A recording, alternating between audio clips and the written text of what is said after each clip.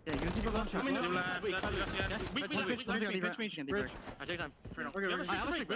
Eric, you go wait and wait. Yeah, I'm gonna go through box. Yeah, I'm gonna streak in 2 seconds. I'm streaking in 2 seconds. I'm streaking now, okay? I'm holding.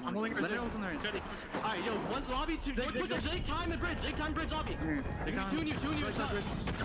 I got one. More you and top. You dead. Alright, bridge. Lobby. It's you. I think it's you. Last two. And lobby.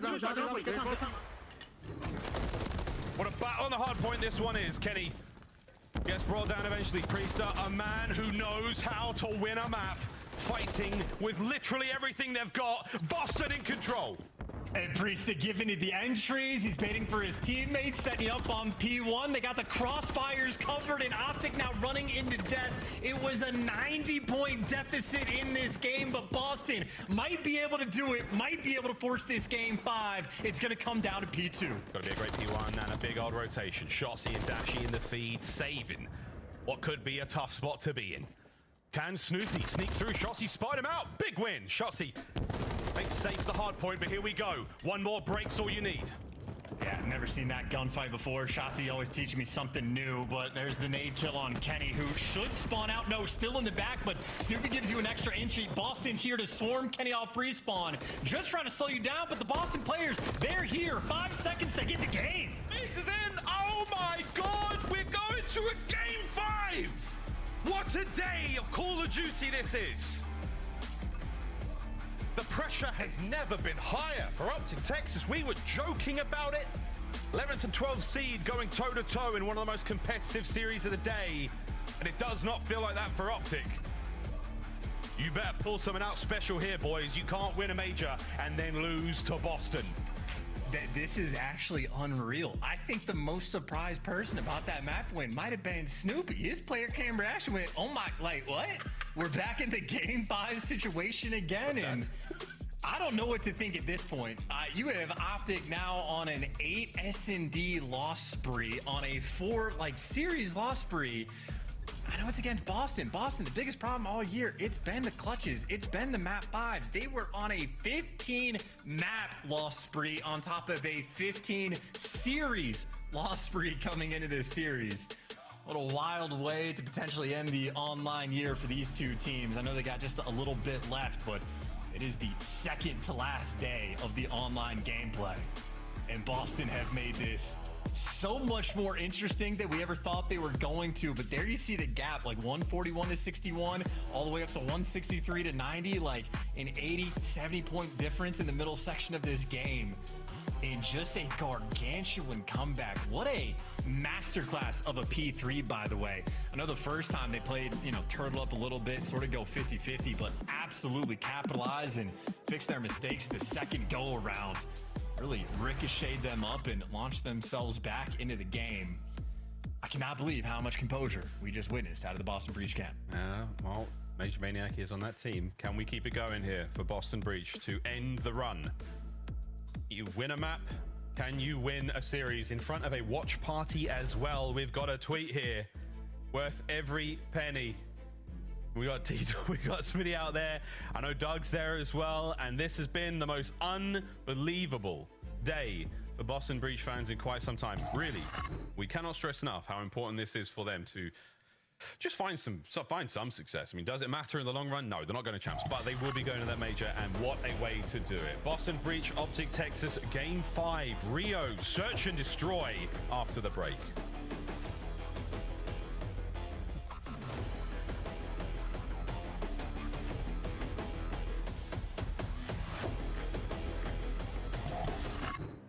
Upgrade your game with the Scuff, the official controller of the Call of Duty League.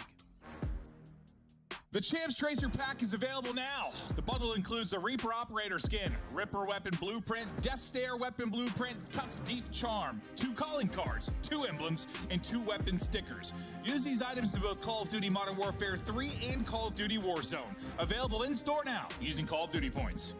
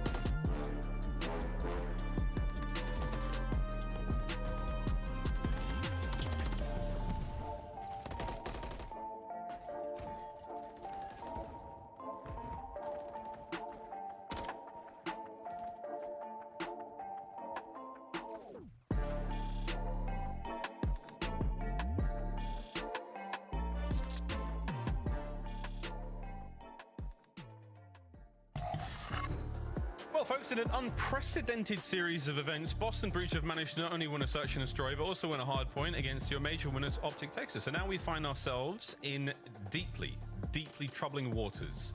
Game 5 here on Rio. Search and destroy has not been good for Optic Texas, and right now, Boston have just sort of rediscovered their ability as a professional Call of Duty team. And oh, Boston with the tweets as well. Wow. Boston, though, yeah, lost 9 straight game 5s. This has been the biggest problem for the team all year. Boston have always been like maybe sort of middle of the pack in a bunch of different game modes, able to fight, get to the game 5s. But quite literally, if they were like going 50-50 in their game 5s, these guys might be going to champs.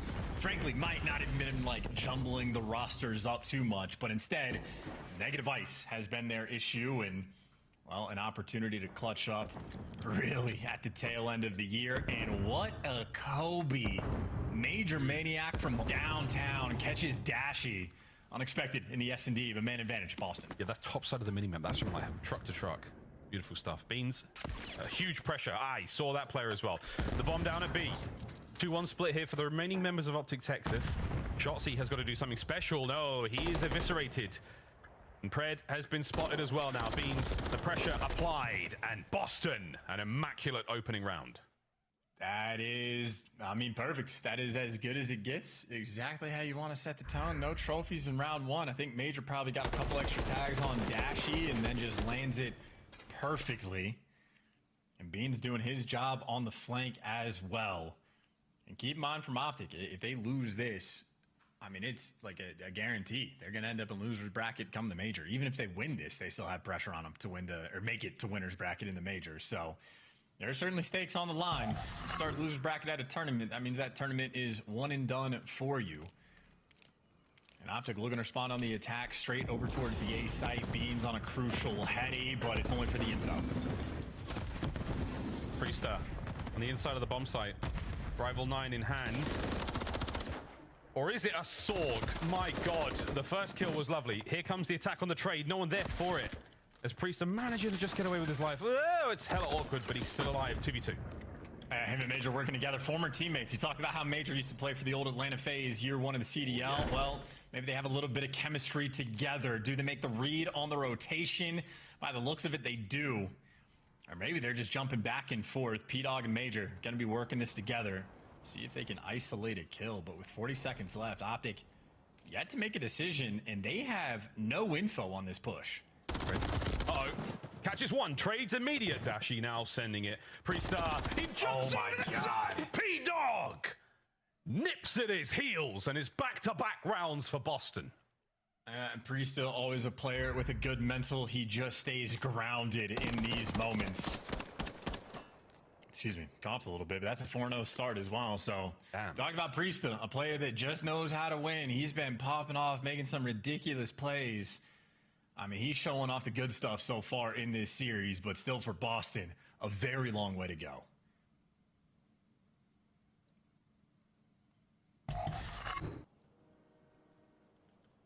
Optic on defense. Hard hit towards B. And so there they go. They send all they've got. The double, maybe triple nade towards that long street where Dashy was found in the first round. I'm pretty sure nobody home. So 3 members on B here for Optic. Priester still on the prowl for the kill, looking towards that bomb site. They've got it, but here's Pred. He's going to have to back down, though. That's too many players, too big of a presence. So not even going for the bomb down, actually. Priester gives in a garage and maybe tries to see if he can catch a player slipping, but everybody's here for this retake. Optic, first man to fall, gonna be potentially, I don't know who, Pred. So much damage just got dealt, a 2v2 split already. And now it's Major and Beans, the AR trying to get it done. Trying to get it done, tons of damage. Timing on this is gonna be great. Major Maniac finds a corner. Dashy brought down, he and Kenny are there. It's all down to Beans. Can Kenny and Dashy clutch it? 1v1.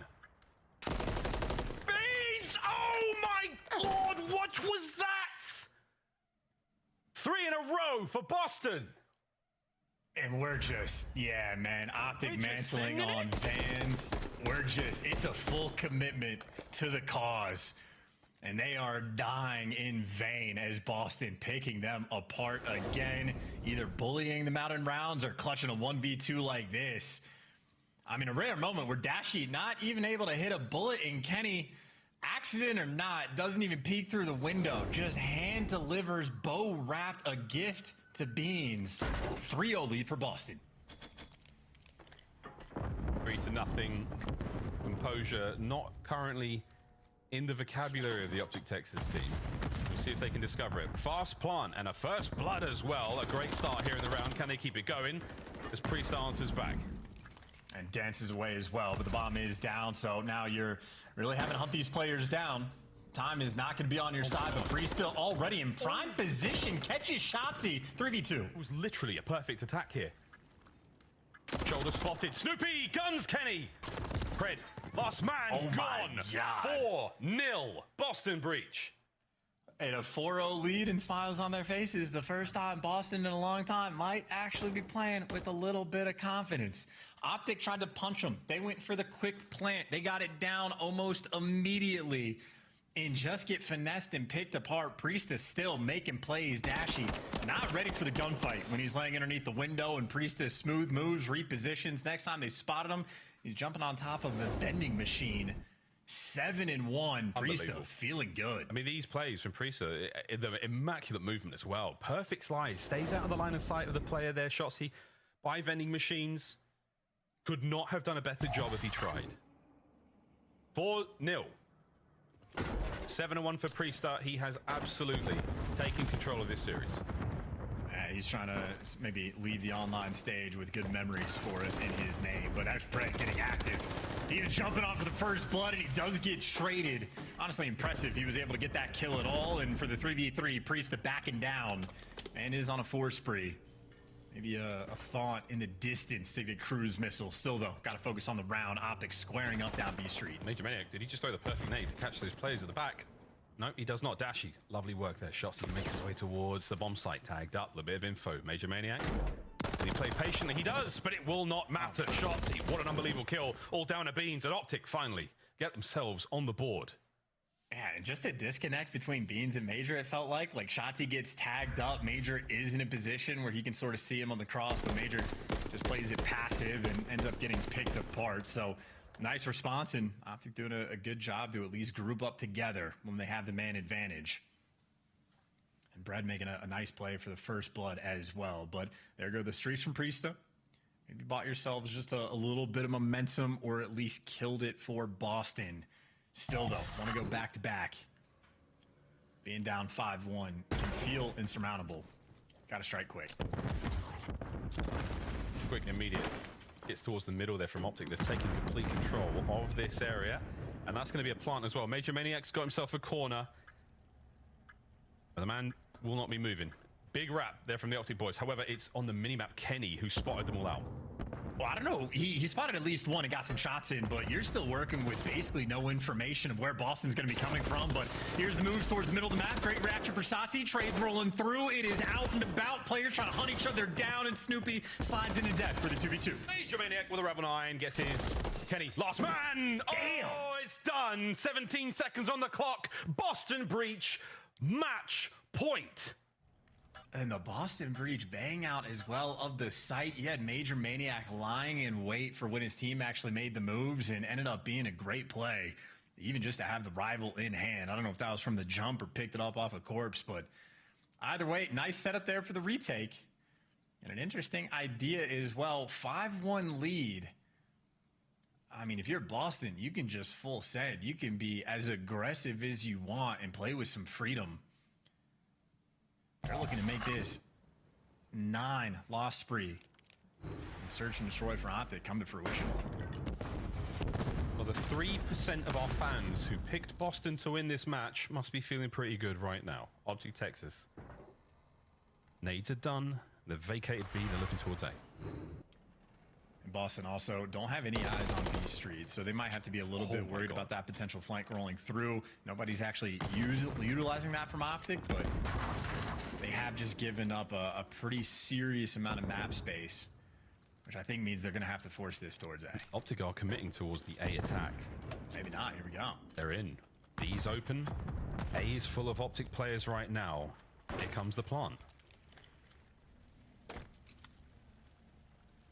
And Priest are going to get it down. And, I mean, no one from Optic's in position for the trades. How do you want to retake this?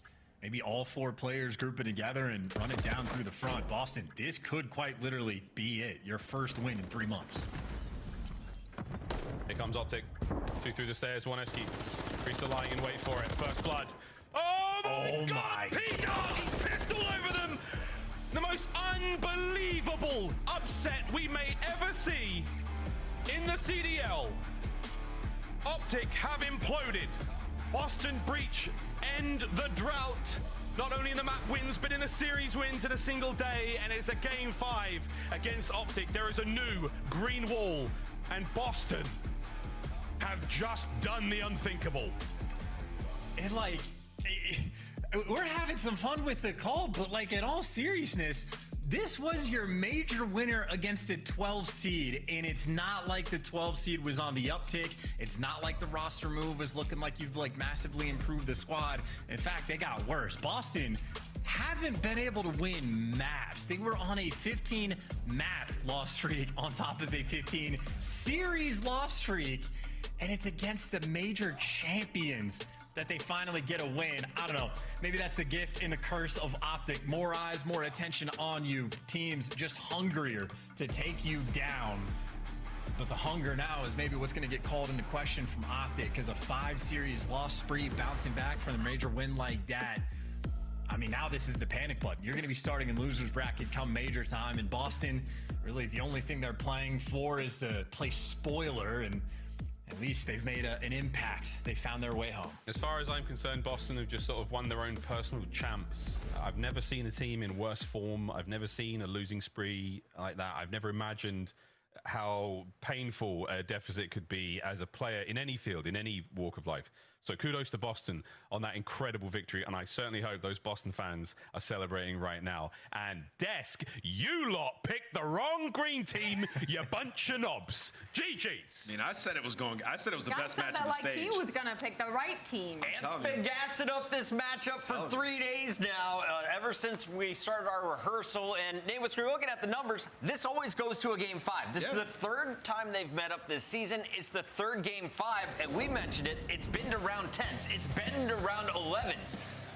Optic didn't even get to like round 8 in this matchup. What is going on here with Optic Texas? I mean, anybody with eyes can see what's going on here. The search and destroy. 9 search and destroys in a row that Optic have lost. I mean, you're seeing 1v2s, egregious rounds, people chowing by themselves, mantling. Like the 1v2 that Beans had right there in a nutshell is Optic's approach to search and destroy throughout this entire split. Been lackluster, lazy in the comms, playing together. This is one of the all-time like stages for a team that just won a major. I don't remember the last time, Chris, a team won an event and then came in and got smoked this bad in the next stage. It's unacceptable. Congratulations to the Boston social team. Every single time they try and bring out the positivity. Ali, it took them 3 months, but they got their 6th dub of the season. I mean, the vibes were cooking. Honestly, Greenwald, look at me for a second. You blame Ant. He has been manifesting this game 5 all weekend long for Boston Breach. I mean, they've been... Or do you credit the Boston Watch Party? They just needed their fans to support them the way they did today with Doug Sense and Martin cranking out those pull-ups. I mean, it's been so bad for Boston. I mean, everybody knows the stats now. 15 series. They've gotten 3-0 their last 4 series in a row. They come out today and, you know, they're going up against a regressing Optic, and they see an opportunity. They see a little bit of blood. They go in for the bite, man, and they get that W. Ali, we finally see the return of the world champion form from Priest. The man who won the title in 2023 is on the bottom team in the league,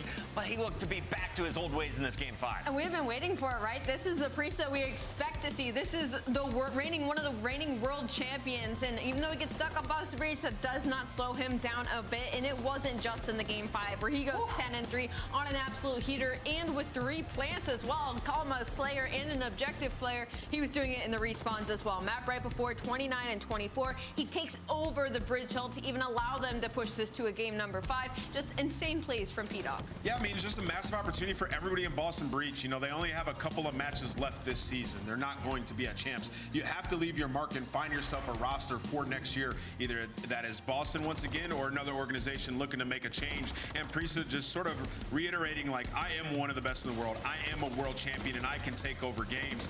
He was in flow state, man. Every single decision he made in that game 5 resulted in a kill.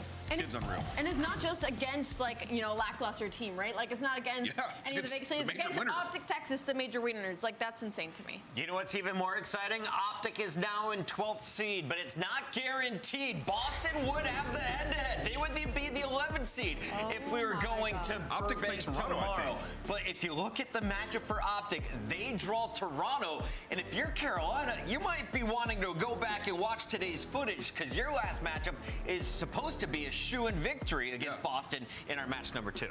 Yeah, it's no longer a shoo-in victory, if you ask me. Boston are going to be very confident after that game. The way they got it done in the search and destroy, just mind-blowing. Our predictions are absolutely terrible throughout the final week of qualifiers. You let us know who you think's got this next one locked up. It's the biggest match of the day when we return. Las Vegas Legion trying to stay alive. Could they take down Minnesota?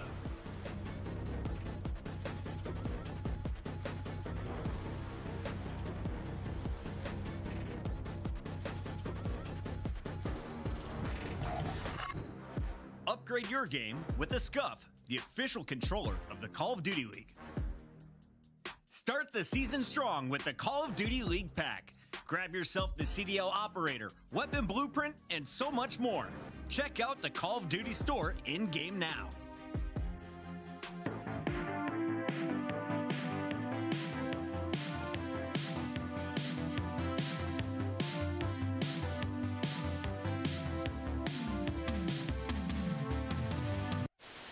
Long, Nice. I'm holding back. I'm pushing it. I have the door push. Okay, Wait.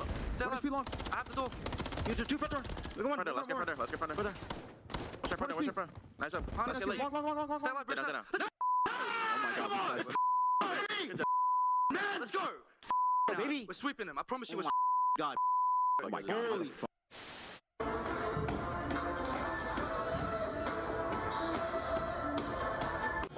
Absolute loving the Rio edition to the asset.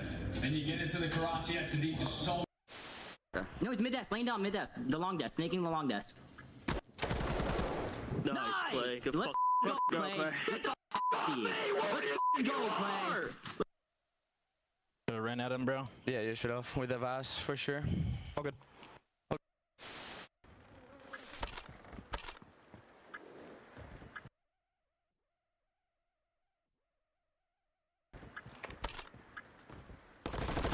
Just push you out, push you out. To your right. Oh my god. He jumped right in front of you, my boy.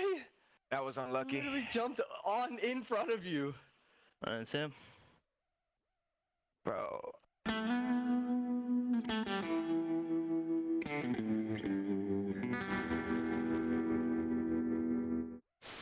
What is this 9 and 4. spot? What? Oh, that looks very uncomfortable. Very, very uncomfortable. No, it does. Yeah. You're basically balancing your nipples on a metal pole. For some, that's a talent. Yeah? That's the problem. You gave them all the time in the world, and now Ultra have set themselves up perfectly for the barbershop hardpoint. The apartments, the alleyways, all the nooks and crannies are now full of Canadians. And you have a BZ at 9 and 22, and this is only a 20-point game. You're looking at big plays in the final moments, but Envoy takes down 2. Envoy the front line.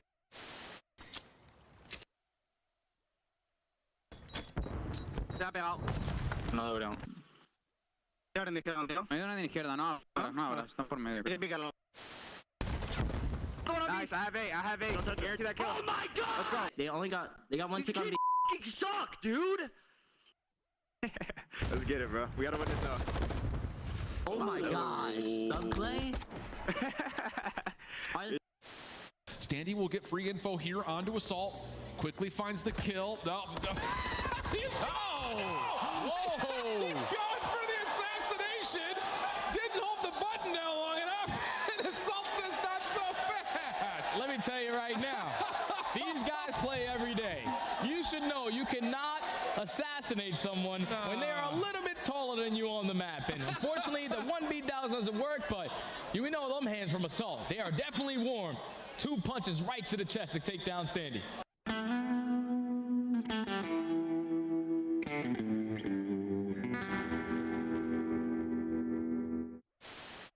In cubby, I'm Sean. Stay up, bro. Man. Nice, man. Stay down. Just lay it. Live. I can help. I can hold the front. You're good. Stay down. Stay down now. Already front. Let's get in time. Yeah, What bust up dead? Absolute front. I'm dead. Nice. Boys, holy A P5 was so Me neither. That P5 was. No.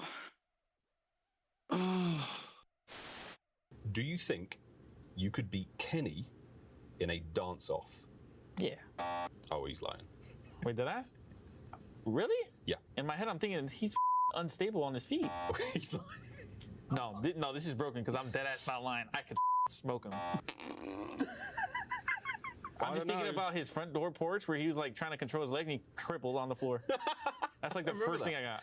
Damn, I'm lying on that? That's bullshit. What? I mean, I'd smoke him. Where is he?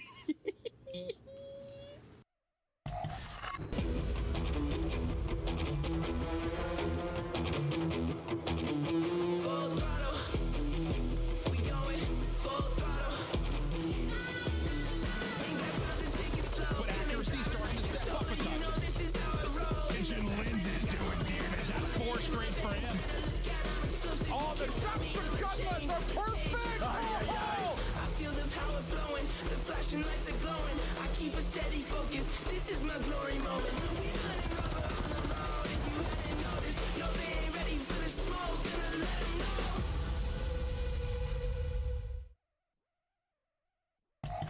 Welcome back, everybody. Before our Monster Energy matchup, we, of course, have to go to our Monster Winner Spotlight with the 2023 World Champion, the former subliner, now playing for the Breach. Priesthood joins the show live. It's been a while, buddy. It's been, what, 3 months since we talked with you. How are we feeling after tonight's win over one of the most popular teams in gaming? Yeah, I mean, that win is something we needed really bad. I mean, we've been in a drought for the longest time. First time we've gotten some dopamine in like 4 months, so it's definitely been a struggle over here. Been sad vibes and just overthinking a lot and stuff. But yeah, getting that win feels good. Just finish the year strong for us. Absolutely. Yeah, of course. And Priest, congratulations on just a phenomenal series, specifically individually for you against, you know, obviously a team coming off a major win. You know, just to pick your brain a bit, like how have scrims been going, prep? Like what has been the mentality for you guys for the past couple months? Because obviously it's tough, especially because for the longest time you guys weren't really getting blown out. It was really close series. It was a lot of game 5s. Like what does the work look like behind the scenes for you guys? Yeah, I mean, when we had Pentagram, we lost a bunch of game 5s. Then going into this split, obviously I role switched and then picked up Major Maniac. I feel like our mental was still pretty good going into it, but as soon as we lost again, we started like doubting ourselves. We started overthinking a lot and just trying to figure out exactly what we needed to do to get the win. I mean, I know for me is a big change running a sub, so just getting more time to run it is definitely helping me out. And I think it's just like a pacing issue and just like figuring out what we needed to do as a team. And I think today we had a big mindset like switch and like going into the series, it was just different, it felt like. So we just got to keep having that confidence going into all of our series. And with the role change, how have you felt? Do you like it? Oh yeah, I mean, I definitely like running a sub. I can make plays on the map and just kind of fly around and get loose compared to Aari, a little bit more, you know, irony and just stationary.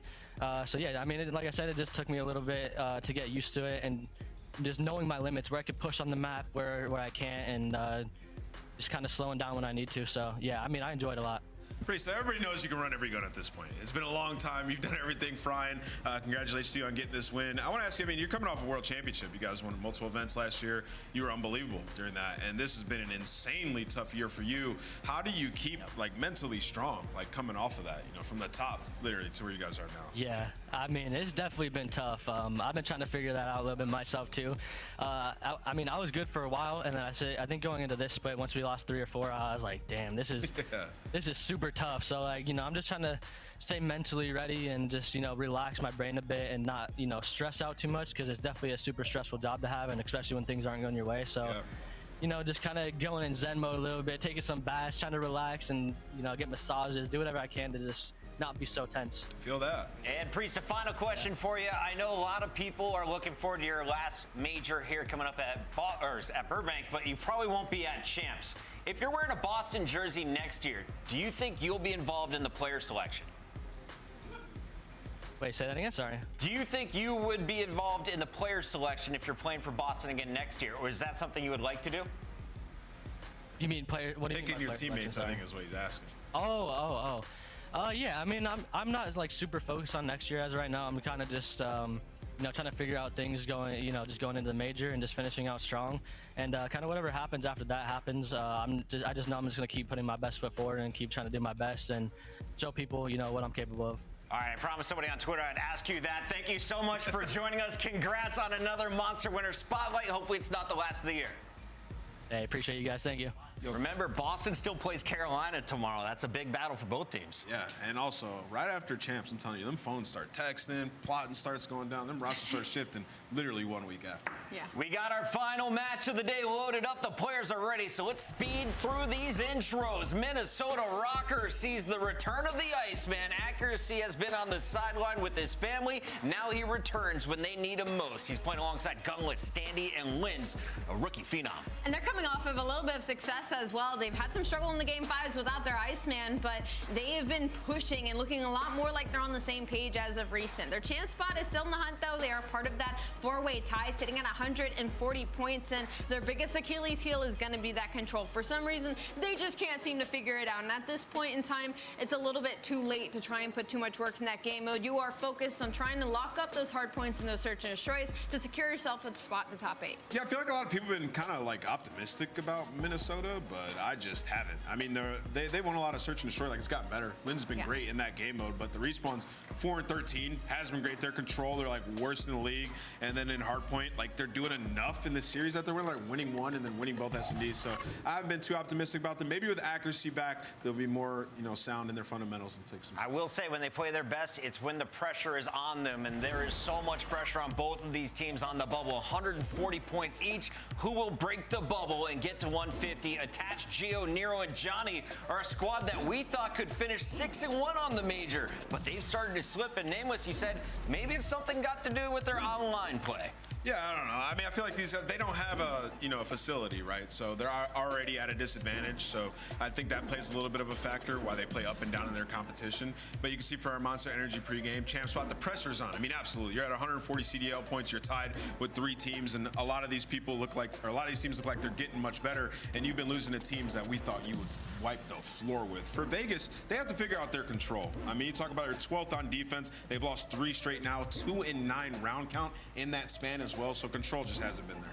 Let's see if they're playing Invasion. That's the map they lost to LA Thieves yesterday. Ali, as we take a look, Invasion Control is that game 3. Any other surprises across these 5? I wouldn't say surprises. I can see how this map set came to be. Just because Vegas Legion does not have a very deep map pool, they do get a preferred hardpoint to start this series. But as far as everything else, the control doesn't favor them in the slightest. They aren't a very good defense team, and neither does either of the search and destroys. So this should be an interesting matchup. If it goes to a game 5, you got to think Minnesota with the Iceman could finish, but I think we only get to 4. I'm going with Attached and Vegas Legion. Ali, you're up next.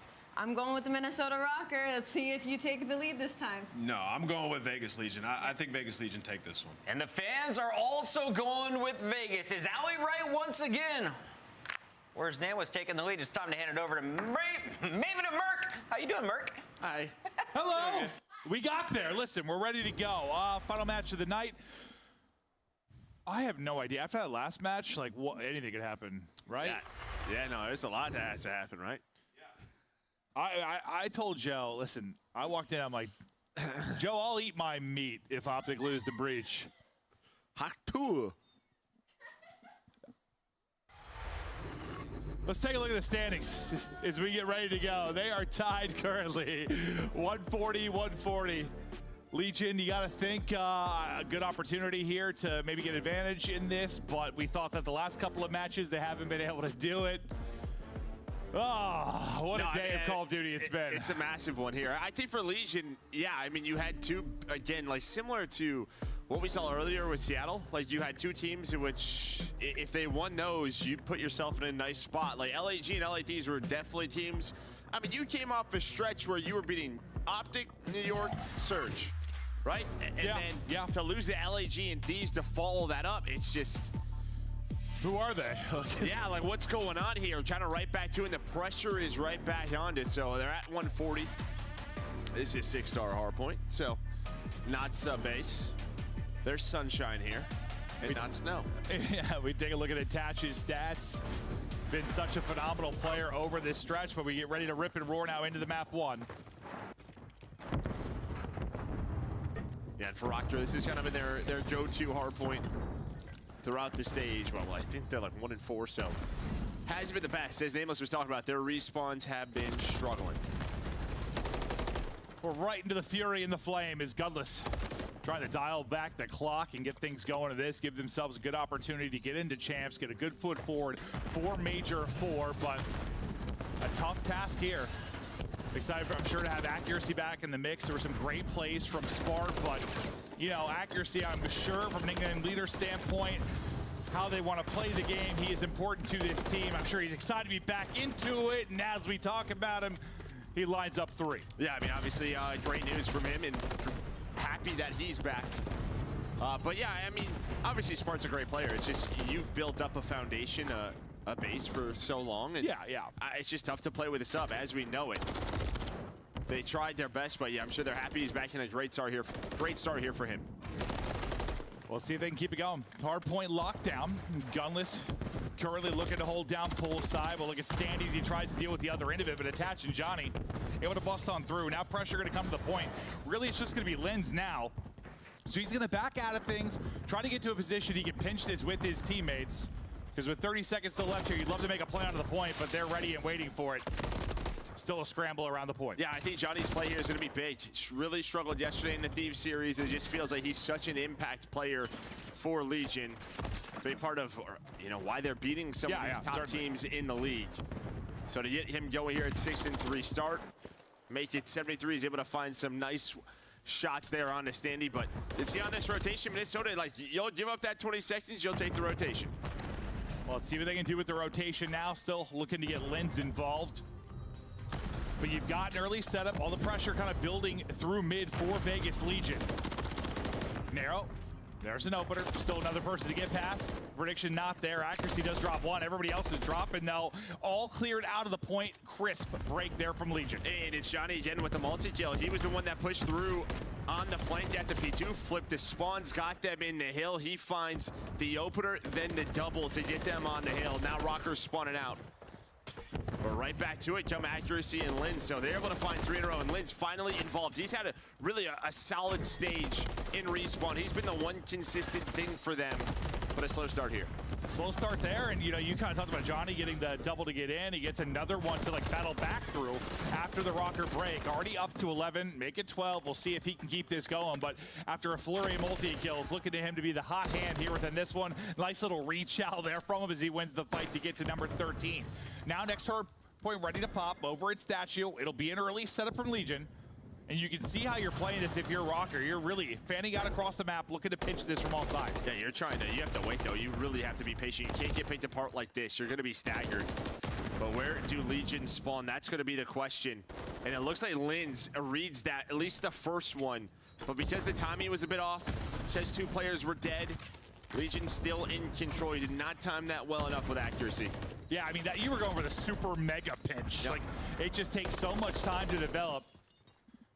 It's pretty efficient, the trade department for both sides, but right now it's Johnny playing from down low, trying to cut off the reinforcements and do what he can. The rest hitting from the other side of it, so they burst on through. Johnny will drop, Rocker will hold for now. And they'll get some of this late time, but I mean, it's just been, both teams have been able to break with relative ease, so that's why you're looking at basically a tie game. Yeah, I feel like on Sustar that normally happens until like this second rotation, right? Yeah. From what we've seen since the map changes, it just feels like it's this back and forth battle. But once you get to this P1 now, which team can carry some momentum forward? 4 straight for Gunless. Waiting, lurking, number 5 through. No streak though, as it'll end there with the trade in from Legion. But now into our second set of rotations. Yeah, where does that advantage start to come? Up 20 when we get into it, really, if you are Rocker, but not a lot of wiggle room to work with. Linz trying to break on in, not gonna find it. Flurry of trades yet again, as no one can just get a big edge, big 3-4 down. But still standing tall on the point, it'll be Legion at least for now. Trying to bring this back in a lead change. Yeah, actually tries to go in there a little bit late. He was the last player alive. Probably needs to call out that one is weak, but right back to it, come Rocker. 10 seconds left on this rotation. Attached to rotate on over. Accuracy now trying to go on a route. So Johnny's gonna get this scrap time, or at least I thought he was. Gunless able to find it. Now you're starting to get some kills. This allows accuracy to take such a long route.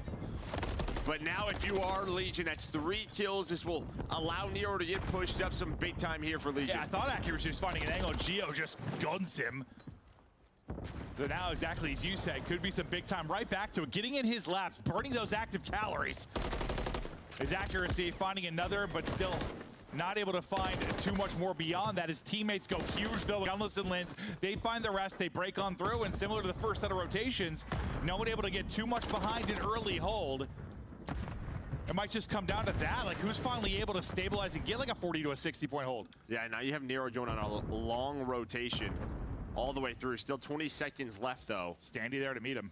Yeah, Standy's gonna have this one-on-one. And well, Nice Nero is gonna win it, and now you're gonna have Johnny here to help. So Legion, they tend to win on both fronts. You're getting some scrap time. Nero's also gonna win another one. Great life, great choices there out of Nero. He's up to 20 and 12. Now Legion have the lead. Yeah, I mean, that first snap was clean. Hell of a gunfight win, and maybe this is that sequence kind of, right? Like, you're able to break in late. Great stretch across to the next point. Now, can you hold this first push or two and really start to open up this lead? So far, so good. Nero still locked in, not quite able to win the fight. So with that win from Gunless and the push coming into mid from Accuracy, maybe you could delay the reinforcements and apply the pressure with a close spawn. Yeah, I thought Gunless maybe was going to give them the close spawns. Instead, they spawn mid. So they should do a good job finding all the kills after that and quickly trading. Geo's on 5 in a row now. We talked about maybe having that hold, and this seems to be the one here at P3. Yeah, it was like a little like kind of a 2-on-2 skirmish there for a moment. They finally come out on top. Still able to rally him pretty quickly is Rocker, but yeah, that 40-point advantage, really the biggest lead we've seen throughout the course of this. Nice little flurry there from Rocker, but really just 10 seconds left on the point. So the race is now across the statue. You're fanned out pretty well if you're a Legion. Another chance to get some big points. Well, this is what they wanted last time, Rocker. They're doing the same thing again. They don't have the rotation, but they can fight for some scrap time, trying to pinch both sides. Nero, though, he has been so good in so many spots. He does it again. Plus, you have the cruise onto Geo if you need it. But Standy with a nice movement, great slide, hits the shots. Now Rocker trying to fight back in. And just the multi-kills, like what? You get 2 from Nero, 2 from Standy. Then Johnny, I think, is able to pick up 3 as he gets back in. Some individual flash. Some great moments there, but yeah, where it was maybe a chance for Rocker to bring it right back. Johnny pops up. He's up now to 28 and 18. You wanted to see it from him, Joe. He's doing it now. Let's go to listen in with Vegas Legion. Look office, look office. Look office. Another one, you. Yeah, office and all time. Make sure we get towards you guys. Yep. Yes, sir. One more stairs. I think, are you there? I still have water. I'm looking at push you. Yeah, let's come in with me, Johnny. Come in. Got you. I stunned it. I'm saying this. I'm sending you. I'm needing DJ. I need DJ. Chow DJ, I'll chow you, okay? Yo, water. I'm one shot. Give me. I get time. There's some time. Two. Another one. Absolute. Good shit. Iron up. Yo, I have your water. I got naded. Good. I saw you. Nice. Stay alive. I need to back to time. Let's get shit. Back to time. I got our studio. I have all water, guys. Focus on right. I'm dead. I get time. Trying to get time, yeah. I'm gonna hear you. Heard. I get her off. I'm one shot. I'm making a wait. I'm one shot. I got needed. You're good. Top. Time. Stay alive. I got water. Blue. I have you. Another one blue. I need Get time. Yo. I'm hitting your front. Gold. I can call out gold. One gold. 2 gold. One's on the steps gold. One's on our gold. I got one on time. One's still gold. All there, boys. I got gold. Come to the right. Gold steps. Right back to it, right as they're breaking in. Legion gets in, another multi-kill from Nero. Johnny on 33, 34, 35, as he is putting on a clinic here on the map. Legion trying to run away with it late. Yeah, Gunless shuts him down, but it's sort of Johnny and Nero running away with this game. You still have Geo with the cruise. He's able to find a double, make it a triple, as we were talking about. Just so many multi-kills right now throughout this map. And Legion know they keep putting the pressure on. Rocker had to contest this time or map 1 is done. Yeah, I mean, it was pretty close until now they're being outslayed by 20. You just started to get real hot. If you are Legion, take over. You got a streak if you're Geo. You're close to, we'll have another be good. Just a great explosion there from the talent on Vegas Legion. They've got the rotation next, just need 5 seconds. This should do it. Big streak in the sky as well, coming in from Geo, making it so they can't get close to the point. Picks up one mid as the final seconds tick through. You strike first if you are Vegas Legion, and yeah, I mean, kind of like you said, a lot of times you see it kind of tight on this map through the first set of rotations, then you start to see teams pull away, and you pulled away big time. Well, I can't wait to see the map look, because what I think was about 30 points for the rest of the game after that P4, like the first 4 or 5 hills. It was not a lot for Rocker after that. I mean, Legion, they started winning those break battles. They started to have a couple of cleaner holds.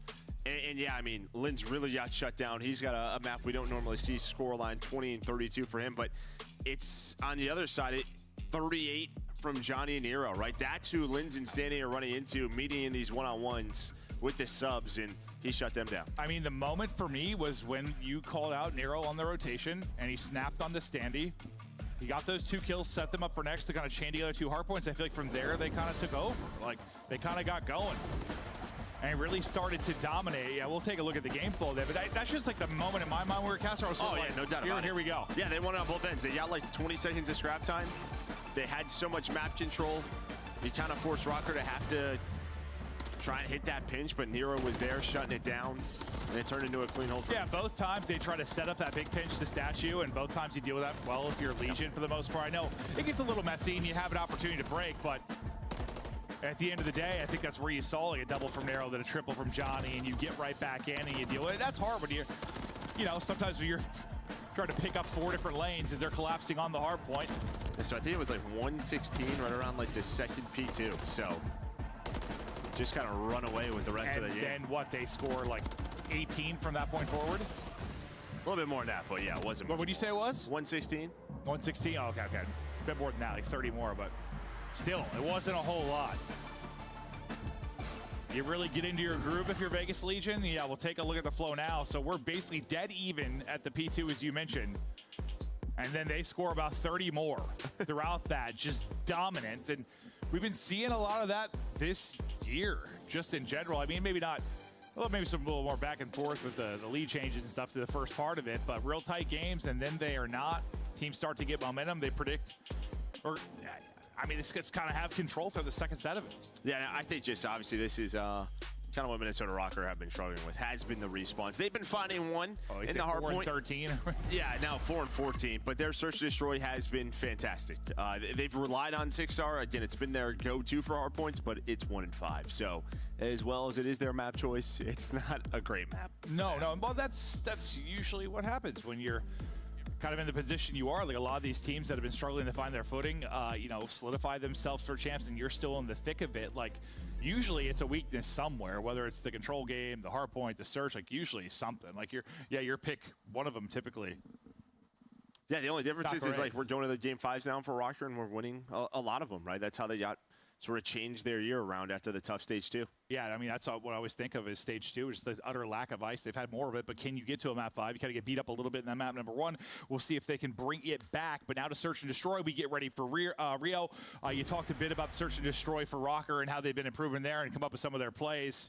Who's it been? How they've been getting it done? Well, I mean, yeah, I just think it's Standy at moments. It's Linz at moments. I mean, yeah, they've had the ice, and that's a big part of what this team has been doing. Well, yeah, no, Standy has dropped some bombs, but yeah, even, God, I mean, I felt so bad for Spartan. He had like 9-0 start in the map 5. I'm like, oh, dude, the super sub is back. Then things slowly unravel. Yeah, no, it happens. I feel like a lot of 6-stars, like especially 6-star search, we've seen like 3-4 O's, and then it would flip. Yeah. But Rio's it was same thing here on Rio, where you've had sort of these leads, one mishap, one bad 4v2 retake, and then the comeback is on. Well, we get ready here for the map 2 as we look to continue on, see if Rocker can bring it back or Legion or can continue to run away with this. We thought, like, Legion finally, you know, we've been kind of wondering, you know, they made the change after Purge, and it was just, oh, God, it was ugly, horrific, disgusting. And then, you know, Johnny, at first it maybe wasn't great instantly, but quickly they started to improve with him. We thought, like, finally this team is going to be back to maybe what they were with Purge, in the sense of they were beating the top 4 teams, but they were, like, beating everybody else, right? But then you have these back-to-back losses, and I'm like, well, I don't know. But the good thing is they did beat. That's true. That's true. And when you beat some top 4 teams, and maybe it allows for you to have some of those losses. But and also said, like, you know, they're not, you know, in the same place. They're not playing out of headquarters. Some of the teams, and Maybe that does account for some of the play down to your competition, play up to your competition, because it's probably a little easier just to have that base level energy when you're next to each other. You know, yes, camaraderie, boys are next to each other. Yeah, I mean, that's what the big talk with Carolina has been about, right? Yeah, sure, sure. Yeah, I think Legion are probably just hoping we have some good signs going into the major. Once we get there, we'll level up. Well, we got to. I mean, they need to find some success on land, that is for sure. Nero is going to get the first blood. Pick it up right where he left off after that map 1. There is a flank developing pretty quickly here from Rocker, and Gunless is able to get one from the flank. So the gig is up. Now, how do you deal with this? You've got pressure on both sides if you are Vegas Legion. Just playing from bridge side, bomb plant in, a pick from Accuracy. So Gunless one on the flank, Accuracy one from the front. Now from a 3v4, you've got a 3v2 advantage. Nero's gonna drop as well. Iceman going big in the map too. It's all on Johnny. 30 seconds to go. Beautiful 3v4 there out of Rocker. Is that, I mean, maybe a little too easy. Well, I mean, that is just sort of, you set up that pinch, but Accuracy knows he has to stay alive, right? Because what Legion are gonna try to do is push out one side. He's able to find the first pick, and then you have 2 rivals inside the lobby, and they can't take these long-range gunfights. Because you're just thinking, if you're Legion, the pinch is coming, the flank's going, let's isolate Accuracy on the opposite side of the map, but he finds both of his kills. And sometimes we'll see with that quick flank, like, I don't know, sometimes he gets picked up, somebody gets a lucky, not like a lucky read, but lucky timing with the check maybe. Doesn't happen there. Gunless gets a freebie, ends up with 2 in the round, so does Accuracy, and that's 1 first blood. I mean, Nero gets the first blood. You don't get another kill after that. Those are like the dagger rounds, I feel like. You have first blood, you're in good position, then it's like a complete collapse. But we'll go right into the second round. Quick offensive hit here from Rocker, right up the gut. Nero, another first blood. This time, he's like, I'll take down 2, trying to do it all. Now he's like, boys, we can close this one out. He's like, I got 2 this time, yeah, so trying to do that. But it's Gunless and Accuracy. And dear mother of God, I swear. Well, the problem is you just still had Gio over towards the A site, so he finds a pick. Does Gunless, but attach. Nice little cheeky spot there. Stays patient, finds the first. Waiting for the reach out. Buys enough time for Gio to get there. Whew. Oh, I saw it was like Gunless and Accuracy alive as the 2. I was like, whoa, I mean, they got a shot here. They got all the kills. Gunless starts out 4-0. But you'd hope. I mean, typically, I'll tell you, you got Nero winning 2 gunfights mid-map. Like, that should be a round win 90% of the time. Yeah, he kind of catches, well, both players with nades in their hand. Lynn's right towards the end of it. And then Standy's starting to bring another frag on over, get this bomb down, but just hits that timing. We see time and time again. Normally there's a trade, though. Eventually it was, just unfortunately by the 3rd player. But still, great start from Gunless and Accuracy in the 1-1. Then the Nero show on the other side of it. Lynn's ready, lurking, crawling, popping, finessing, and I thought maybe a little 2 pop. But you basically stop Lynn's from doing what Nero just did. Don't allow him to get 2. Trade it out. Now what are you seeing, Joe? Yeah, I mean, just right back to this flank, right? From Standy. Gunless is going to go back towards Accuracy, similar to what he did last round. Nero is worried about the pinch, but Standy's already so far through. Oh my. And now it's just a question of, can he find Gio? And on the other side of the map, Accuracy gets taken down. So now it's just backed over to Standy. Pressure is on him, but the help is there. Quick reaction there from Gio to skate out of that. With the rival there, I thought he was caught. But he stays up, buys time. Now on to Gunless. Time is dwindling. Great shots there as Johnny gets absolutely fried. Gunless is shooting at 5-1. But just simply no time to work with. Nero backs it up, puts through another one for the team. But a Legion go up 2-1. Yeah, I mean, I like the bit of an off angle there from Linz. I feel like players are getting very creative. Top middle, like we see that prone behind the bench a lot of the times. Right there, he's able to hop up top bridge, just lay right behind the wall, finds one. He's hoping for a second, or at least maybe to get some help, but they were really just trying to work the flank again. I'm gonna be honest with you, I thought in my head, like, I just like assumed that Nero picked up at MCW. And then, yeah, seeing the kill cam, it was just literally straight headies with the rifle. Like, just zapped. Absolutely zapped. 5-2 from Nero. Some tags in early, but still alive. Pressure building on the other side. It's all going to be on Gio. We're going to hop over to his POV. He is hit hard. 33 HP. The nade connects, but the rotation's coming quickly here. The help is through for Legion. They don't like what they see. It looks like Rocker. No, I think this is actually the right call. Yeah, they just couldn't find Geo. So enough time goes on through. It's just sort of this cat and mouse game so far. Legion are following correctly, and here we go. This time Linz doesn't have a nade in his hand, able to find the first. A quick trade, but it's Nero again with the help of his friends. It's a 2v1. Gunless.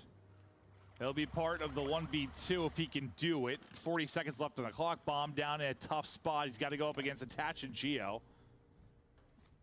It's like a lot of time to work with, but not like a ton.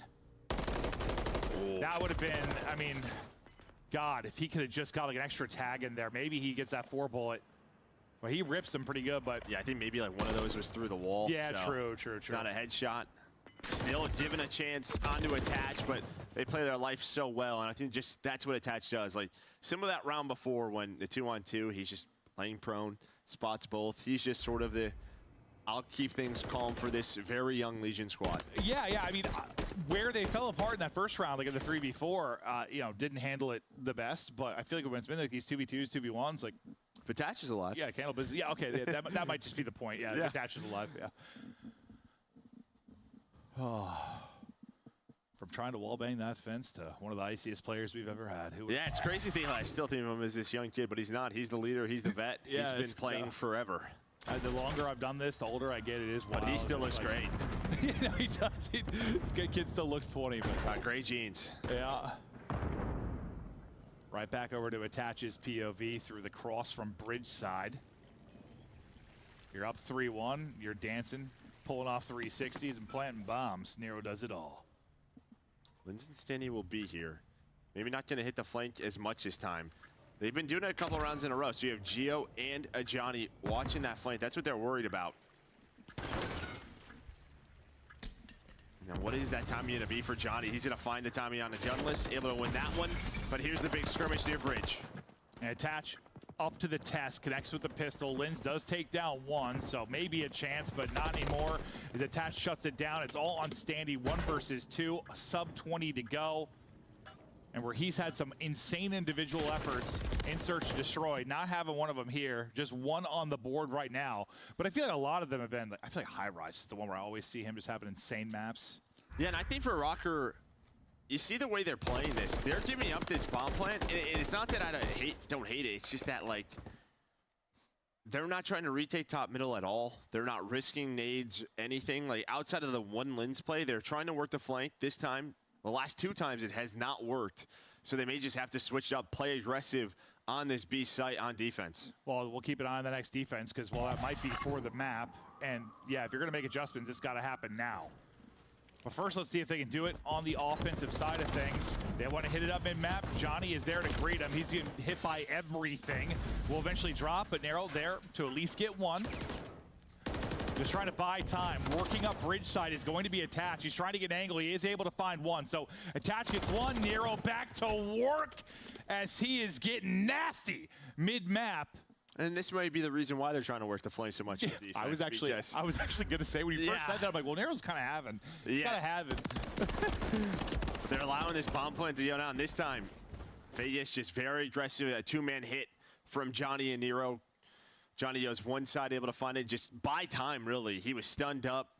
Able to get behind the bomb, allows Nero to get to vending machine, and that's the round. Honestly, it's a simple thing, but yeah, the fact that he stayed alive so long, like, kind of sets Nero up to do everything that he did. He ends up with 3 in the round. Not to take anything away from Nero, but Johnny bought some time, that's for sure. Nero on 9, looking for double digits, and he checks it. Of course he does. Headshots through. Fries standing in the corner. It is dominant right now from Legion, but then Lenz makes himself known. Nade hits, Gunny's there. Suddenly, it's a 3 versus 2. So apparently what we need, I guess, is what? It was a 4v3, and then what? It's just a 4v3 scenario. Like, that's when you can bring it back, I guess, if you're Rocker. Yeah, but what was the difference? I mean, they contested top in on defense. Yeah. I mean, they were there, ready for it. That's what you wanted to see. Yeah, I mean, it's just, is it a little bit too late now? Right, giving up that B-bomb plan has not worked out for them. They get aggressive. Standing just some rough timing. He's got the stun in his hand. That's when Nero checks that corner. But Lynn's able to follow it up with a double. Does Rocker, do they have a first blood? I'm not good at remembering things. Yeah, no, I should have even said that. They probably do, but I feel like I I mean, the 2 rounds they've won, they definitely didn't have it. I feel like they might not have one, but I guess we'll see at the tail end. I'm trying to remember one where they did. They have 2. Okay, I was just told by production. Okay, so they have 2. I knew Legion had the advantage. I was just trying to think of like one from Rocker. But one more round now needed for Legion. And we'll see where maybe they look for the opening here. Oh boy. Accuracy is calming, but the pressure is here early, but the timing, the chests collide. You know how awkward those fights could be? Accuracy somehow couldn't win that gunfight. Well, I mean, he went from good timing to the worst timing to the slide in the best timing.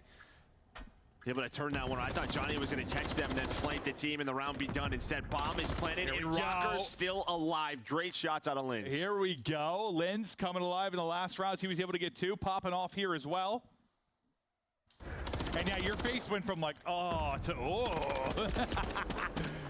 That's just the fact he slides that door. Maybe he just kind of knows. If I'm going to go through a doorway, might as well slide through it. And yeah, I'm sure from like Johnny's POV, that was just. No, we saw his reaction. It was like. I'm sure it was abysmal. Yeah.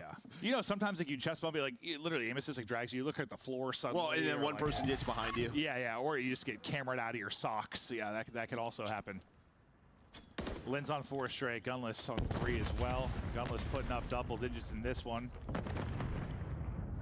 But they have to win 4 straight if they're going to get this done. One part of that is through.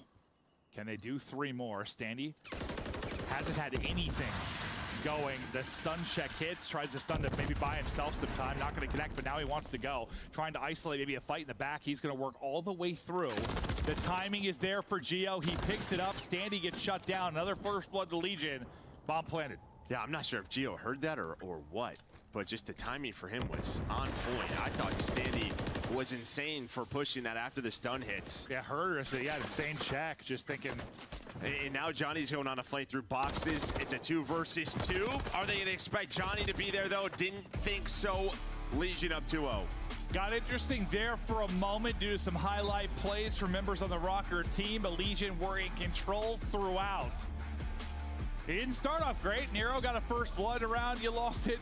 He got the next, the first blood plus another one. The second round, you almost lost it. Like, it was a little sketchy early on.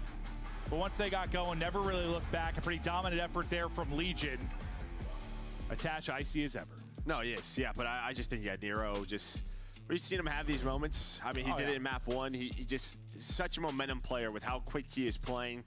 Just tell that his shot's on point. He puts up double digits. No, I mean, I think Abizi's always been like the sort of the mark to hit for like entries. Just able to like hit something, snap, and win a gunfight. Like he's one of the best to ever do it, right? But there are people that at their peaks like look like that and can do it too. And Nero's one of those guys. Like when he is playing well, like he's disgusting. His POV is so good. I mean, it just feels like it doesn't matter where people are. Like he's good at predicting positions, hitting it, and just snapping onto foreheads. Some great stuff there. I mean, he had that snap in map 1 that kind of got them going in the hard point. Here takes over. It's one of those series. And Invasion Control's one of those controls where if he gets going, we've seen him put on a montage. Yeah, a couple of times throughout the year. And now this is just what the devs are talking about. The control has been the one mode that has been really bad for Rockers. So you've lost a couple in a row if you are a Legion, but you got to be thinking they're in a prime position to win this. Well, it's a big part of why I think just over the course of the year, you've had a lot of map 5s probably if you're Rocker. Like when your control's not good and you're okay in search and hardpoint, you get to a lot of map 5s typically. Yeah. That's how it's going to boil down. But right now, Legion up 2-0, looking to close this one out on Invasion. It has been the Legion show, the Nero show. The boys are frying. We'll be back after the break.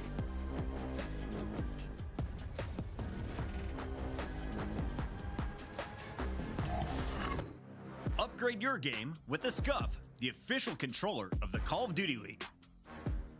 Scuff Gaming is doing an ultimate giveaway where you and a friend can win a chance to go to COD Champs this year. The giveaway includes 2 VIP tickets, travel expenses, and more. To enter, scan the QR code on the page or go to scuff.co/CDL and enter your email. Terms and conditions apply. The Call of Duty League is brought to you by Monster Energy, the official energy drink of the CDL.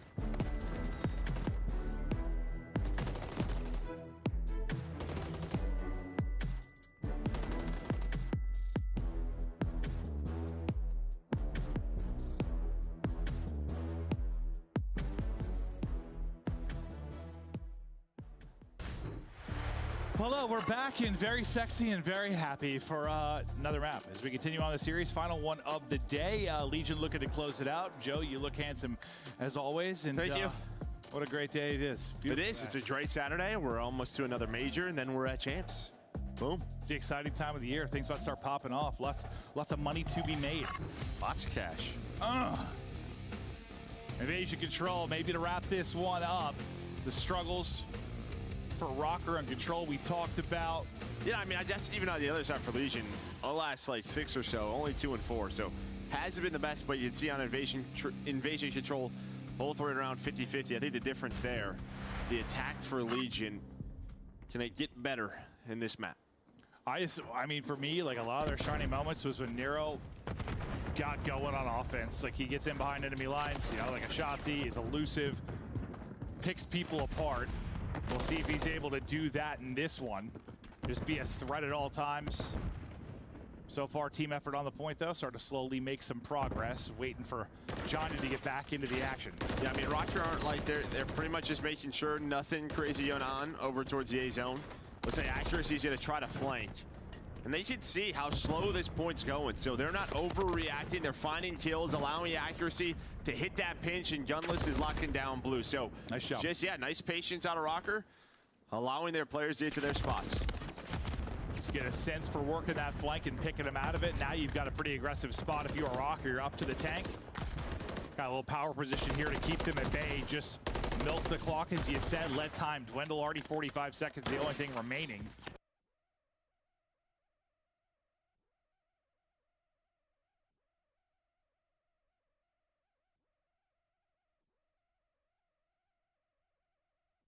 To this.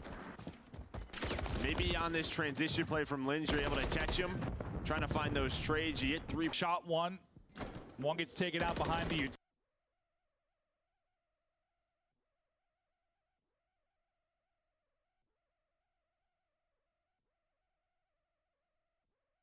utility. Going to be even trickier until they get another one to go. Trying to get in behind, maybe make a flank play like we saw accuracy on the other side. Is now Johnny looking for the opening. Doesn't finish the second, but thankfully Nero does, and that should lead to the minute extension now. Lives-wise, you're basically even. You're just only going to have a couple of pushes on this. So this sequence here, really, with the forward position off of the point, this is a big moment here if you are Legion in the offense. Yeah, nice shot by Legion there. Attach is able to find a big one-on-one on the pinch. I think Gunless was going for it on that full flank, but Johnny gets through here. Nobody on Rocker really knows here that he's in this spot. Now they're going to start looking. You see Gunless and Standy. They're like, we need to find Johnny. Still hunting him down, and I think Standy will find him. I think if his teammates got a couple of kills, this plays out very differently. Yeah. Unfortunately, they didn't get any, so they got the time to track back and start the hunt. Now you get some kills. A nice little snap, I thought, there for a second from Geo, but Lin's up to the task and wins the fight. Nero's nade not going to hit, and Linz continues to cause problems and sort of stagger this push.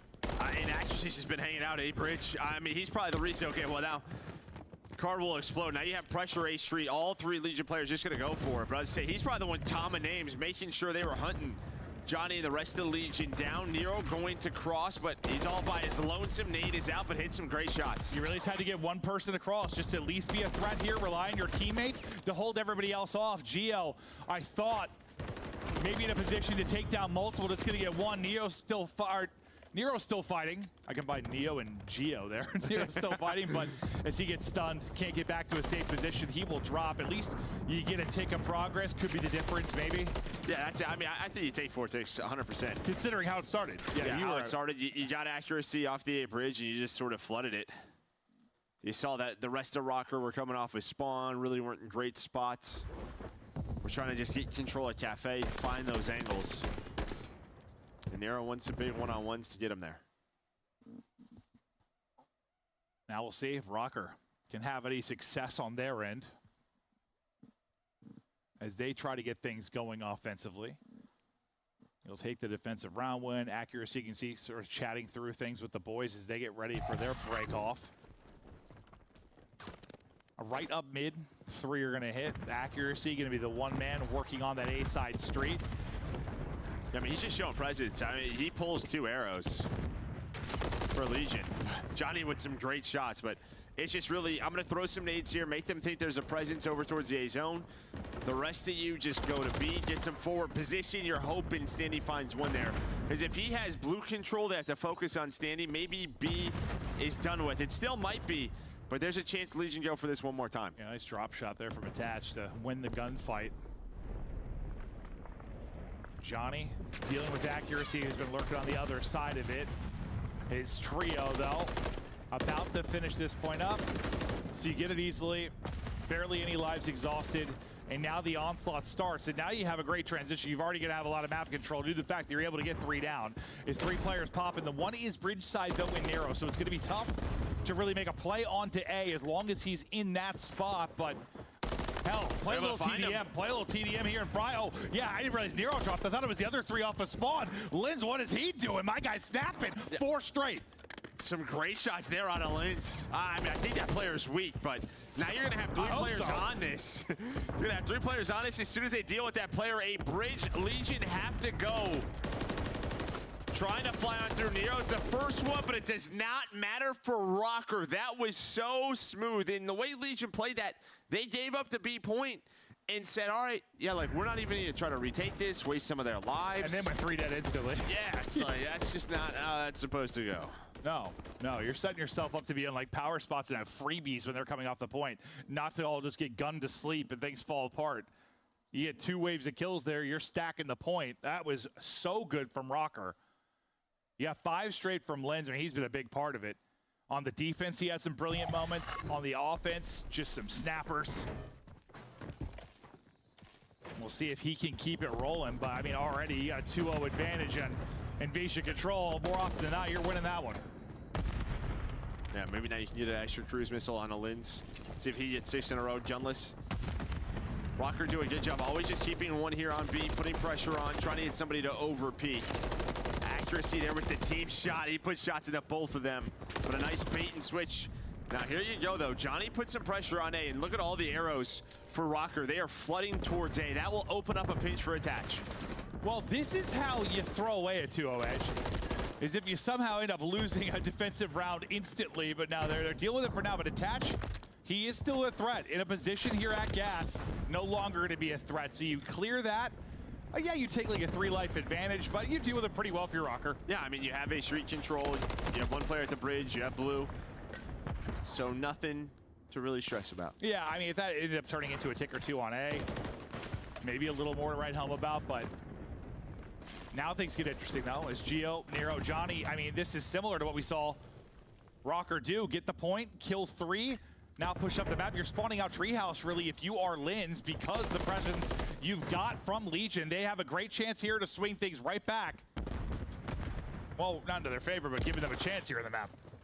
Right, and then you have a big one-on-one going down A bridge side.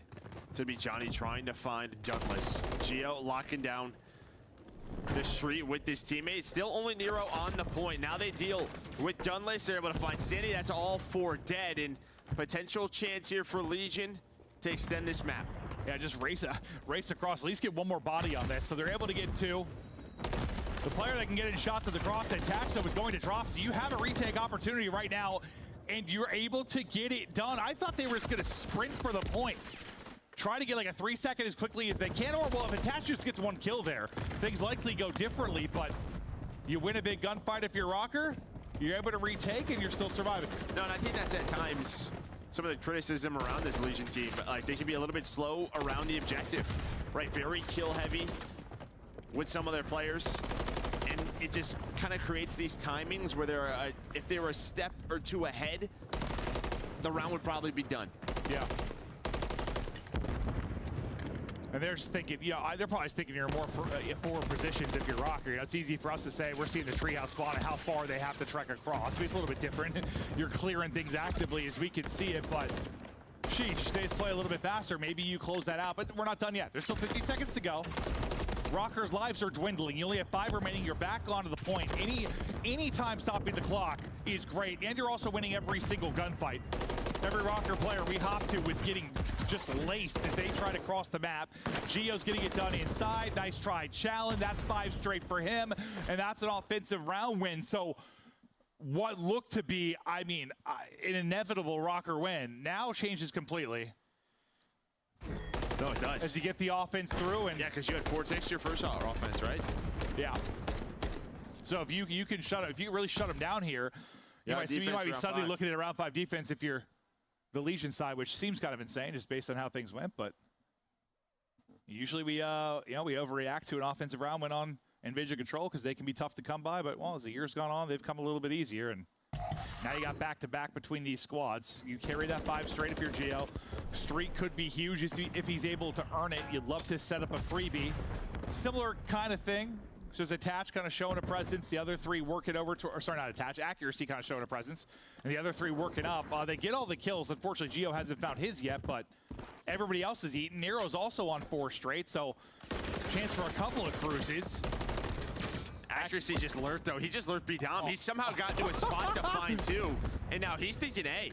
He's going to go right onto the A point. On the B street, though, Lintz is able to find it, so what a start for accuracy. He's hoping to regen, though. Has a trophy down, but at least gets them over to B. Gets them over to B, and I think kills both players that were working towards a streak, or at least Geo.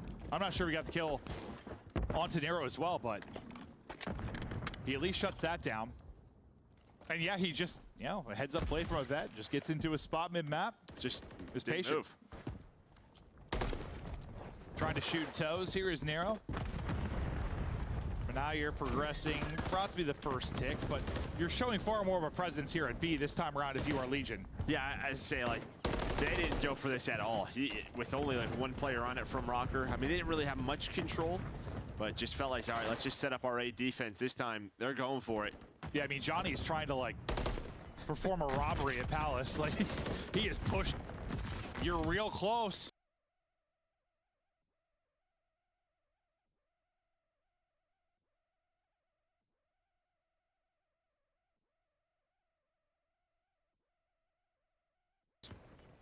To doing a better job than Rock were able to do on their defense, but now it gets interesting. So now if you get this, assuming you do, you'll need, what, 1 more tick, at least for it to come down to kills? Yeah, and the big thing here is just the 13 lives.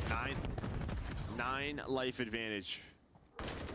So yeah, you'll need 1 takeover towards A if they get this point. And it's looking like they're going to get it. They're finding a couple of picks. So they try to transition this quickly. You're going to have close spawns for Legion, so they're going to need another set of kills. So I think we're 10 to 10 in the tick department now. 9-10. Oh, 9-10. Sorry, 9-10 now. Yes, you need the 1 more tick. But can they get it done? They might need 2 anyways. If it's tied, goes to kills, and I don't know. Yeah, that's true, because they're getting fried right now. I mean, they got fried last round, so they might need 2. You can see the tick counter on screen now. Accuracy's starting to work over, and you're getting some kills middle of the map.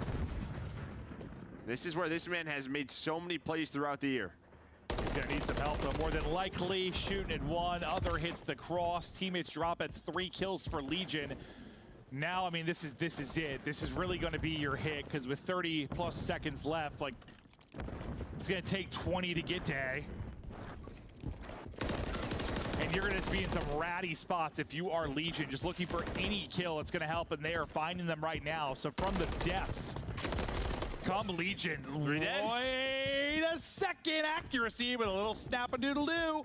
That just hits the slides. Great slides from him. Now trying to hit it again, but the stun was there. Standy's going for the cutoffs. The other players starting to work the point. This might still work out well for Rocker. Johnny gets caught. There's just 1 player left. Nero has been so good throughout this series. Has another big moment. He's able to win the 1-on-1. Accuracy gets back into the action, but he drops. Now 1 player left. My God, it was close for Rocker. Accuracy giving him a shot. But you're able to get back in if you are Legion. They do not get the tick. You have defense if you are Legion now. Yeah, it's accuracy middle of the map, and then Standy on the pinch, but it's Nero who found the 2 kills on the point. I don't know what the time was like if those players were weak, but even if there's 1 more, they may get us like 2 ticks. But Standy was just the last player left, and yeah, there was only 2 lives remaining. Well, they had 1 really clean offensive round victory. Back in round 2, if you're a Rocker, you know they are capable of it. Can they do it again, though? Seems like the defense tightened up a bit if you're Legion. Well, for moments, and then it almost fell apart. Yeah, and I think that's what Rocker thinking. Like, let's just get B. We've gotten to A multiple times. The first offensive round, we got to A if we have more lives and more time, they probably are feeling we can get this done. Yeah, you don't like show accuracy on the B or A street this time. You just kind of send him over with the troops a little bit more as he's playing by dumpster there mid-map. Just needs the other guys to win their fights, and good job. Nero gets some damage in, but not able to find any kills. Pushing up, and maybe an opportunity to work the flank at some point. That'll be Gio's POV we saw for a second. Well, I think actually just giving them the comm, like, yeah, you see number 3 turning. So he's just giving the comm, like, hey, make sure you pick this up. Like, I'm playing a bit of an off angle. And now accuracy's going to start to transition as we know he likes to do. He finds the middle of the map kill, now over towards the A street goes accuracy. Gunless on the other side. There's kind of a 2-on-2 near A. But Legion off spawn able to find the kills. This time, though, at least, well, you're a little better in the lives department right now, despite that sequence. So you're up 1. He's sprinting. He's like, you will not get to this bridge. Yeah, right. He's trying to stop him, but he still got there. Attached, putting on the ice skates and cruising deep. And then put accuracy away. Nice little play there from Attach. And yeah, they're going to have to deal with him at some point. He's got some help as well from Nero pretty close here. But they're mostly going to be funneled up mid and B until they can deal with that. We'll see if they can find an opening. Linz is trying to find it for him, but eventually traded out. I still have to deal with Attach, so it's going to be up to accuracy and Standy off spawn. Gunless almost with the drop shot to win that gunfight. And Attach is just doing such a good job finessing, wasting so much time. Now his teammates are pushing forward to help him out. Oh yeah, they are in the blender now. They are pushed up. And this is going to be so tough. I mean, you're basically spawning and shooting right now if you are Rocker, or spawning and diving for cover. There is just nowhere to go. Nero is up close and personal. It's about deep as a defensive push as you're going to see. Now we transition over to the other side, and Gio dials up a triple. 4 straight for him, and where it was good in the lives department, it's not anymore. You've only got 11 remaining. You're up 9 if you were Legion. And now it's just the clock. 30 seconds left. If it's not attached, now it's Nero in this spot. 5 in a row. Ooh, won't be able to find 6. 30 seconds, 9 lives. Rockers somehow have to get to this 8 point. And pretty much not die. Yeah, I mean, they were close last time at a similar spot. Maybe like 10 more seconds, and they also got kills from this position. This time, not finding the kills, not having the time. Gio is still hidden. Last player dropping for Rocker, not enough time. They can't get there off of spawn. Legion, a little reverse sweep within the map at least as they go down 2-0. They rip off 3 straight. They get the 3-0. And improve that tiebreaker. Yeah, that's true. That's true. That like 140 tiebreaker where we saw everybody. You're able to get ahead of that and, well, rebound maybe after some tough losses. Yeah, I mean, just, yeah. Bouncing back from 2 losses in a row against a big one, right? Both of these teams at 140 points. They're now up to 150. And now they're at 4-3. So should be winner's bracket for them. Winner's bracket for them. And now just need to do something on land. You'd love to see them make some kind of run, see what they are capable of. Everybody ramping up for champs. Legion, you know, I was so frustrated after that first move they made with getting rid of Persians. Things fell apart. It looked so bad, but you've slowly built it back up. It's been honestly a wild stretch these past couple months for them. Like, they've looked really good, really bad. Everything in between. Couple matches, and now, you're just, again, hoping to click at the right time. And if there's, like I said, I think just from a confidence thing for a young player like Johnny to have some big wins over, you know, an Optic, like over in New York, going to major foreign champs. Well, it looked good when they beat Optic, then the rest of the league did too. That's true. Well, they did win against New York. There you go, Joe. So there's 2 of them. That's different, yeah. No, they have had some solid wins, jokes aside. They get it done, though, quickly in this one. I thought maybe Rocker, the ability to maybe push this one deep if they could get the win after they started out strong in the invasion control, but couldn't quite close things out. Vegas Legion get it done, and now, yeah, they get the extra 10 points. We got another day of matches, and then all hell breaks loose. For Joe and I, that'll do it. The desk, you guys are just great. Thanks. So if champs was tomorrow, yeah, she wants it back. She wants it back, Joe. If we could just hook her up real quick. Go ahead, Maeve. Congratulations on the correct prediction. She lost. I got it. It's not for me. Oh, it's the Sultan of Selections. It's not for me. Young Anthony Wheeler with the correct pick. Congratulations, Anthony. You had faith. Did you see the 3-0 coming? I did, actually, yeah. I mean, I thought that, you know, with Minnesota, they've been struggling in the respawns. I talked about it. People weren't buying people are buying into the Minnesota story. I just didn't see it. I knew the search and destroy luck would run out at some point. I gotta take this thing off. Yeah. It looks good now. This looks good, right? Clay, you put it on. Here you go. Why would he put it on? He's special.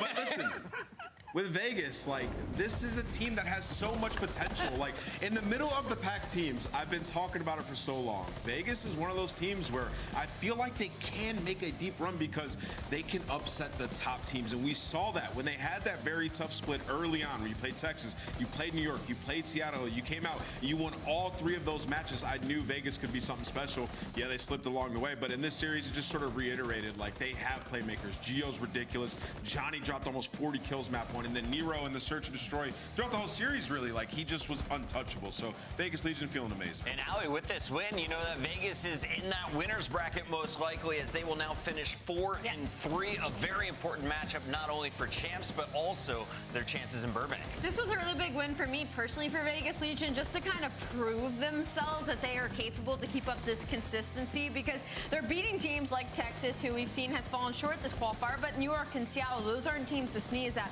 But losing to teams like LAG, LA Thieves made me kind of raise a couple of questions. So when it came to a match versus Minnesota Rocker, both these teams sitting at 140, both their veterans in accuracy and attach are looking to continue their streaks to go to champs once again. I wanted to see what they were able to bring to the table, and it was the surprising consistency out of Nero once again. Every single game mode, he was able to put up these numbers, and that's something I haven't been able to say about Nero yet. That search was great. Nameless, if you're looking at this Minnesota Rocker team, you're a Minnesota fan, is there a chance they can make an elimination bracket run come Burbank? I mean, it's possible because we've seen them in the game 5s be excellent, right? Like their last 5, I think they're 4-1 in game 5s. Their search and destroy has been fantastic. And their approach in that game 2 was terrible. They were just head smashing mid. That's not typical of them. That could just be because accuracy is just now re-entering that lineup.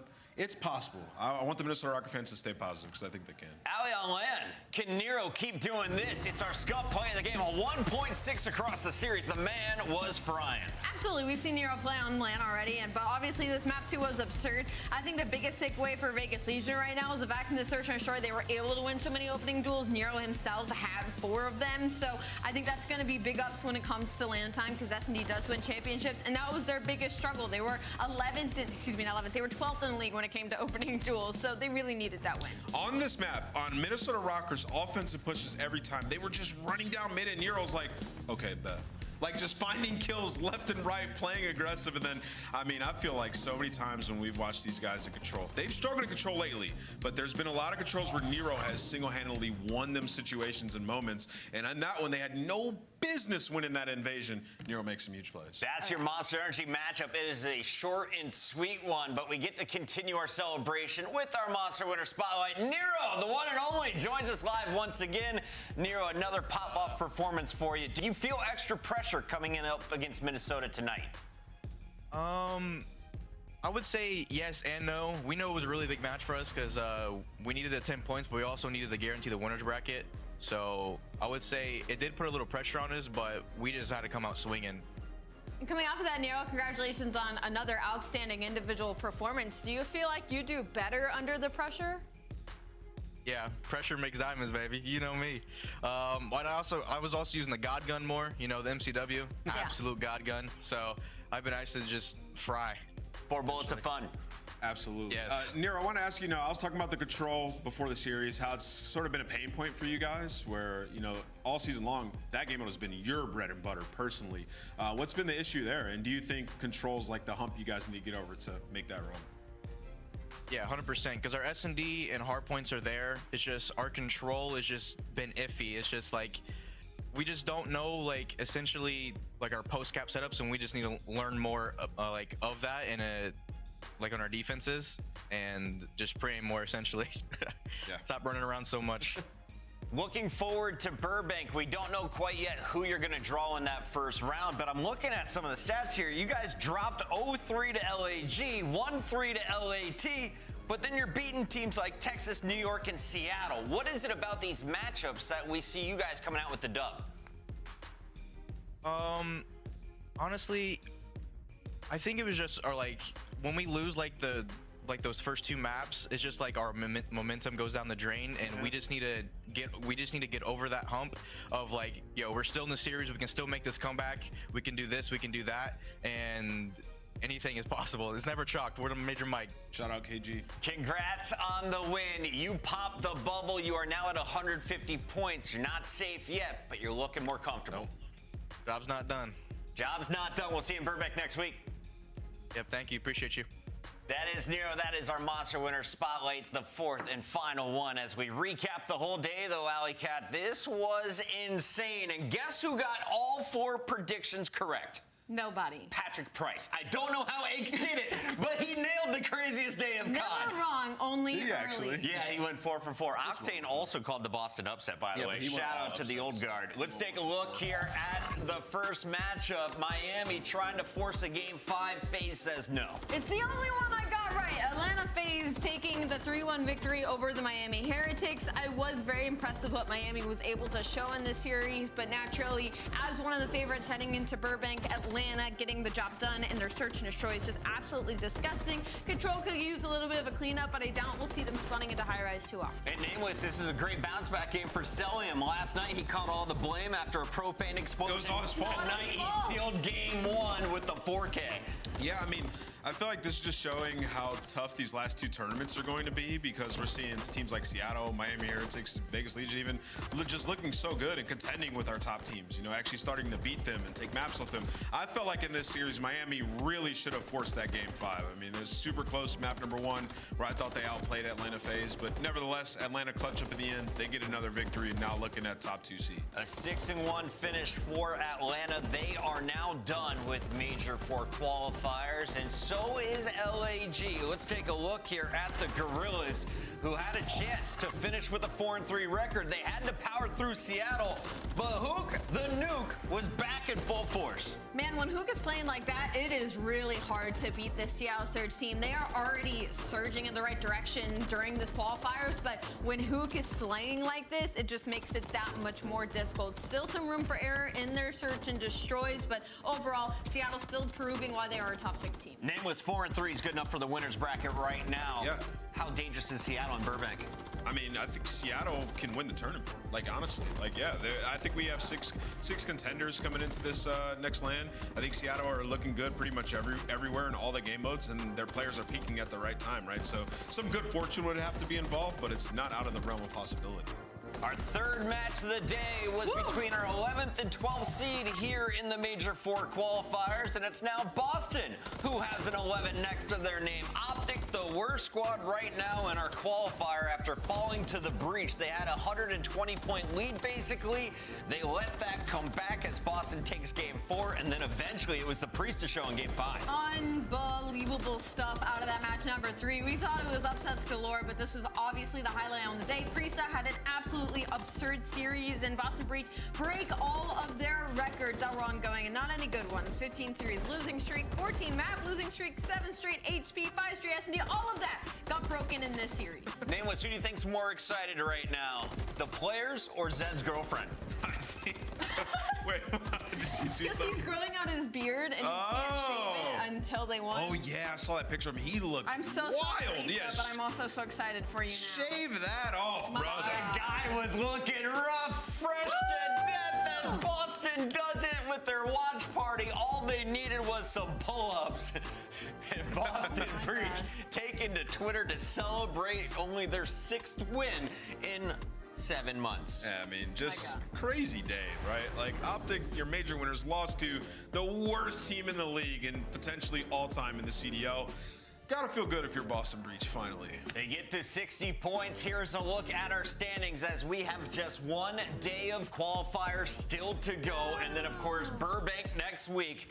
As we take a look at our Major 4 standings, Nameless, who do you think moves up? Who moves down this list? Yeah, it's really, really tough. I mean, tomorrow, LA Thieves are going to be going up against the New York Subliners. I think they lose that. Carolina will beat Boston, so they'll be moving up. Carolina moving in. If they do, they will be right there with Vegas as we go into our Burbank 4th Major of the year. But tomorrow, we open it up with a banger. Can Optic bounce back against Toronto, the team that just handed Atlanta their first Open up L? with a banger. That whole day is full of bangers considering Boston got a win. How is Tomorrow's match gonna be 1 a fire. banger? Well, I think we're going to get out of it with the 3-0. We'll talk about that tomorrow, though. You can join us on Headquarters, 2:45 Eastern. We love you. We'll see you later. Yeah. You gotta hear, you can feel it right. Light it up till it's feeling bright. On the move like we feel a groove. Out of sight like we dynamite. Busting in like we finna fight. Get the pen it right, I'ma pin it right. Trying to run, I'm the winning type. Heat it up like some minute rice. Bet I beat you to the finish line. Cause we out to get it feeling fine. Keep it up or we'll be creeping up. Running up the mountain, sleeping rough. Jumping over hurdles, beat the rush. Hold it like a girdle, throwing out the burners. I'ma keep believing till I touch. Hit another level on the clutch. I'ma get up in your face, whoa. Steady keeping up the pace, whoa. Get the feed that you can taste, whoa. Squeezing by you like some pace, whoa. Feel your confidence and beginning, ain't no way to spin it. Headed for the finish. I'ma get up in the wheel about to win it. Are you ready for the show? Now we caught up in the flow. We gon' give a little blow. Ready, set, go. Are you ready for the show? Now we caught up in the flow. We gon' give a little blow. Ready, set, go.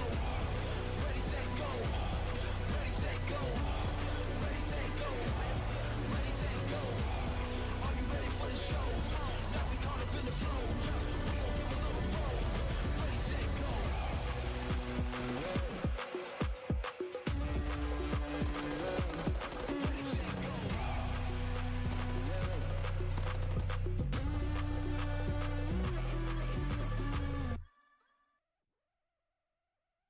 He might every push is enemy looking. Could be sick. Every shot, Kenny, one shot. Every shot, Kenny. Alright, sit on. It could be upside, careful. I'm seeing the bridge shot.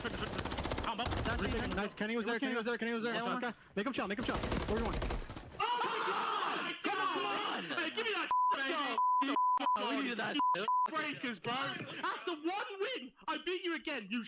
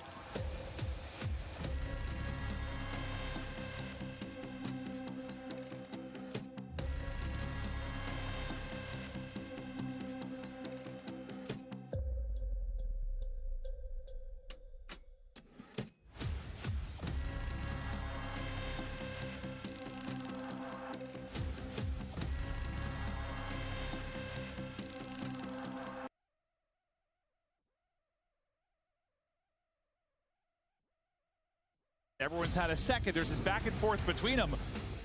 But like in this particular matchup on land, like Ultra have owned it. Yeah, on land. Yeah. Fortunately today, Joe, we are. It's online. Yeah. And on the other side of that, it's been a 3-0, 3-0 online. So it's that's true. They have really dominated it. I think on land, you know, you've been tested. You've gone deep in the series. Online, it has been all Atlanta FaZe, but Toronto Ultra, they have been so good in hardpoint, especially this split. It's been almost impossible to ever refer to FaZe as onliners because they're the most consistent LAN team of all time when you take a look at average placement. Like, they're absurd. But, like, in this particular matchup right now, they're the onliners there. They've dominated it there. Not able to get it done online. We'll see if they'll continue that and get a 9-0 stretch online against Toronto Ultra in maps, or if now we're Ultra Fire's back. But what I kind of want to ask you, with that being the dynamic, part of me thinks, like, for the mental of these players, like, there's not much to it in the sense, like, if you're FaZe, like, all right, if we 3-0, we still got to beat them at LAN. If you're Ultra and you lose, you're like, all right, we lost here, we'll still beat them at LAN. Like, what is it that maybe you could take away from this as a positive for either team? Map pool. I think both teams are really testing map pool here. FaZe continues to do so. I mean, 6-0, they started out on Vista. They've lost the last two. Ultra, they've been playing a lot more Vista. Sub-base hardpoints into the mix here if we go to that map 4, right? FaZe obviously working on this. And then high-rise control for Toronto Ultra. You know, we talked a lot on the FaZe map pool, but Ultra, they don't like to play a lot of high-rise. You're getting that in the map 3. That's FaZe's best. Yep, we'll see. I mean, the only team that's really tested them there for the most part and beat them has been New York. We'll see how it'll go here against a top 3 squad in Ultra. But right now, 14-point advantage for Atlanta FaZe. Hardpoint side of the map, though, controlled right now for Ultras. That'll be 2 through for them, rotating back into the point, racking up the time. It's still 40 healthy seconds here to earn. And the early going was a nice little 4 stretch there from Envoy. Eyes on him and inside of it. It's been kind of the question marks that sometimes in these big matchups against the top team. We'll see what we get from him today. Yeah, great start for Envoy. Scrap looking for 5 in a row. Does get cut down. And Ali kind of talked about it. It's like the search for Ultra is still hit or miss. And, you know, Envoy back online, it's just his stats aren't there, which what we saw at the major. So, again, this is a team that just feels like they're prepped a little bit differently for their LAN matches, for their search. But if they want to win today, their search and destroy needs to be better. But they have the early lead, and now on rotation is just a BZ in a spot here for FaZe. Easy in a spot. Kleenex, though, with the gunfight victory, draws it then, able to peel one out of the bar. We'll see if the rest of Ultra are able to pick it up, and so far, so good. Finding some of the big kills, but you still have one in the back. That's going to be Simp, so he's going to be last alive from that FaZe push. Wait on the other troops to rally. Simp winning a difficult one. The rest of the bodies get there, and now you get to secure some time with your FaZe. And that's big, obviously a big life out of Simp, but this is a hill where if you're Ultra, like, you can choose just to really fight from the hill, force Simp to make the play. But he's able to play his life, and now that's what they kind of do. They just go right through the front, does Ultra. They find 3 picks. Now they're on the hill. Keeping that lead. FaZe now in a tough spot with 20 seconds. Do we want to push this? Maybe lose spawns for next. Try to do both. Always a tough decision. It's a 2 for 2 so far. Cell able to connect and hit some nice headies, and now that's going to slow Kleenex down. I thought that was actually a really ugly fight, but he like got to the top of the railing. He like got just above the railing, and he was able to hit the bullets through. And now you get this position set up with bottom left control, hard point control. I'm looking for a lead change right now if you're Atlanta FaZe. It's 3 straight for Cell. We'll keep an eye on that as we keep on ripping and roaring. That'll be number 4. Nearly loses it, just able to win it. Insight, though, gets the next fight versus Draza. And here comes the pressure from Ultra. I mean, if you're FaZe, you're only down 9 points. You had a 7-1 start for Envoy. You had like a 2-8 start for Simp. Feels like you kind of dealt with the first wave. You're very much in the game. Well, listen, last time we casted this for FaZe, remember, Simp started out like 1-11, right? And we were like, is he going to bring it back? I think Abizi started slow, too. Simp ends up going on like a 25-10 stretch or something, gets back to even, ends up dropping 30 in it. So he's had slow starts on this map in particular before, and then somehow finds a groove. Yeah, I think as a sub, like, I don't know. This map can just be tough, especially when you're spawning out constantly. Just get caught. You don't have top middle control, but he's bringing it back. He's now on 4 in a row. That's going to be all 4 dead. BZ's able to find one on rotation, and you're set up here if you're FaZe. I was just having like deja vu. I was like, I've seen this before. Like, sit with a slow start on Vista. And yeah, starts to get it going. 4 straight for him. Gunfight victory there for Scrap, but a quick trade. Simp streak will end as Kleenex is able to find the kill. Insight looking for the opening. He's going to win a tough one there on to Draza. Draza started a bit slow as well at 8-11 now, but the kills are there and the time is there for Toronto Ultra. But this next sequence, maybe the biggest of the map. This kind of 5-1 in the reset and rotation. We know how huge it could be. No, but great read there out of Envoy. They kind of knew that they were going to flip the spawns there. Simp was the last player through, as Kleenex and Scrap find another 3, just to not to lose that one player, allow FaZe to find a pinch and break that P5 immediately. But now is that rotation. Inside will be Scrap. He's able to find 2, 3 in a row. Inside blocking down the middle of the map. Okay. That's going to be all 4 dead. Clean back-to-back 4s, and now you're in a wonderful spot for this P1. Yeah, talking about that important sequence, that's about as clean as it gets. You find kills, but is it like a little too early? The kills come in like 15 seconds, and now the rotation comes. You have a chance for a streak, though, for Kleenexes, who is on 5 straight.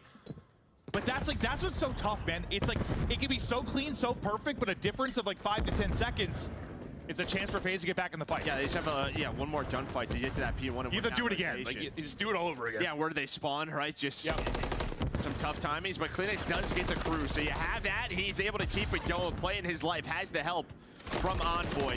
Sympto going on a big pinch. What's the timing like going to be here? Looks like Kleenex was able to hear him. That's going to start as the dominoes start to fall for Ultra. Yeah, I mean, the kill feed literally is every other. Absolute trades across the board throughout that sequence, but able to fight back through because they have the last player up. It will be Atlanta FaZe. Player in the point killed. Celium answers with 2. And now Draza able to push it out for the last. So lead change is in. FaZe are out in front, and I don't want to say blessed, but like that, for a moment there, it looked like it was going to be a very ugly sequence for FaZe. Ultra really going to push this out. FaZe break back in, though. Now, what can they do with this advantage? Yeah, a few seconds difference. Yeah, you could have that sort of P1 into P2. This could be a 60 to 70 point lead for Ultra, but now it's FaZe again. And they've had some scenarios where they're getting outslayed. They're going down on these 4 downs, but they're fighting right back. So props to them. You see they're being outslayed right now, still have a lead. Well, I think that's what they weren't able to do the 2 years previously, the 2 titles previously. Like those hardpoint games, they couldn't win. They might not win if they were outslaying by 20. Like they just weren't a very good hardpoint team. I think they've fixed a lot of their core issues with that, with Draza included just on the year, and it's shown statistically. And they've been a lot better in the clutch in a lot of the moments. But still, Ultra battling them tough, and Ultra just looking for the first map victory online against FaZe.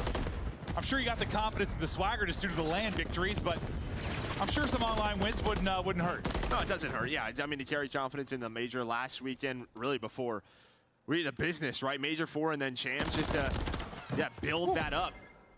So when you're on the stage, you know what to play and how to play them. Yeah, I guess, I mean, for Ultra, I'd be like, all right, if we were getting 3-0 slammed and still beating them on LAN, we could beat them online now. It tilts even more to our favor, but another lead change in. Ultra will go back out in front. All 4 through, clearing the board, spawning out deep as FaZe. And now that's a great wave of kills, because that's in the first 10 seconds or so of the hard point. Give yourself some breathing room and a big rotation between 3 and 4. Just to get a lot of time here. Yeah, but Draza might be making a play. No, Scrap pasted up spawn. Great play out of Scrap. The comms are there. You still have the streak on Kleenex. Ultra locked in right now. Their biggest lead. Let's go to Alyssa with Toronto. No weak. Okay, one catches. He's got pillars. He's gonna go pillars. P1 and on ult. I'm playing it back. He hit pillars. Close pillars. Close to me. I'm playing this guy of ult, bro. Close now. Front wall. Close, still close. Starting ult, 1 short. Backstairs, 1 on ult. Yeah, backstairs could hit useless, guys. Look at towers right now. Backstairs. I kill that. Dude, stay upstairs. Free plane for Jamie. I have a streak here if you want to hold up front. We should probably save it, maybe. Okay, on time already. Someone play right. Yeah, I'm right. Nice Scrap. Spawn up 10. Nice Scrap. It's gonna be pillar. I'm waiting. I'm pillars in a second. They spawn useless. Spawning behind us. Useless. I'll spawn dead. Close left. In the corner. Nice. Front. Already up spawn. You're already back in that close back. Nice. I'm top right now. Yeah, good time. I will. I'm trying to get mid. So burger me. Already short. Scrap going pillars. Pillars top tower. Yeah, he's P-free. Could pinch back steps. I didn't. I'm just one ATM. Pillars. Ivy cross. Yeah. Over there. On the head. He laying down in the alley. Close right down the alley. Close right. Top dead. Nice. Already couches. Yep. I have a streak for this. Yeah, let's play through right. In P1. Yep. He's going to mid now. Come up roll if you can. I'm coming. I have a streak as well. I'm gonna slow play stunned ult. He's gonna be like flowers. That's the first time. Go. I didn't stun him. Alright, I'm nading it. Let me know P2 stuff. Even though we're getting into the spawn here, I can streak. We get right back to it, and Ultra, I mean, they're outslaying by about 20, but it is still a tight game. 30 points between them. Kleenex now straight from the sky. Does he go for the player in the hard point? Yes, he does. He'll get Cell out of the point. Now the boys flood on forward through low, and where a lot of times we see teams not capitalize on that exact play for the moment, it looks like Ultra have. I was still a little worried they didn't have a ton of map control, and Abeezy's still alive. We've seen a lot of P5 cruises. I don't know if I'm the biggest fan of it with P1 coming up, and this is kind of why. You just get the close spawn if you are this team, but Envoy with some great shots, but FaZe is right back into the hill. Traz is going to find him, so you've recovered if you are FaZe. Great job by them. That was with the Renetti, because while Envoy shots were a little windy, and he was able to win that one. Abizi, 5 straight, still up into the point, looking for a streak, maybe to answer. A nice wave there from Ultra, but you still have one person looming. That'll be Draza, right back to the point. No streak, I believe, earned for Abizi. Not able to quite get it. Now next hard point. We're back to our third set of rotations. 20 points needed for Ultra. FaZe have got to break. Here we go. I mean, this is kind of it. This is one of their final pushes. Kleenex is going to get the first one. He's got a great angle. That's going to be another 3 dead. And it's just FaZe. Obviously, they kept the game messy, but they've just gone down 3 or 4 dead in a row. And Ultra in control. A few more seconds. Sim with a great win on a 1. But there's a second in scrap at Ultra. Their first map win online versus FaZe. And they cooked them. They cooked them. Yeah, score close, obviously, but from a slaying standpoint, absolutely fried them. You heard the energy there in the listen-in. They come out shooting, and now, I mean, maybe you start to question things a little bit for your FaZe, I think, just because, you know, they've probably been ahead when you talk about the top teams when it comes to new maps and hardpoint. Like Rio came in right away. They were like the best Rio team. Six Star and Vista came out. They were like solid at both. Like Vista looked good for them early, but now it's what? You got smoked by Thieves. You lost now to Ultra. One that was like really heavy in their rotation. It's 3 losses in a row. Yeah. It's 3 in a row now. Okay, so now it becomes maybe a bit more of a question mark where they look strong early. Yeah, I mean, they started off 6-0. Yeah, I'd probably say Optic was the best 6-star team at the start, right? Where they were really dominant there. And Ultra's a team that they've been scrappy in this. Just keep fighting on. They were only 3-3 on the year, but getting better and better. And yeah, I think for FaZe, just the hard point. It's not, I think, the form you'd want to. Like 5-3, now 5-4 going into the major.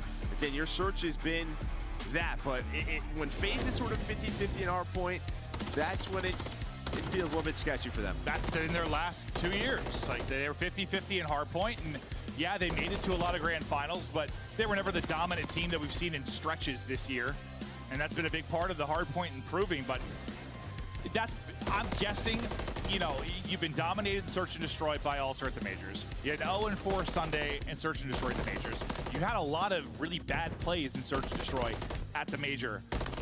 I'm guessing one of those scenarios where you're putting a little work to get the Search back to where it needs to be, and maybe Hardpoint takes a hit. Yeah, it could. No, I mean, we've definitely had up and downs for teams. I mean, Ultra is just another one right there. I mean, outside of their Hardpoint, the other 2 game modes have been a bit of a roller coaster. They just have, especially their Search. But yeah, I mean, I think for Ultra, getting this Vista win under their belts probably big for them, just building confidence for that major. And for FaZe, it's just, all right, when it comes down to it, what are we trying to play at the major? Well, what's your gut tell you right now? Because I think, like, you know, there's some current concerns, obviously, with Optic over this stretch, like with their struggles.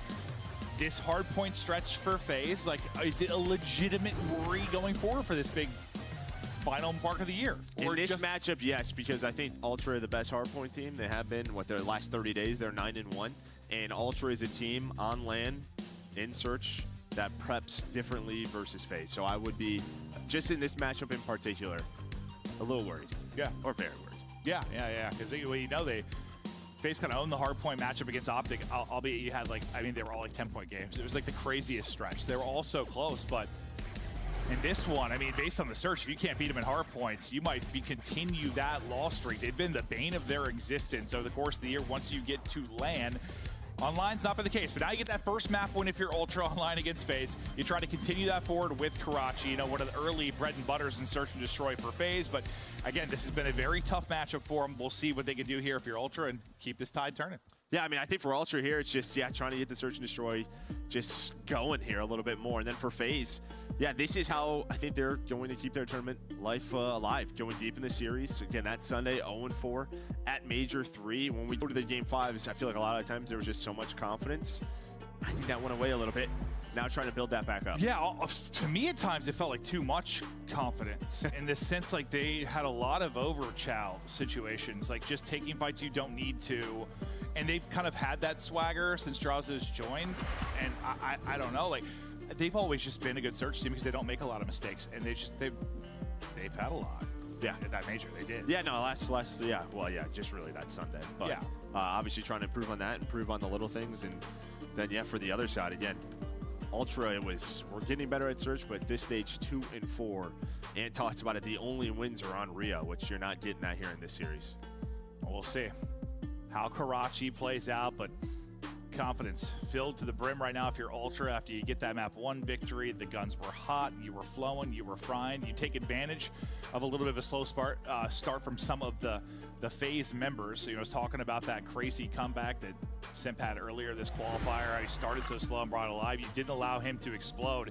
He heated up a bit, but never allowed him to take over. Now you look at the search and destroy so far in stage 4. Now you talked about Ant's concerns and some of the struggles for Ultra. You've cleaned up your act a bit if you're Atlanta FaZe right now, but all it's going to matter is probably for them how they play it on Sunday. Yeah, I mean, honestly, really the opening duel percentage is pretty low, considering both of the players that they have on this team. But you can see right here, our Monster Energy pregame for FaZe, it's all about the search and destroy, 6-1. And when they do get that opening duel, that first blood, they are winning a majority of those rounds. Yeah, I just think part of the reason they've had the highest floor of any team ever, and who knows if anyone will have as high of a floor as they've had, is probably a lot due to the search and destroy, because where do upsets usually come through? Search and destroy. And they've just been so good for so long, just trying to get back to that. But why you see them competing every Sunday, a lot of it is that search and destroy as they now look to try and execute. Kleenex gone, Abizi gone, 3 versus 3 scenario. As Celium is looking for info, we see Simp's POV. Cell gets a kill right after we hop off, but he's able to find one from top. Recouping Bong is Simp. They work to get this down. More vision here from Cell. Yeah, Cell's gonna spot one, and well, Scrap's gonna win the gunfight. You know, he's always ready to take that, takes the chow, but now in a 2 versus 2. You know where one is, so what do? You take some room and isolate the other one in insight. Scrap working on the ace.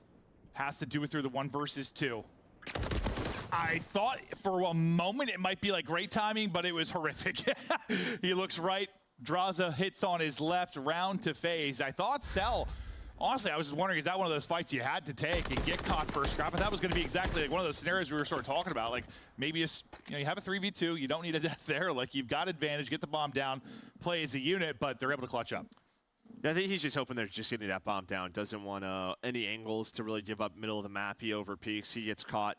But draws right there. Some nice timing, almost like goes Scrap's way. Doesn't realize he should have been already backstairs. Was pretty much checking Coop in top 3. But maybe gets a comm, gets a call out, able to check that and stops Scrap from potentially clutching it. Well, you can see this looking like a bit of a fake or info game, and then the wrap out is Simple get one in red, because all 3 for a moment were kind of hitting towards A. Bomb was down over at B.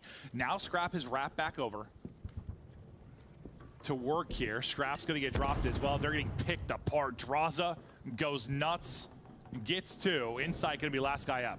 I mean, you were just so aggressive Coop side. See where Abizi was. After that first blood, Abizi just got right in the top 3. Inside, yeah, as you said, last player alive, and he finds nothing. So a clean round there for FaZe. Yeah, we didn't see any of it. But Draza popped off. He's able to get 2. But never really any moment to get anything done on the offensive side of things. You lost people early if you are Ultra. I mean, that's just props to FaZe. Kind of a 2-2 split. You get a first blood over towards the A site. Maybe you don't check Coop, but they must have had the info. Maybe with Abizi near top 3. He's able to call out that player, and they're able to find 2 players on the opposite side of the map. Draza and Simp, the 2 that started out the slowest probably for FaZe as they were kind of getting bopped. Nice start here. Rebound in the search and destroy. You leave bomb for a second. You've got 2 3-0 starts. Spread the map looking for an opening outside of Abizi, who's always taking space in search and destroy. And just kind of waiting on Envoy here. Envoy thought about pushing this, but he's just going to go under the rafters. On the other side, it's sort of Simp inside of red, playing that island role. Just these battles around top 3. A very slow round here for FaZe. Waiting to see if they can catch anyone from Ultra, getting aggressive. Looks like this may be an A hit. Just can they find Kleenex? We see Kleenex set up playing deep. 40 seconds remaining, and execute gonna start here soon, but nobody able to win a one-on-one yet or get the look they're looking for. Again, Draza and Simp still on 3 straight. We'll see if they can find any more throughout the I think you were waiting on number 1 on Scrap to get the info and the cross to the bomb. Now this might be bad for Kleenex. Scrap repositions. He was going to be watching this cross with those doors open. Instead, the timing goes the way of FaZe with 25 seconds left. It is a late execute, which turns into 4 dead quickly. Yeah, that's one of those I'm wondering, is like, time going to be a massive issue here, but it is not. And you get, what, 1 or 2 for Simp? Draza gets another, so I think he got 2 4 streaks going, maybe a 5 on Simp. Yeah, I mean, Kleenex is just in a, he's got so many angles to watch. He's hoping he has help from middle. I just saw number 1 turn, like maybe they hear something B-side, and he just goes up top green, top found to check it, and that is when they executed today. It's a good shout from you.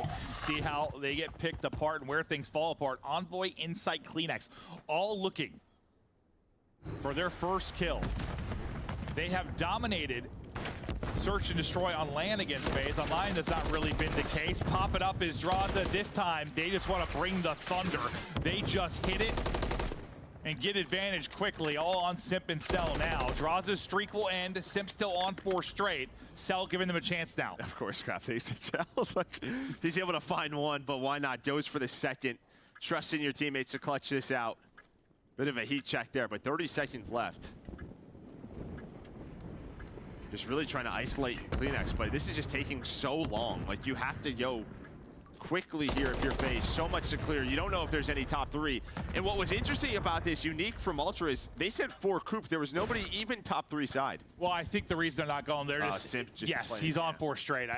Because I was thinking the same thing. I'm like, there's like 20 seconds, boys. If you're going to do this, maybe it was sort of if Cell could get like a 4-bullet smoke on a Kleenex, then they end up going behind that. But otherwise, I mean, that's so hard to break. I mean, we were just chatting about why we don't see teams like hit A that often. You're like, well, it's just much easier to retake. Like, you got bridge side control on B. It's like, okay, come into our web. Best of luck with that. Yeah, but here's that first play. And like I said, nobody really top 3, so you're trying to catch this timing, and there it is. Able to find a Beezy, hits the jump up, and then from there, they all just fly out of coop. You get around on the board now. Envoy and Insight still looking for the first. Simp still working on the streak with the 4-0 start. Offense back to Atlanta FaZe. Stun hits, that'll slow down the aggression here for a moment. That was Bomb Planter and Simp, but now they get the smoke out, they try to go. BZ's gonna get picked again, so we just saw it pop up, the struggles with the opening engagements. They bring it into their favor, but then Simp brings it back in. That gives him number 5. I'm not sure if I want him trying to plant the bomb when he's on 5 straight, but that looks to be the play for now. Yeah, he might now with the smoke. Plus, again, you have this timing.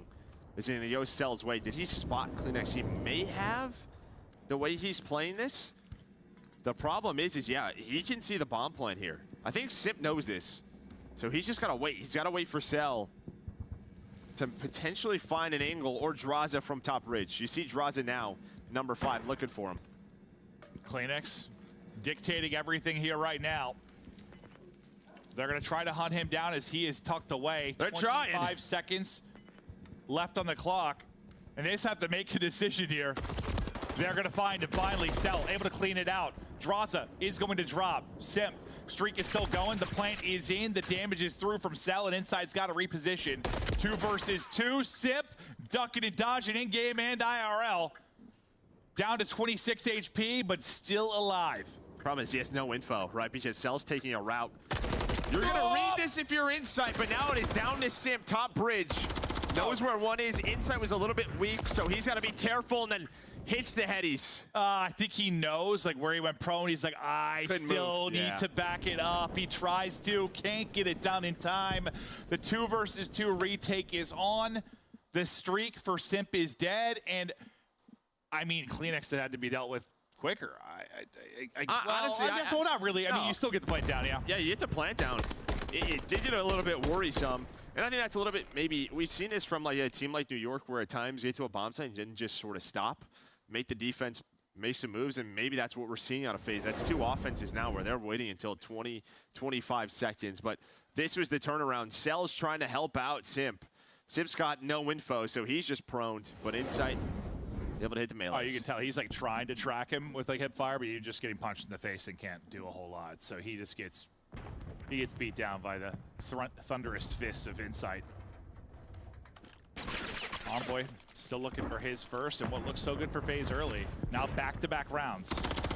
Bomb getting planted right now over at B for Ultra. Envoy will get that down. Maybe not finding the kills, but getting it done to the objective. Getting on his belly, put that bomb through. You're through if you're CleanX. So again, already 15 seconds off the clock. It seems like FaZe is waiting for something. Hey! Said it's gonna be CleanX with the first blood. Now Abizi trying to find whatever he can in the middle of the map. CleanX continues to go. You've just given up so much room. If you are FaZe, it's starting to hurt you.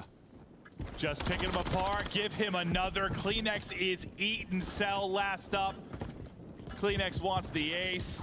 And by golly, it's close. But Cell with 64 HP, able to win it. Stop the insane play from CleanX and bring us to 3-3. But just great adjustments from Ultra. I mean, just picked up the pace a little bit on offense. You obviously get that retake last round. With FaZe getting caught here, but CleanX, I mean, he's just top fountain. Picks them apart one by one.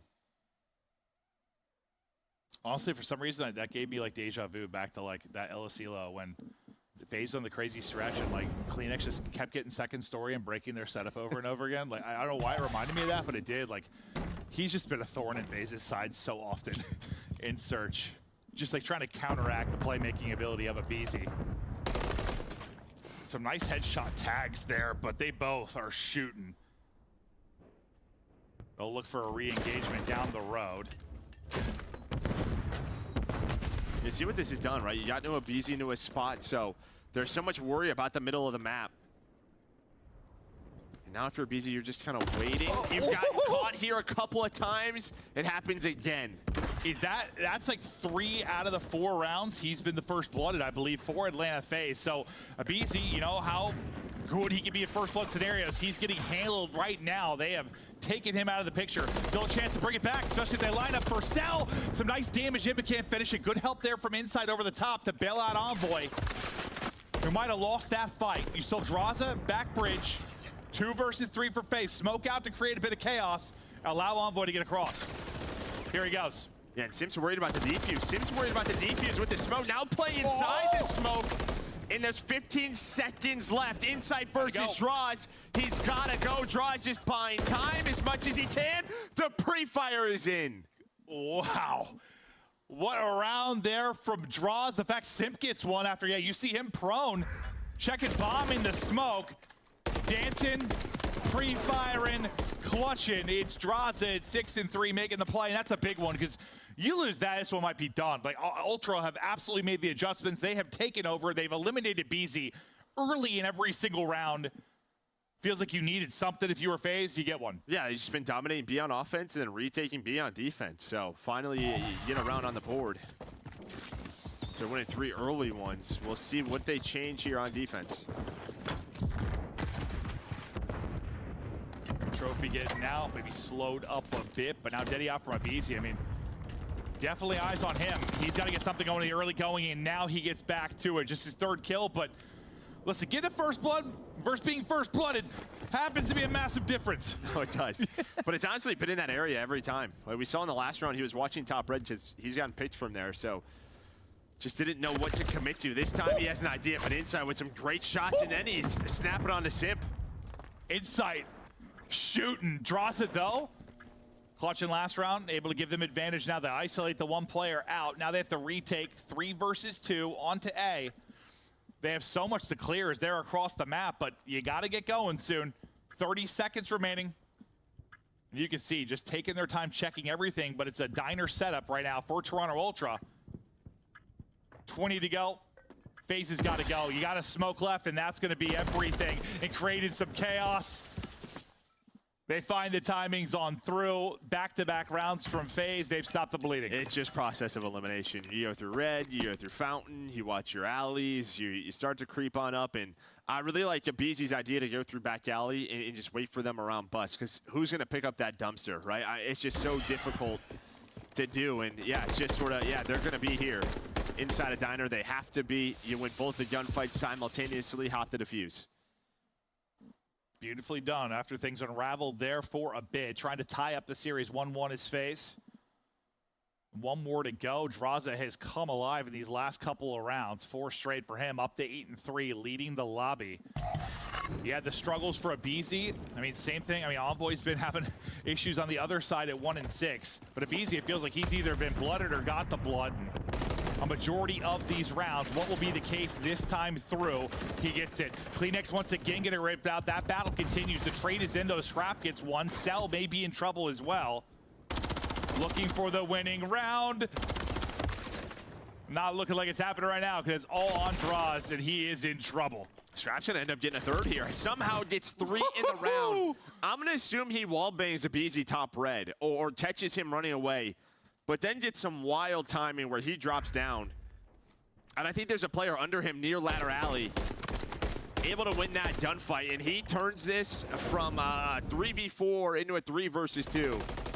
Yeah, well, yeah, just right through the crack, and then might as well have been. Yeah, he's just still shooting. Sim's trying to find an opening. Instead, it's Scrap down low. Yeah, you get such awkward timings, and that anytime there's like an elevation and you can drop down and you're playing low, guessing where they're going to be. It works out beautifully there for Scrap as well. He's trying to kind of counter some of the clutch moments you've had from Draws. We've had this like a BZ versus Kleenex thing, and like Draws versus Scrap, I feel like developing over the course of this. But we're getting closer to a round 11. Bomb, though, progressing over towards A. And might be wrapping back. We'll see. Scrap nearly with another opener. And then you're showing presence here, but Abizi's up top. This is very similar to that round when sort of Draws and Abizi got the 2 kills. Coop, the other 2 players were over towards A. Simp is still here, though. So Abizi, after I think getting blooded 3 times straight, has gotten 3 straight first bloods. That sounds about right. Yeah, it really does. Can't slow him down. Yeah, or if you do, it's for a bit. For a bit. Yeah. Well, that's the thing with the greats usually. You'll get yours. Simp ready and lurking, but he's going to need some help, and the help is now transitioning over. Envoy, he's getting it going when he needs to. Was 1-6, now has gotten 2. Bomb is getting planted. Abizi's looking for the angle. Kleenex wins the fight. All on Abizi, nearly able to snap back and win it. About jumped out of his seat on that one. Thought he had it. But we go to a round 11. And what a turn up here by Envoy. Yeah, I mean, just the timing, right? Simp is hearing everything. He stayed around this A site for so long. Checks one corner, kind of baits out Simp's shots, able to connect on the headshots.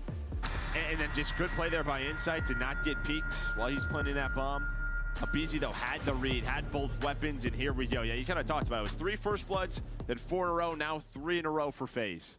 And Envoy, who had 1 kill, gets 3 in that round. Who's going to be the clutch? Who's got the ice, though? It's the final one. Offense here. It's Kleenex right back to it. Abizi, maybe the chance to trade. They got him at the car. Nade, not going to be great. That's going to back them up, maybe allow Abizi to get position. He's still hunting.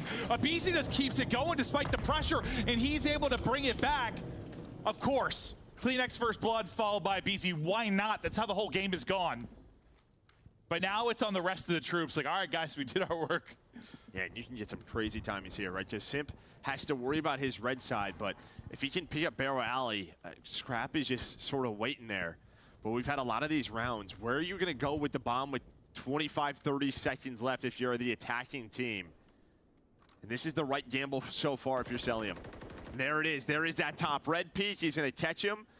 And you're going to try to go back again and re-wrap? That might be the play. You got to go, though. 25, here goes Envoy. He's able to get Simp last time, not this time. Simp taking over in the final round. Inside, tickling him through the wall, but trying to reposition. All on Insight. Gets one, but Celium seals the deal. What a back and forth search and destroy that was. You saw some great adjustments being made by these teams. Like, you are dominating early if you are FaZe. You've got 3 people with 0 kills on Ultra through 3 rounds. Then it's like perfection from Ultra. Then FaZe answer back. That was fun. That was a fun search. No, and I mean, you had a lot of sort of just long rounds where the attacking teams were very patient. But to me, that is, of course, the Abizi play, being down a man. But if Kleenex hits the nade's onto the car. That round's probably done because they would have pushed through that. Well, that's why I thought it seemed insane to me because like I think Abizi took like a bullet. He got stunned. the nades off, and then some people are like, oh, let me reposition to like another spot, like safe to hold. He just sent it. Well, I think he's just like, I got him caught in the corner. I'll try to pick one. But as soon as he had bridge control, Ultra were like, well, now what do we do? Yeah. And that nade, you know, we've all been there. Like, it's just it just happens. Yeah, comes out a little slow, sticks it to the wall, and yeah, that disrupts. I mean, I feel like that like arch push. It comes down to some kind of nade or tactical hitting that slows it down. Well, they hit the tacticals on Draza. Yeah. But you saw him just, yeah, he's probably so pissed. That blows up that car. Yeah. PC's probably on that round. Yeah. You're probably right. But this is how it looks so far. 49-point hard point. We go to round 11 and search and destroy. A banger there in the search. It was just fun to watch. I mean, it's two good search teams. And it's always fun to watch mid-game adjustments, but also the mid-round adjustments, and we had a lot throughout the course of that. There's just a lot of great search and destroy players in this matchup. That was awesome. No, it was, yeah. Kleenex, BZ, yeah, Draza and Scrap going back and forth, and then, of course, Simp to close out the game in that round 11. But we're headed to our high-rise, one that Ultra trying to work on in this control. Yeah, I mean, these have been kind of flat series online so far this year. FaZe have won them both 3-0. Haven't been kind of the bangers that we've hoped for. Maybe we've got one here. We're tied up 1-1. FaZe tie us up through a round 11 victory. The series continues on to control on high rise after the break.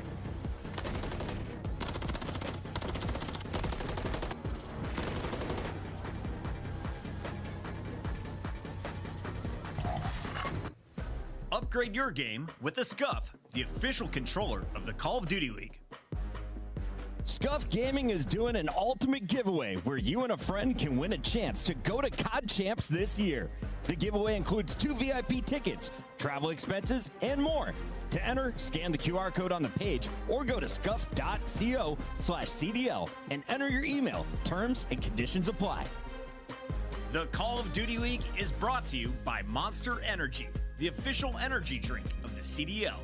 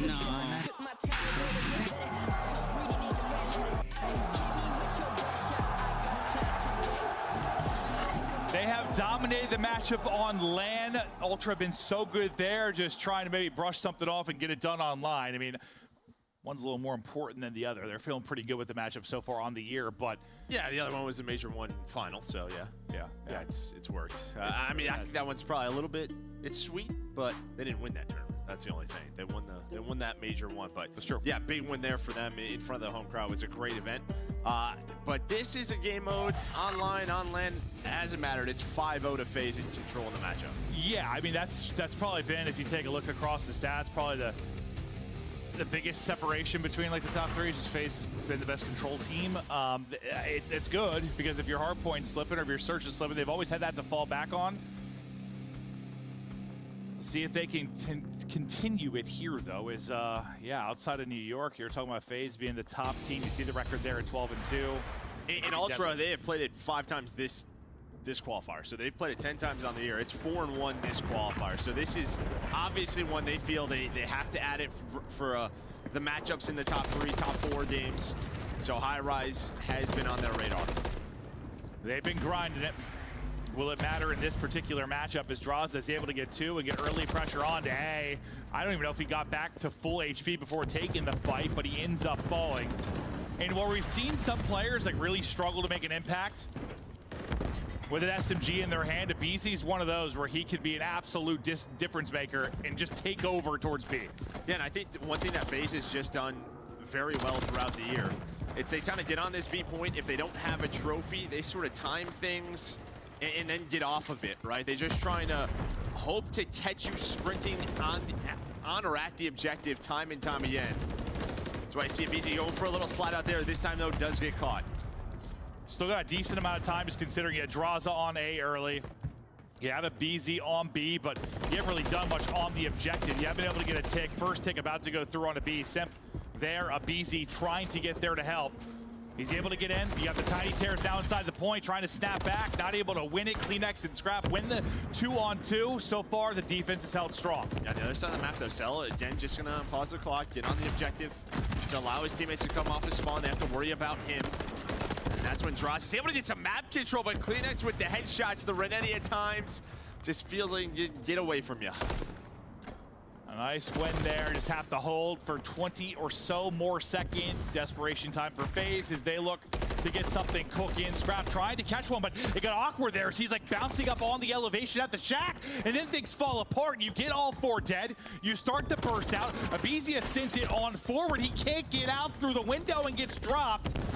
Can you get the extra minute now? 1 on A, 2 on B. Team Nate rips Kleenex out of it. Yeah, Kleenex was going for the trade on this Simp, and I mean, yeah, you're hoping BZ's able to find one there, but now the teammate kind of bails them out. The time extension is in, 12 versus 12. Hell of a wall bang there from Insight, though, to get the angle. You step it up, you come back through and get the retake, but you do clutch up with your FaZe. Wow! Oh! What are these headshots, bro? That's all I'm seeing in the feed. Just clean there from Kleenex.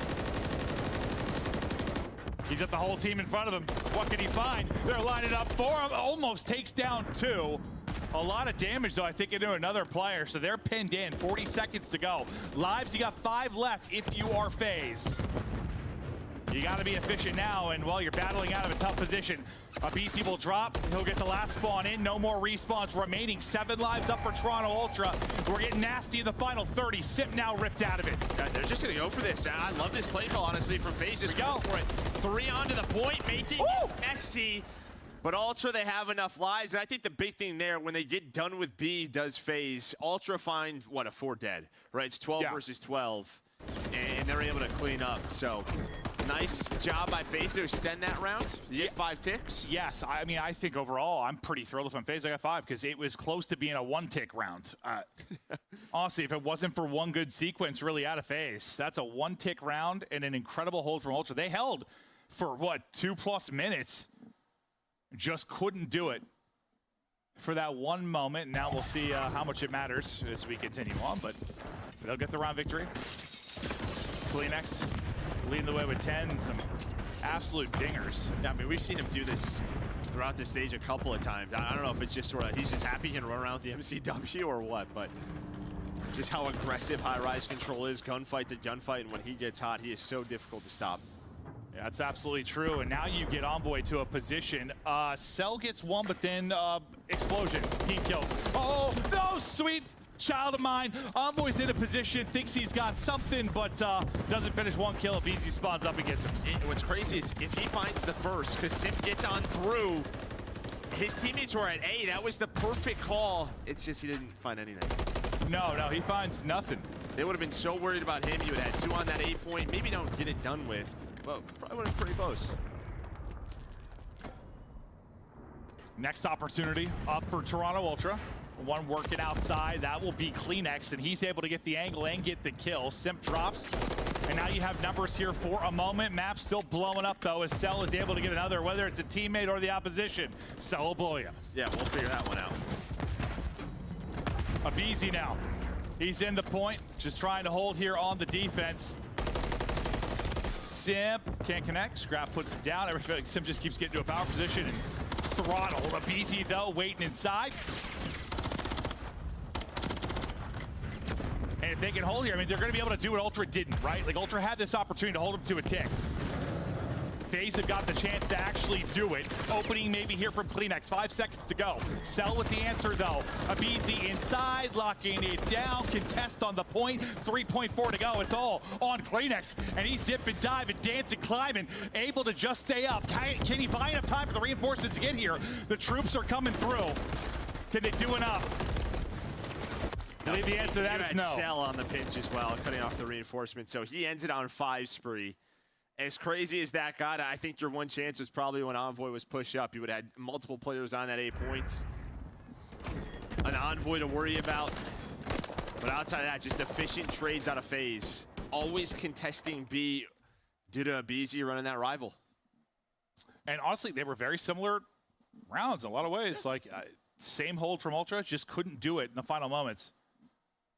Sal getting kills everywhere, the explosions, and, well, 5 straight as well. We'll see if he can get a streak. Envoy struggling a bit right now on this one. It's 7 and 14. More explosions. We'll get there. Next up. Lordy. Maybe for champs. I think you just make it so it's a surprise, so different things explode every round. So like this time it's the trash can, then it's like one of the helicopter blades. You know, like mix it up. Keep us guessing, Joe. Sounds fun, just this air conditioner. Yeah, you never know, Joe. Never know. Fact is, anything can blow up. Cell maybe in trouble. Looking for the streak, but the nade comes through. Inside hits the shots, hits the nade. No streak in. That'll be 3 down. So back to the blender we go if we're Atlanta FaZe. The early holds have been good for the defense. You haven't allowed a whole lot of openings. Simp finding maybe some clutch kills to get him out, but Scrap brings it right back. I think Simp's 2 is going to be enough, so they're at least not pinned in. Nice shots there again from Kleenex. He is fried. And I like this from Ultra. He's trying to send Envoy and inside over towards A. That's what FaZe are trying to do. They're trying to at least kind of hit both points at the same time. Just pause the clock as long as possible. Draws is on B, has the help of Simp. Envoy just slid right by him. It's a chameleon. I like that, Joe. Yeah, I kind of wanted to get a pet chameleon when I was a kid. How would you find it? That's a good point, right? Yeah. Did we lose it? I don't know. I'm not sure. Oh, man. This same situation, 1 tick, a chance to hold him, but this is where FaZe erupted last time. You gotta hold him here.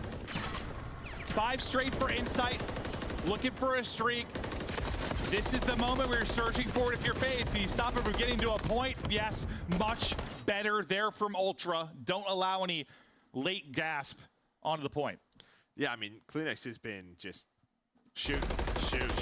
He is playing so well on high-rise control recently. There's like a couple of things I think of. I think of like the New York AR duo. I think of like Abizi's rival, like Kenny. I don't know, Kenny's numbers on this map are always insane, and now Kleenex is starting to work his way on up there. I think you always have some takeaways from each map, just from a team. It always depends like who we cast too, because you get some trends. But I don't know last time I've casted also actually. Oh yeah, we have not casted. We've just been like casting Boston Breach and Carolina this year. I swear when it comes to online. Insight, battling for the streak. Remember, Cell had his chance for one. It was Insight that shut it down. So chance to shut down a streak and then earn his own. Cellian wins a wild one on the Envoy over towards Zay. Scrap is still here, though, looking to cook. I think I just heard a car accident below on the street. I tell you, these headphones, when we're casting, I hear noises. You heard like tires screech in the car accident just now, right? Yeah, Like, I mean, we're on a skyscraper. Like, holy hell! I don't know what's happening down there. I don't know if I've ever noticed that before. Like, oh, I just never bring it up because I don't know if the stream can hear it. Oh, BZ Sip draws a BZ. All four will fall, and it's been about the defense so far. And yeah, 1 kill right now throughout this round in a minute. Yeah, you're looking to hold advantage if you're Atlanta FaZe for a round 5. A tough one there for Sep. I think we saw like a very similar position for Scrap with a really awkward fight at the hut as well. They can get a little bit ugly. They go 2 for 2, though. They get on the point and pause this clock. 22.3 now to work with. We've gone back and forth across all 3 modes, and my God, Cell straight to the head. Yeah, I mean, just great beams, great centering there, and just holding on to this defense. They've allowed, what, 1 tick throughout their round, so they are going to have round 5. Well, this round was a murder if it closes out. Yeah, I think it's closing out. You get 6 kills. There is nothing going for Ultra in that one. A stalwart defense there from Atlanta FaZe. Now, round 5 upcoming. But, as we've seen all year, sometimes there's no offense, then there's an explosion in round 5. Well, and an explosion on this map. You never know. So I didn't know what you meant if you were talking about the map or round 5 offense. Keep us guessing. Around 11 in search. 50-point hard point. Now around 5 here in control. It has been a tight one, and well, also what we kind of hoped for in some of these big matchups online, but haven't always got it, especially in this matchup. You don't take any, at least you don't take any like big streaks if you're FaZe into this one. Like you're on like 1 or 2, nothing wild to get going. Envoy struggles have continued. I think what I called it was like 7 and 14, now to 10 and 22. He can't really find anything, but Kleenex has been the guy to get it going. It's a 3-man hit. Right on over to A. Whoa!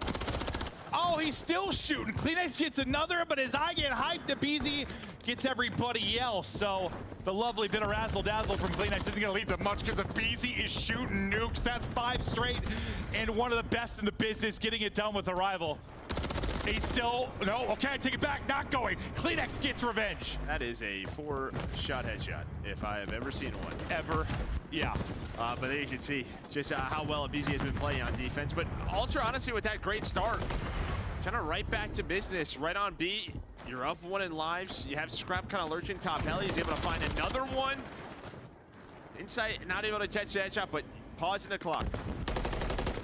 The picture-in-picture, we see how Abizi was able to get the kills after the great shots from Kleenex. He is so active. Oh, everybody's dead! Everybody's who's alive? It's just Sip that's alive. You were the one who talked about this. There being an offensive explosion! And there was the explosion. Everybody blew up. Soldiers on the point. And they're gonna win it here because we're on patch 17 and the map's still exploding, and it's done. That is awful. Horrible. But also a bit hilarious. I don't know what else to say, really. I don't want to get fired.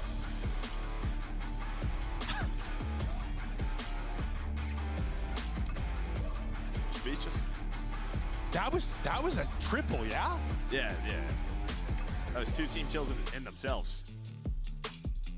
Tough with a capital T, Joe. And an O and a U and a G and an H.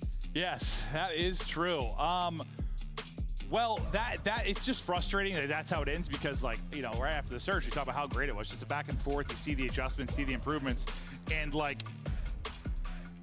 then Joe, the propane tank just spits on them all. Hot tool. Oh, it is tough. 2-1 advantage now for Ultra. I wish we were having a different. I just don't know what to say right now because it's just like that could have been such an epic ending, you know, kind of like the back and forth this surge, but then it's just the propane the tank. propane tank's on the last lap. It's like it is. It is. You think you can stop me? I'm always gonna blow. It erupts and it calls game. Ultra will take that one 3-2. They'll take advantage in the series as they've been able to take both respawns. They'll go up 2-1. It's really just Yassi and BC and how active BC went nuts, yeah. He had another 2-piece, and then as his kill came through, the whole map exploded. Yes, it did, Joe.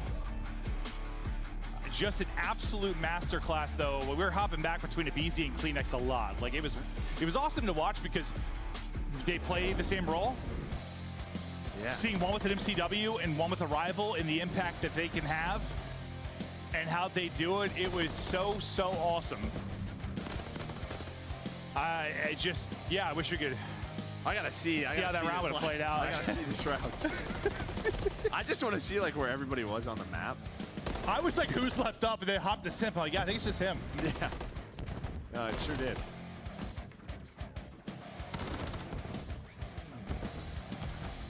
All right, here's that round. Here we are. That was disgusting little snapping shots there. Abizi, that's how he got 2, then to kind of bring them back. Kleenex, that was the 4-bullet headshot that we just saw. Yeah, I mean, you had a ton of map control here, but Abizi's like, no, I got this. And then, I mean, Cell's in his base.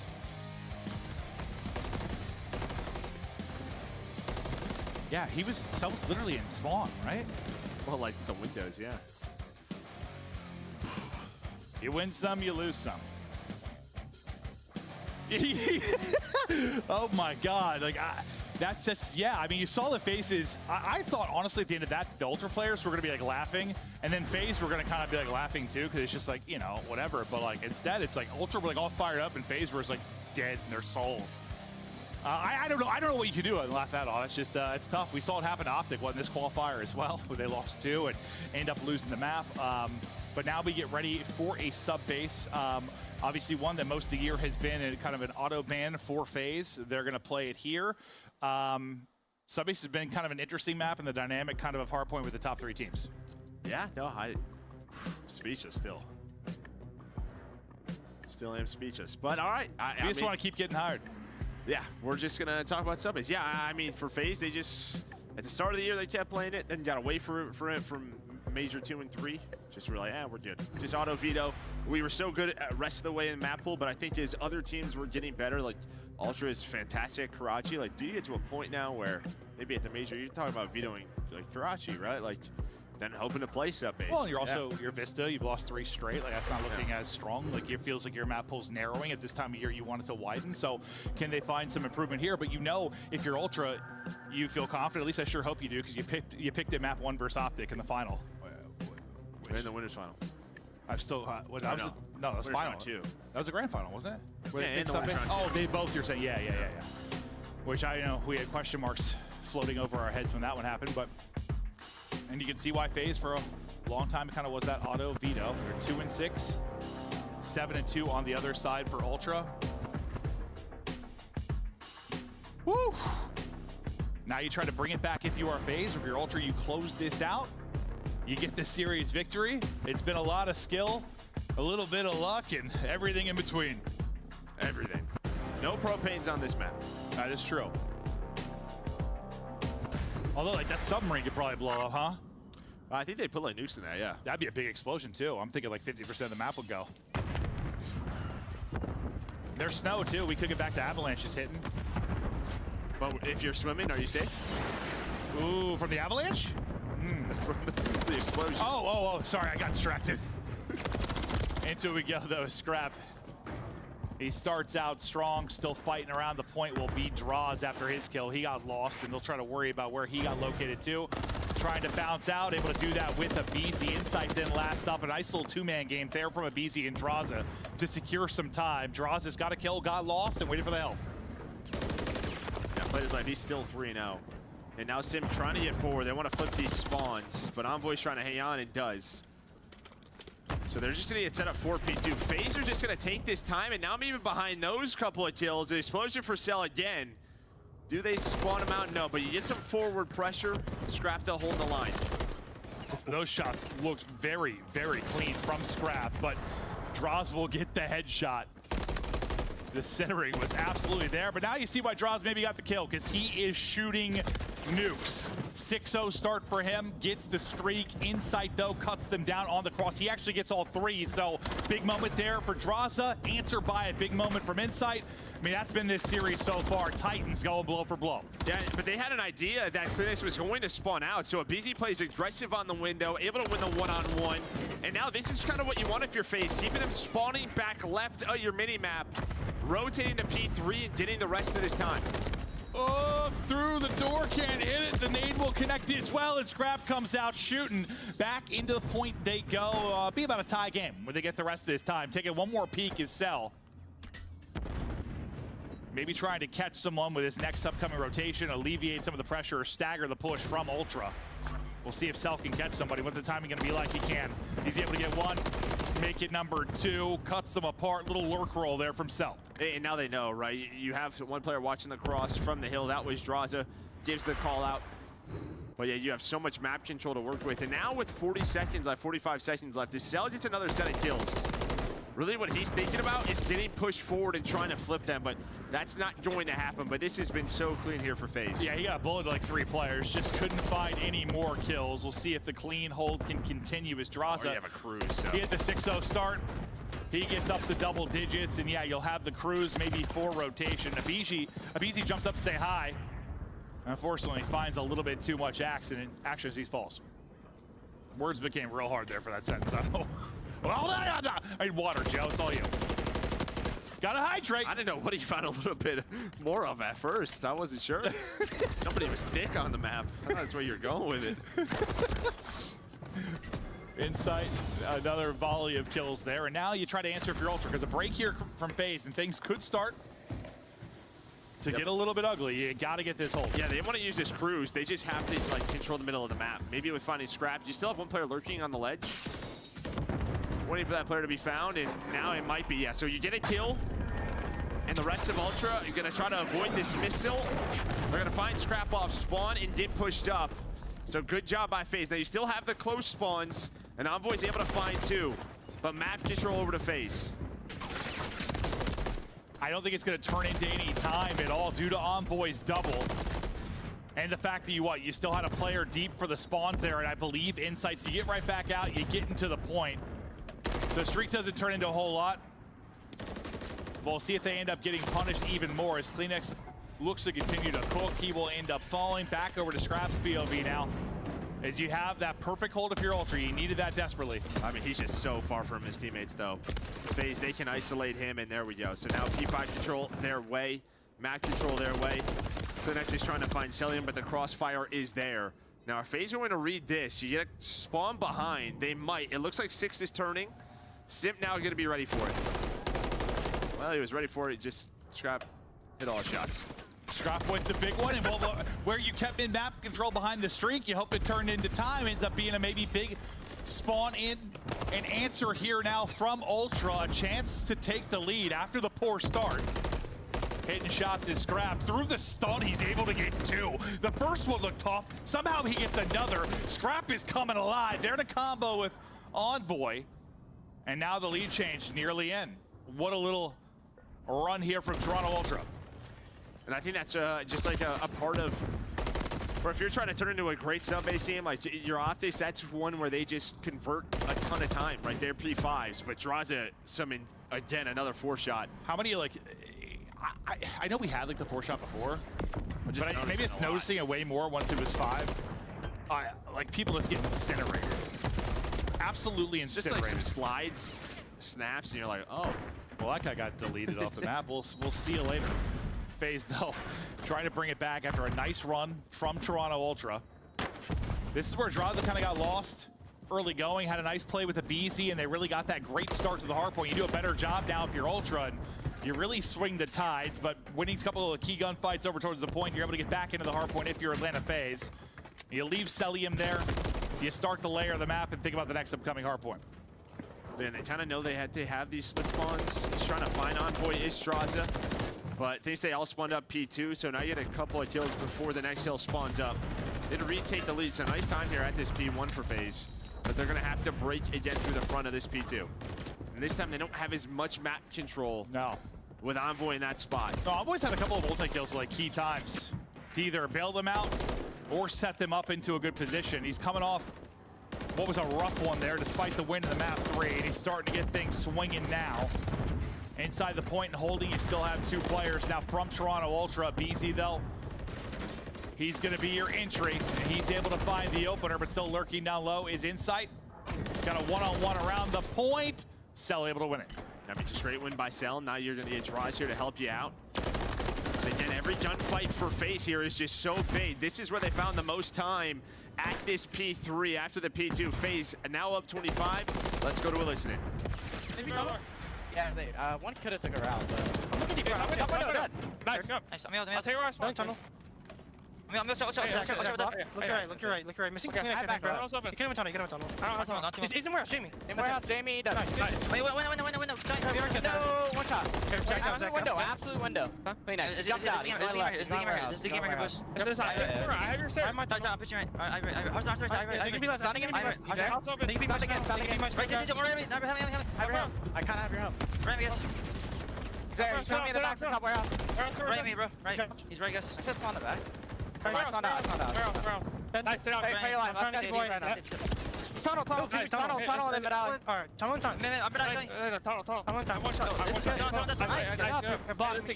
Yeah, I'll try to. Don't put scrap. He's on the tank. Make sure you kill that guy.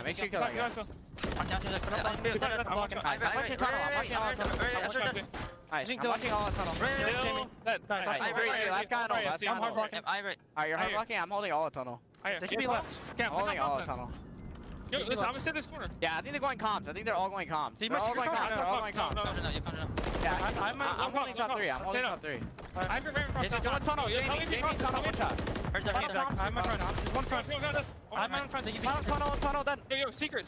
Last two. Front. He's top mountain. Got more bottom comms. Scrap, one shot. You can play my front if you want. Look over me. Play setup. Yeah, we're double time. They can't kill us. Kleenex, one shot. Middle, Toby, weak. Absolute third. Toby mid then. Nice. Secret in the back, I think. Secret now. In the back. We're right back to it. What are you seeing, Joe? Well, I mean, yeah, FaZe just got in this spot that Ultra where they have to play just really for map control. You get some split spawns. They're able to recover nicely, but a great P3, P4 here for FaZe, now in the lead. You just heard really in the listening, let's play safe, make sure we're blocking specific spawns. They did just that. Yeah, really kind of flipped it on its head versus the first rotation, right? Like where Toronto went big, this time they were able to do that. Now they're pushing open this lead. They lost the hardpoint map 1 by 50. Looking to get just their 3rd sub-base win on the row. Insight's like, all right, well, if I can't see your head, I'll take out the trophy, but then Draza is going to go ahead and chow. Draza will get dropped, though. Simp, though, with 2 big ones. 22 needed for the victory. We head to a map 5. You still have the map position and control the hardpoint if you are Atlanta FaZe. Simp on 4 straight after the triple. Scrap with the 4-bullet headshot, but they got to get to the point. The MCWs, though, are lined up. Draza gets another before he falls. Second by second, tick by tick. FaZe push to the map 5, and they just do not let Ultra fight in. As Cell hits some beamers there for the map W. And honestly, just great mental reset from them. Just lock back in. Hey, you know, we're getting ready for the major. We're getting ready for champs. Every map is just practice. Let's lock in, focus on what we've been doing in scrims. I think they do just that for Ultra. I think you played them pretty well, slaying-wise. Obviously, you got slayed a bit, but there was just a couple of moments when you're trying to get out of spawn traps. They just couldn't convert on the kills. That allowed FaZe a lot of map. Well, I think that's one of the things, you know, I talked about how they've had the highest floor like of any team, and part of it, they've just been a team that doesn't usually make excuses. I mean, when COVID happened and we were going to the online league and a lot of people were complaining, like they never really did. They just kind of went to the lab, just want to compete. So probably just brush off that map 3, keep it going. Yeah, I mean, I don't know if I still mentally blended a bit. Yeah, I think honestly, like I think we're impacted more than they are, which is impressive. Yeah, honestly. But that's how it boils down there for the map 4. And what a series it's been. A great hardpoint victory in the map 1. A round 11 search and destroy victory for FaZe. The Propane takes map 3. Map 4, FaZe answer back. They win it by 100. And Yeah, I mean, you saw the stat pop up. That's the only map they have a losing record on, like that map in Combo. Well, only Combo you play on some base, but they're able to get the victory. And I mean, maybe it's another one you can throw in the bag. Yeah, I mean, I think it's just a question of like, is it good enough? Yeah. In a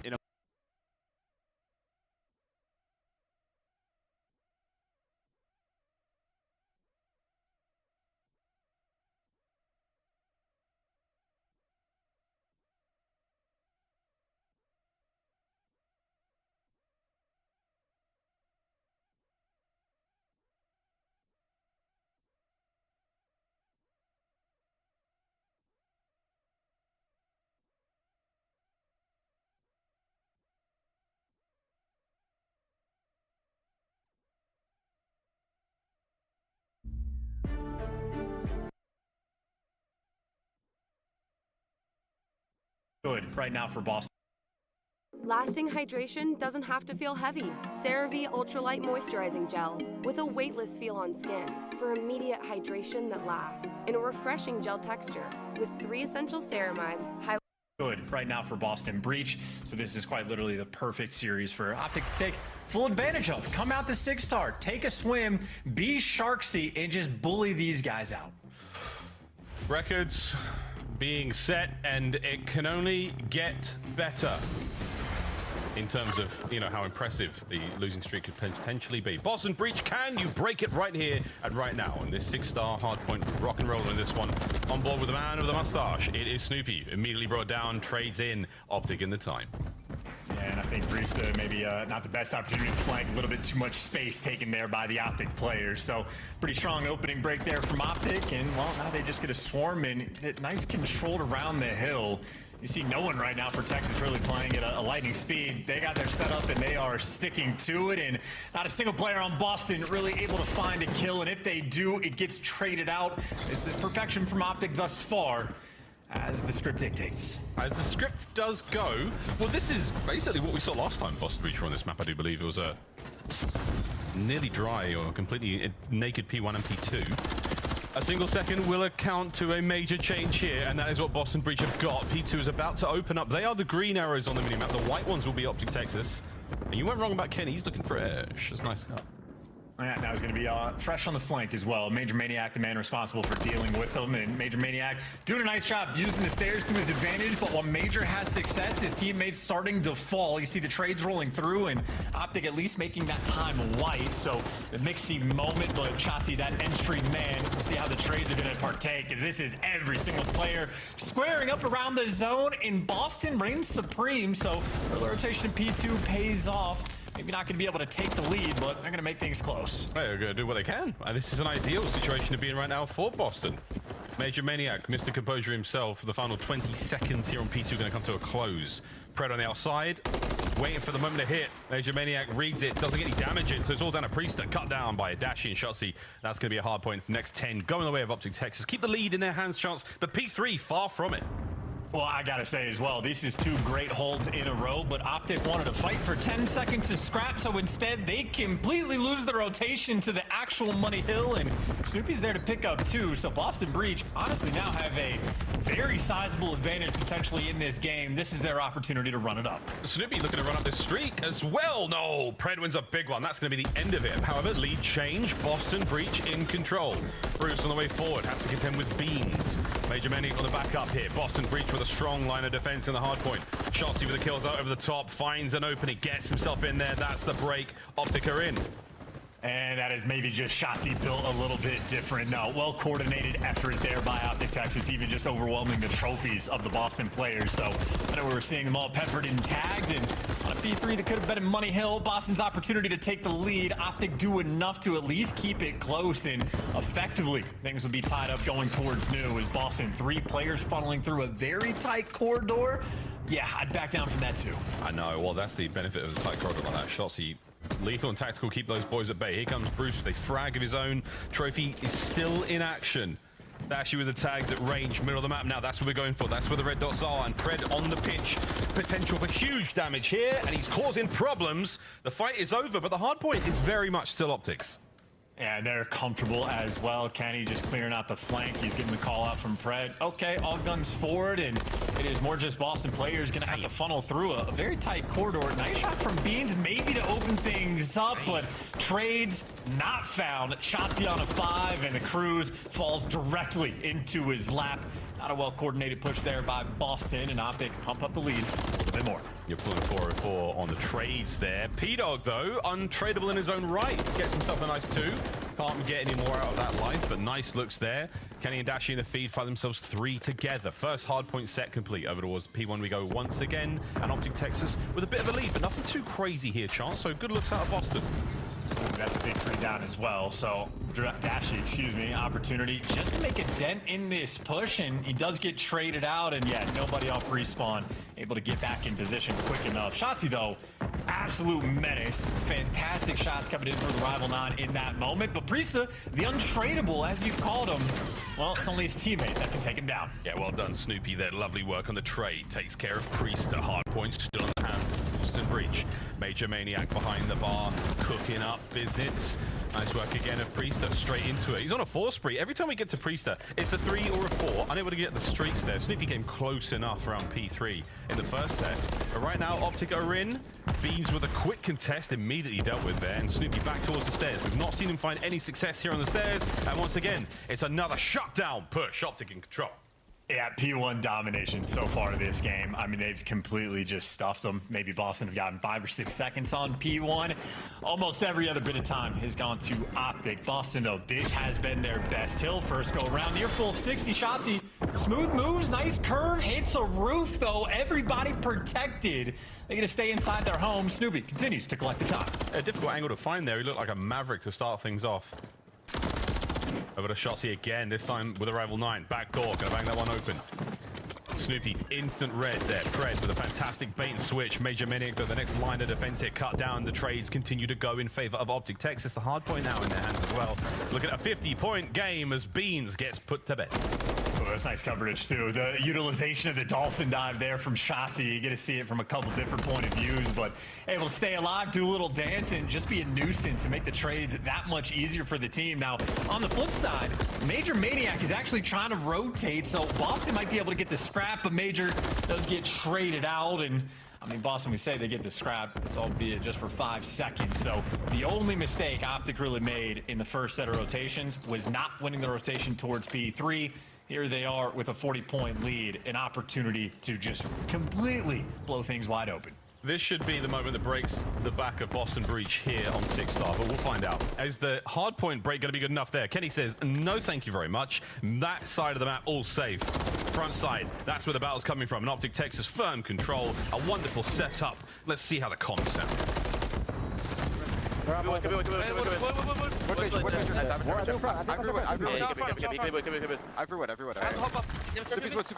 white or no?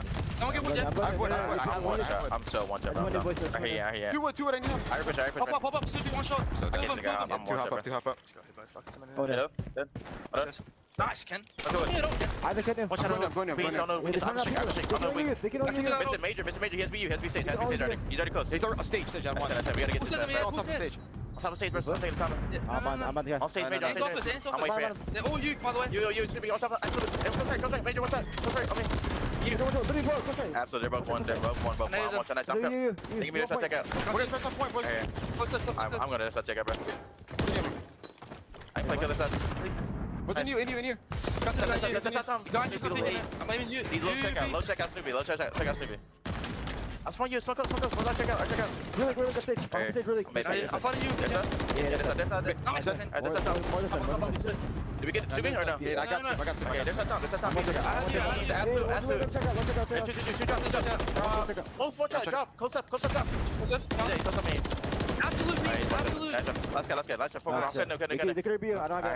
not getting. Get the left. I went DJ. I'm blue. I think I saw it. I'm blue. On top black. Okay, I'm blue. The top black can. I got it. I can't get the black. Can shot black now? One guy's That's an interesting insight there in Optic Texas in the map. I mean, the scoreline looks fantastic, but I think there's a little bit of discomfort there in the lineup.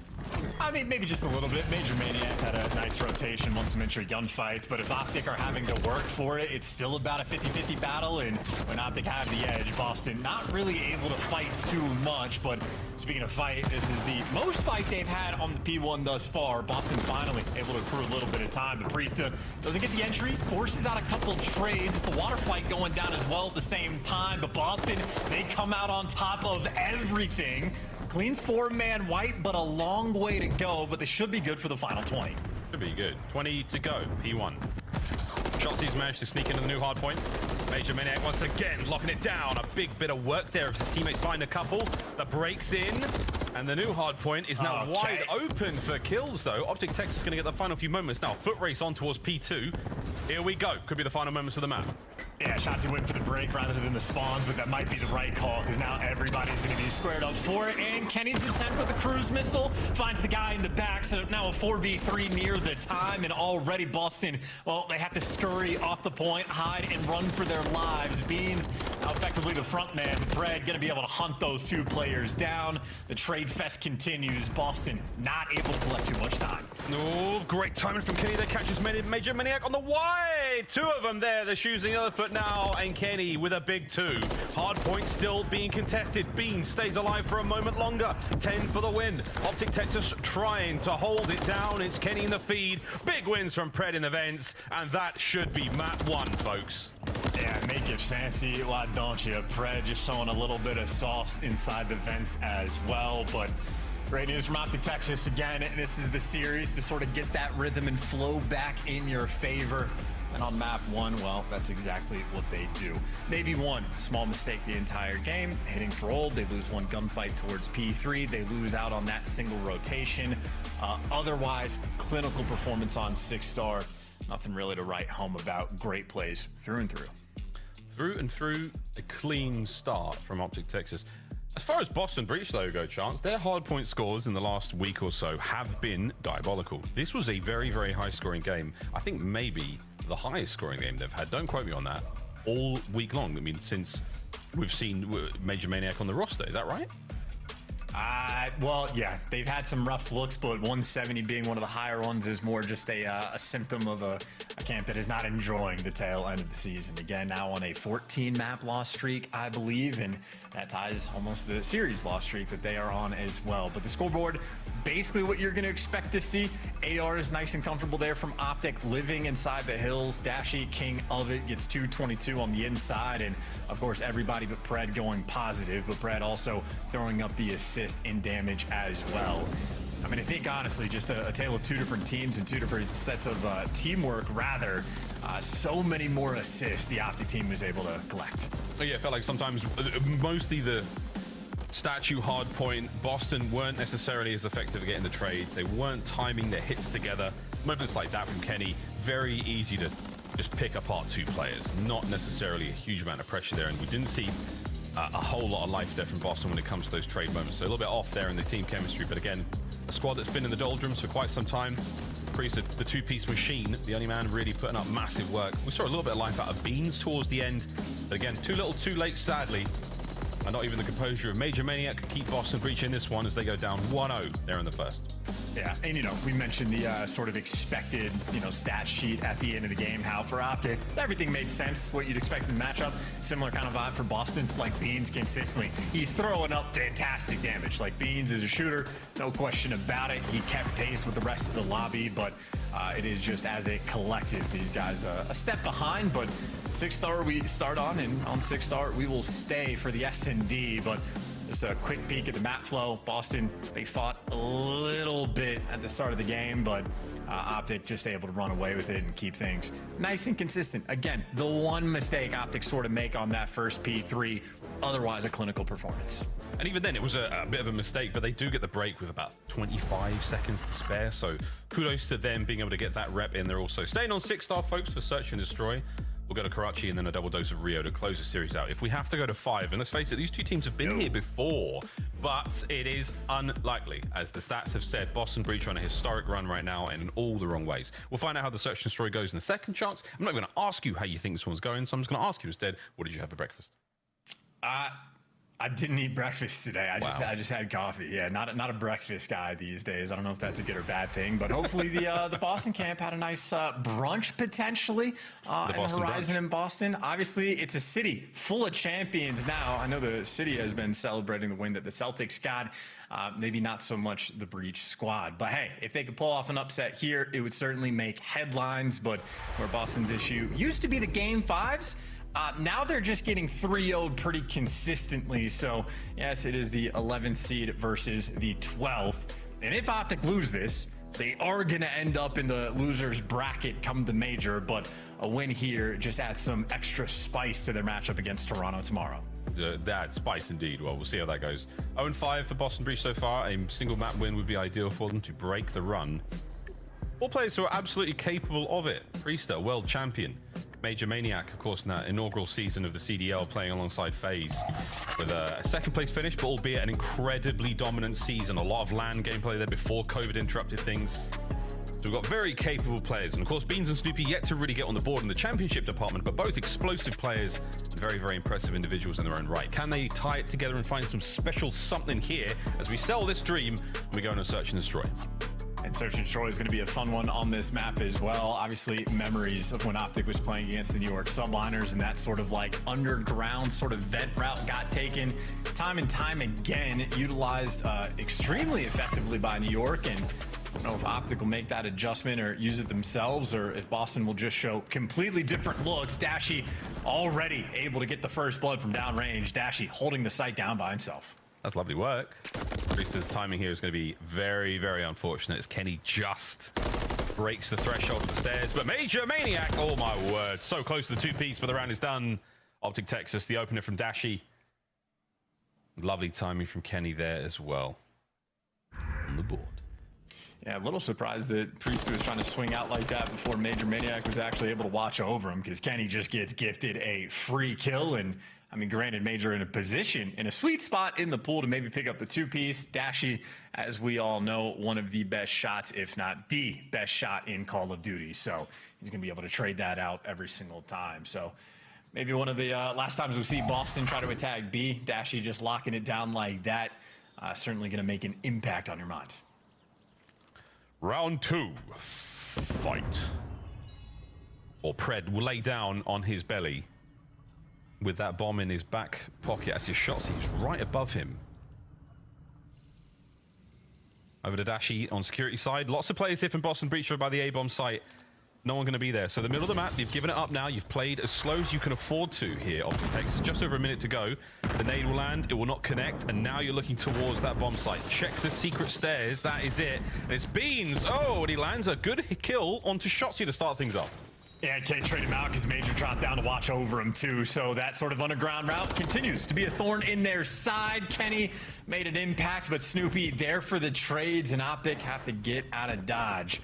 Rotation through the middle of the map though. Snoopy, Spidey senses potentially tingling, but they're just gonna group up together, playing as the roaming Slayers, moving like a pack. Well, no one's ears should be tingling after he pops steady. 25 seconds, we're going the long way around. We're back over towards A.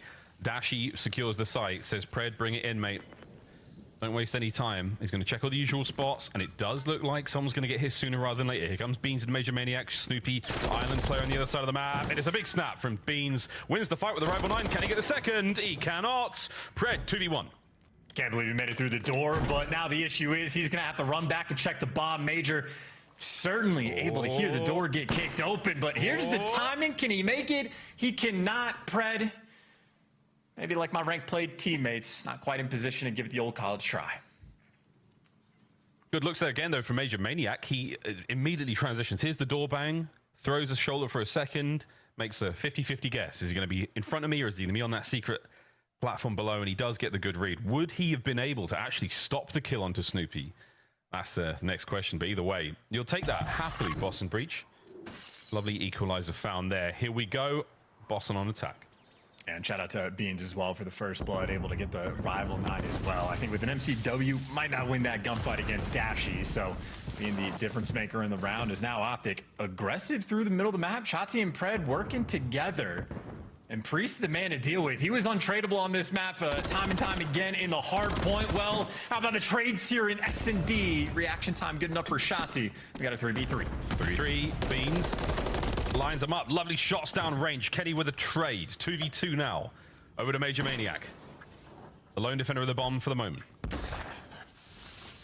There's the smoke too. Here's the one-way time. Stuck him. Snoopy gets a big one. Can he get the second? He can't. Kenny? Whoa, that's the Major 1v1. Wins it. Boston take the lead.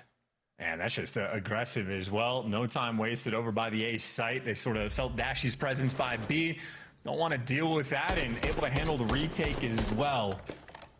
Again, credit to Priesta on the flank, at least able to get that entry kill, catch Optic slip in, and in the 3 versus 3 again, just effective trades, right? Beans able to get his one against Dashy. Kenny might be able to trade it out, but Major Maniac, certainly the player you want last alive on your team. Good work again on the damage front from Snoopy there. Lovely stick on a shot, so he changes the game, and the damage into Kenny basically guarantees it. 2-2 split here from Boston, 2 towards the pool side of the map. Spots Kenny. Oh, and Snoopy, you wanted that. An awkward spot to be in now, Deddy used. There's no way Kenny's going to fall for this one. Meanwhile, the A-bomb site, wide open, free, planted. See you later, lads. There's the retake. Yeah, Fred aggressive down the lane, or maybe going to back out and play underground. But they've got intel on everything. It is going to be a triple hit through you. Best of luck here for Boston. Shotzi starts off proceedings with a kill onto Major Maniac there. Spree's now done. Snoopy, check the corner, gets it wrong. Dashy with a freebie. Priester, though, does manage to find one. Slow things down, but you don't have a whole lot of time to burn. Fred with a trade. Lovely work. 20 on the clock. Beans in a tough spot. Yeah, and nothing you can do. 18 seconds left. Going to get shot in the back. And a moment for Boston where I don't know if they entirely knew what they wanted their game plan to be for the retake. Major Maniac gets caught down the lane as Priesta is wrapping through the middle of the back to him. So instead of trying to triple hit through you, they wanted to go for a 2-2 push. But by the time they make that decision, well, the dominoes already start falling. And whether that be because smoke doesn't actually make it out or maybe something they talked over beforehand. But either way, small mishap there for Boston. No retakes, and that A-bomb site reigns supreme. Good old A-bomb site. I do think the smoke, yeah, must have been eaten by the trophy system. So that is a huge loss, actually, in the round, especially for the teams trying to retake in this position. Beans there, the lone man of security. 3 through middle of the map for Optic. And Dashy, once again, the man loves those long-range fights. Stop giving to him.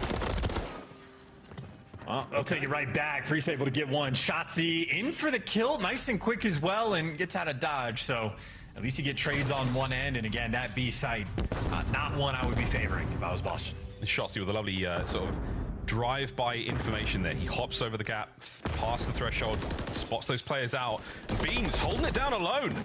Kenny with a trade. All down to Priester now in the 1v2. He's moving through the middle of the map. He has not been spotted yet. And this is an interesting moment for a man with a rival 9. Can he clutch? No, we cannot. Kenny slam that door immediately. And another moment for Boston. We're just not completely coordinated. I mean, Beans completely committed to the fight on you. And I mean, he got his one, but Priesta had a different concept in mind and maybe a little bit split, a little less coordinated. Optic, again, their trades have been on point. Pred loses a 1. You got Shotzi flying in for the kill. And then obviously if they win their ones, no complaints there. Dashy still holding that B side down. Yeah, locking it. And by pull, that fresh air, Bruce. It's the wind through his long hair right now. That is, he's Wolverine. He's getting close to me at this point in time. But quick bomb recovery from Pred there with a 1-round advantage for Optic Texas. How are we looking?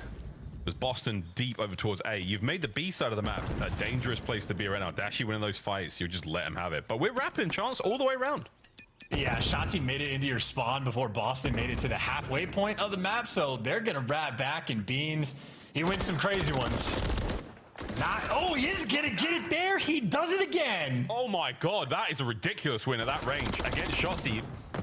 Fred trades out Snoopy. Good work. 30 seconds on this one. Boston with a life lead. I should have trusted my instinct. I knew we win some weird ones. Should have just shut up after that, but 2v3 Optic still can hold this down. You've got all over the bomb site, Boston Breach. You have to now guess the fight. Pred, he's going to be by Tiki. You know it's such a common spot. Will he time this one right? He doesn't. Dashy now. 1v2 done. Boston Breach with a defuse and just a few seconds to spare. Lovely composure. All squared up 3-3.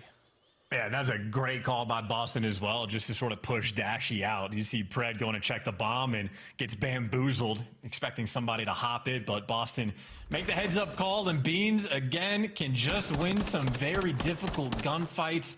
I mean, Shotzi has him dead to rights 9 times out of 10, but the drop shot just so quick on the reaction time, and get to see it here. Yeah, headshot, multiplier, drop shot, Beans had all the sauce. He got one headshot in there. You saw the double X. That was a triple X rated play, if you ask me, though. But that is the round winner right there. We're going to A, and we're going to headbutt each other. Here comes Beans. No one's looking down low. They're not going to check it. It's hard to make a play, though. It's hard to get these kills for Fred. And that's exactly why. Yeah, timing stuff. Got the map, though. Kenny bangs it wide open, looking for a few more. That damage is huge. Gets away with his life, but he is the only life for Optic here in this round. Can Boston take advantage of this? The answer is absolutely. Priester tags him back. Boston keep rolling. That's like the difference maker of like the underground push too. You have to know the timing so well, and that comes with a lot of experience and a little bit of luck as well. I know when Optic played against the Subliners, they had it dialed into a T. Pred gives it an attempt there, but Boston, I mean, they were watching it like hawks. So that just shuts down the entire concept of the defensive setup there from Optic. And I mean, you saw the stat earlier, a 7 S&D loss spree. They're going against Boston, who are also on a 5-map S&D loss spree, and whichever team loses here, a little bit extra demoralized, I would say. Truly. Well, back over to B we go. Again, Optic takes us a free and open pool. No one's going to be making it there just yet. Boston still applying the sunscreen, I can only assume. Jossie, great timing. Priester there knew something was up, but it's not going to matter. That's the bomb down, and that is a man down. It's the exact same strat just about where Shotzi flies through and Boston just not appreciating the map space that Optic could have been taking. In the meantime, Snoopy is going on a world tour of a flank, and you killed Pred, not Shotzi. You know he's nearby. Hold it. Shotzi still keeping close. Beans, will he tag him back? The nade pushes Dashy back. Beans gets into the fray, and that is wonderful timing from Shotzi. He's going to stay alive. Last man left alive, though, for his squad. Has to win this fight. Has to win it. Gets it. Looking towards the bomb now, but in the smoke. Utter chaos. Can Snoopy win this 1v1? And it's not going to matter. It was pistols at the bar, and Shotzi walks away with it. Yeah, and there was one way that Shotzi could have won that round, and well, it was just indeed the one way. Easy pun to make, but I mean, that is sort of the smoke cheese that we have been seeing at the pro level. Smokes look different from different perspectives. So the guy standing in the smoke, if he's at the edge, can see you clear as day, but you see Snoopy's issue. Trying to see somebody in it, near impossible. So Shotzi just buying time, buying the gunny, and poor Snoopy. I mean, he goes on a world tour to make the play, nearly does it, but Boston get punished again. Very deep. Punishing enough to tie up the 4-4 here on 6-star. The 4 spree from Shotzi. Can he make it 5? The answer is no. He eats a nade. In the meantime, he doesn't see Major Maniac sneak by, but Optic are all over that B bomb site. Snoopy on a flank. If he gets there a little faster, it might help out. Major Maniac from the pool. Here comes Shotzi. Gets himself kill number 5. Yeah, and this could be huge if he gets the cruise missile as well, so wants to bait for his teammates. Snoopy, though, talk about taking some map space, wins the gunfight against Dashy, gives you a 2 versus 2, and talk about an important round. 4-4 tie right now in the game, and of course, Shotzi, if he wins it, gets a cruise missile for the next one. We're going to check this. There's the smoke. There's one. And we're on the edge of that smoke. Absolutely. Big damage into Shotzi. Will he be able to get the kill? He's got not a lot of time, and he's trapped on the site. And he's playing for the kill, too. He just wants one. Cares less about the round, because they're not going to give it to him. Just wants to find number 6, but Boston literally showing and giving him nothing. And the angle, not good enough. Snoopy there to shut it down, and what a big round for Boston. Snoopy again. Previous round goes on a massive flank, nearly makes the game-winning play, but the smoke really shuts that down well. Takes the map space again, catches Dashy, and just barely gets away with 15 extra HP, but makes it a 2v2. Snoopy making some plays. He smells the cheese a mile away. And that time it was stinky enough to be avoided. Big moment here from Boston Breach. It's map point, and it's history in the making. Optic on the attack. Yeah, this is the snap a 14 map loss streak right now, I believe, for Boston. So it'd be nice just to feel a W at all. There's the opening smoke, but it is a ruse. No one's moving at all, except over towards the B-bomb site. And that's where Beans is, and that's where Beans will hold first blood. Can he live as well? Able to heal up at the very least, so ready for the next gunfight. Has the intel, sees two players, has help on the trades, but Beans doesn't need it because Beans is omnipresent, shutting him down. How dare you try to mess with him? Oh, it's happened!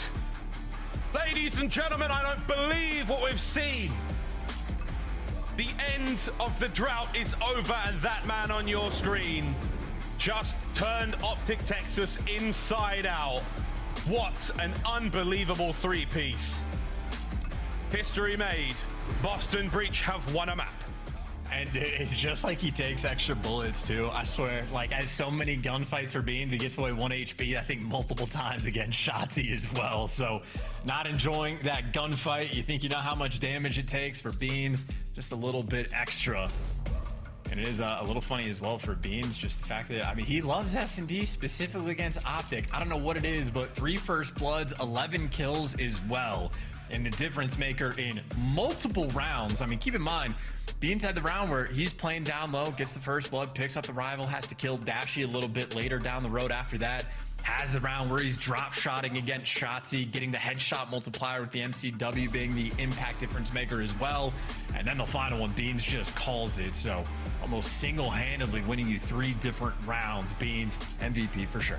A superhuman performance. The last time Boston Breach won a map, which was Search and Destroy, was May 31st. Congratulations to them on getting on the board. That B could not look any sweeter for them. B for Beans, B for Boston Breach. Well, that is a 1-1 in the series, Chance.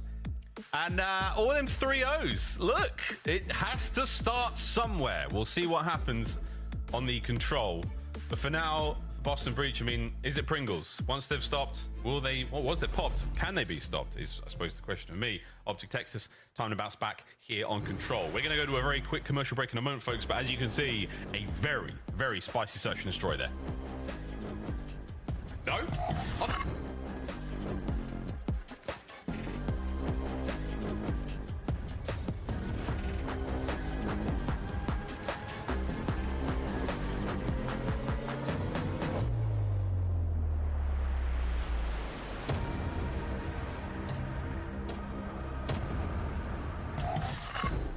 Upgrade your game with the Scuff, the official controller of the Call of Duty League.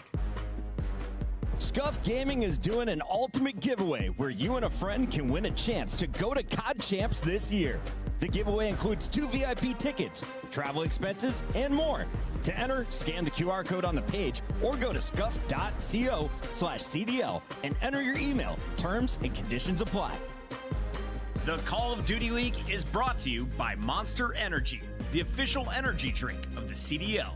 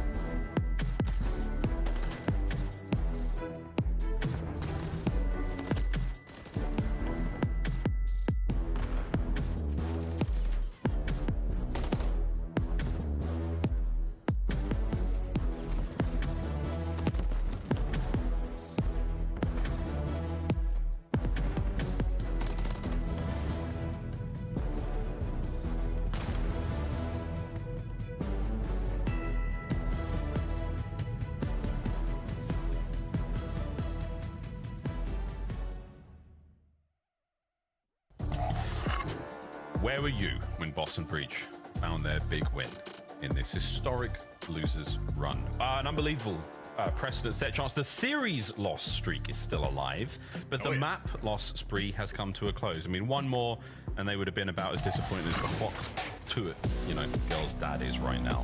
As her 15 minutes of fame stretched into 72 hours. They want to search? Let's try a respawn now, says the X.com. Pluto says Benjamin Beans is him, which is all true.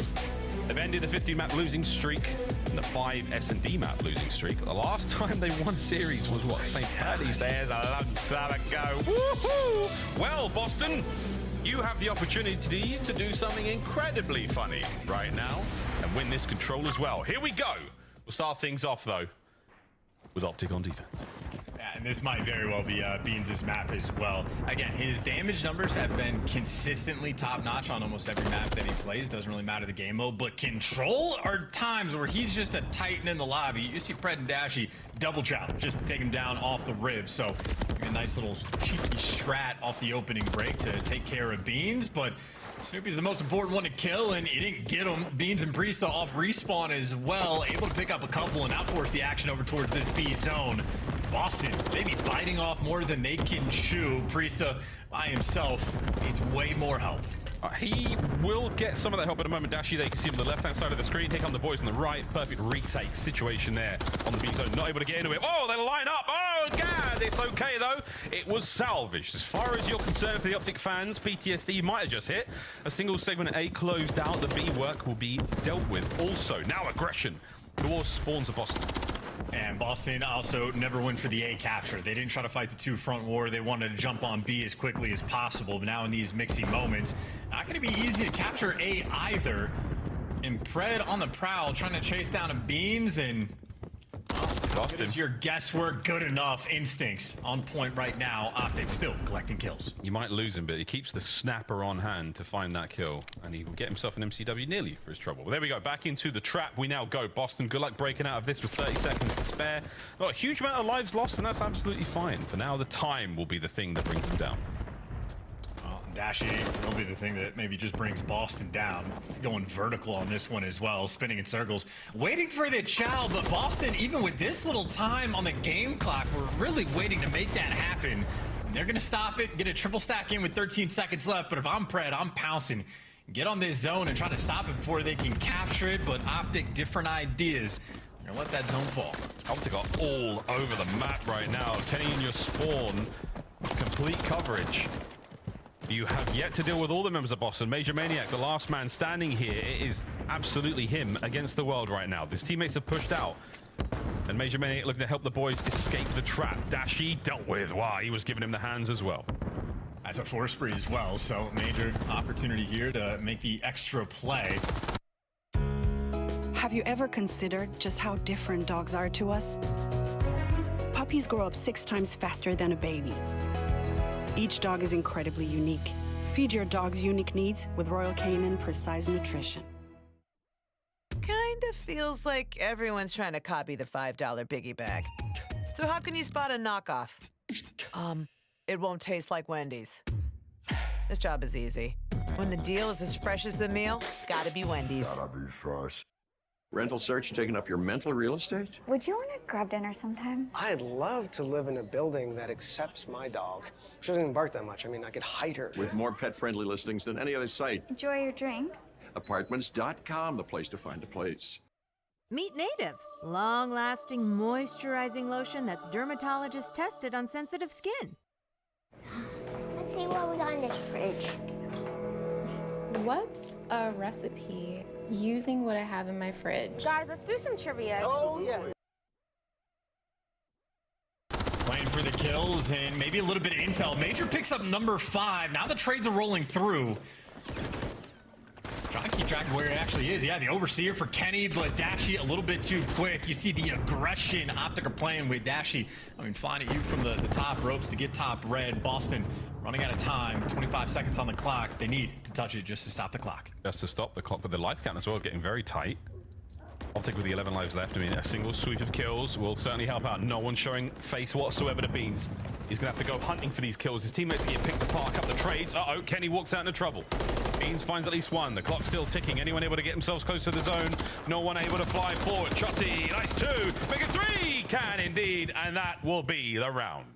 Yeah, the sneakiest bust spot of all time. I don't know if it's going to be checked more at champs, but it is just it's just, yeah, it literally is abnormal. Teams are a little bit better about it now and like search and destroy just to weed it out, but it is just such a sort of unique spot on the map that it doesn't feel good until you use it, and then it's just godlike. Yeah, it's so close as well. I mean, this is what Shotzi's POV from that spot. 1, 2, 3. I mean, Priester, if not being shoulder to shoulder there with his teammate, the opportunity for the 4th there would have been great. But Shotzi, front of the bus, had himself a good time. And also, just a side note on this, we saw Kenny hop up on the bus stop as well. He loves that. Just throwing that out there, it just tickles me for some reason. More than getting tickled right now, all these cars exploding. Beans, once again, the first man to be brought down in back-to-back rounds. I was going to say, I was expecting Shotzi to get traded, but Snoopy actually jumped at the worst possible time. And now Shotzi showing off the moves. Yeah, maybe an accident there in that moment. But either way, look at this. Pred found his way towards the B zone. He's going to be playing for the kills before he hops to the point, and this might end up working perfectly. Beans cross in front of him. There's a free B. Number 2 in line. Pred playing for the kills. He's going to get him. Now a double stack on this B zone. Takes 22 seconds for 2 players to get this done. And they've got the 2 players. It's Kenny and Pred. Priester walks right into that one. Slight reposition now. And Kenny on the back room, he'll be safe for a while. 2 segments gone at both zones. It's a race, which B will win. They're coming around the corner right now on the outside. The B zone, oh, but it's a good test there. The B zone's been stopped. The A zone continuing to get captured. B zone down and out. Done. Both zones cleaned up, and my God, was it close. That could have been a moment. Yeah, and this is a map of decisions. You had map number, or in the first round, excuse me, Boston tried to full force it over towards B and ended up getting punished. Optic truly fighting the 2-front war, and barely they get it here before Dashy stops it, but 2 players have to make that investment. So Optic do have an open door just to walk back over towards the A zone. Admittedly, though, they are taking a little bit of time to make it happen, but they should be good. Boston going for the decap. They'll be playing the long game. 2 minutes to defend this B zone. That's a crazy situation to be in. You test your luck a few too many times.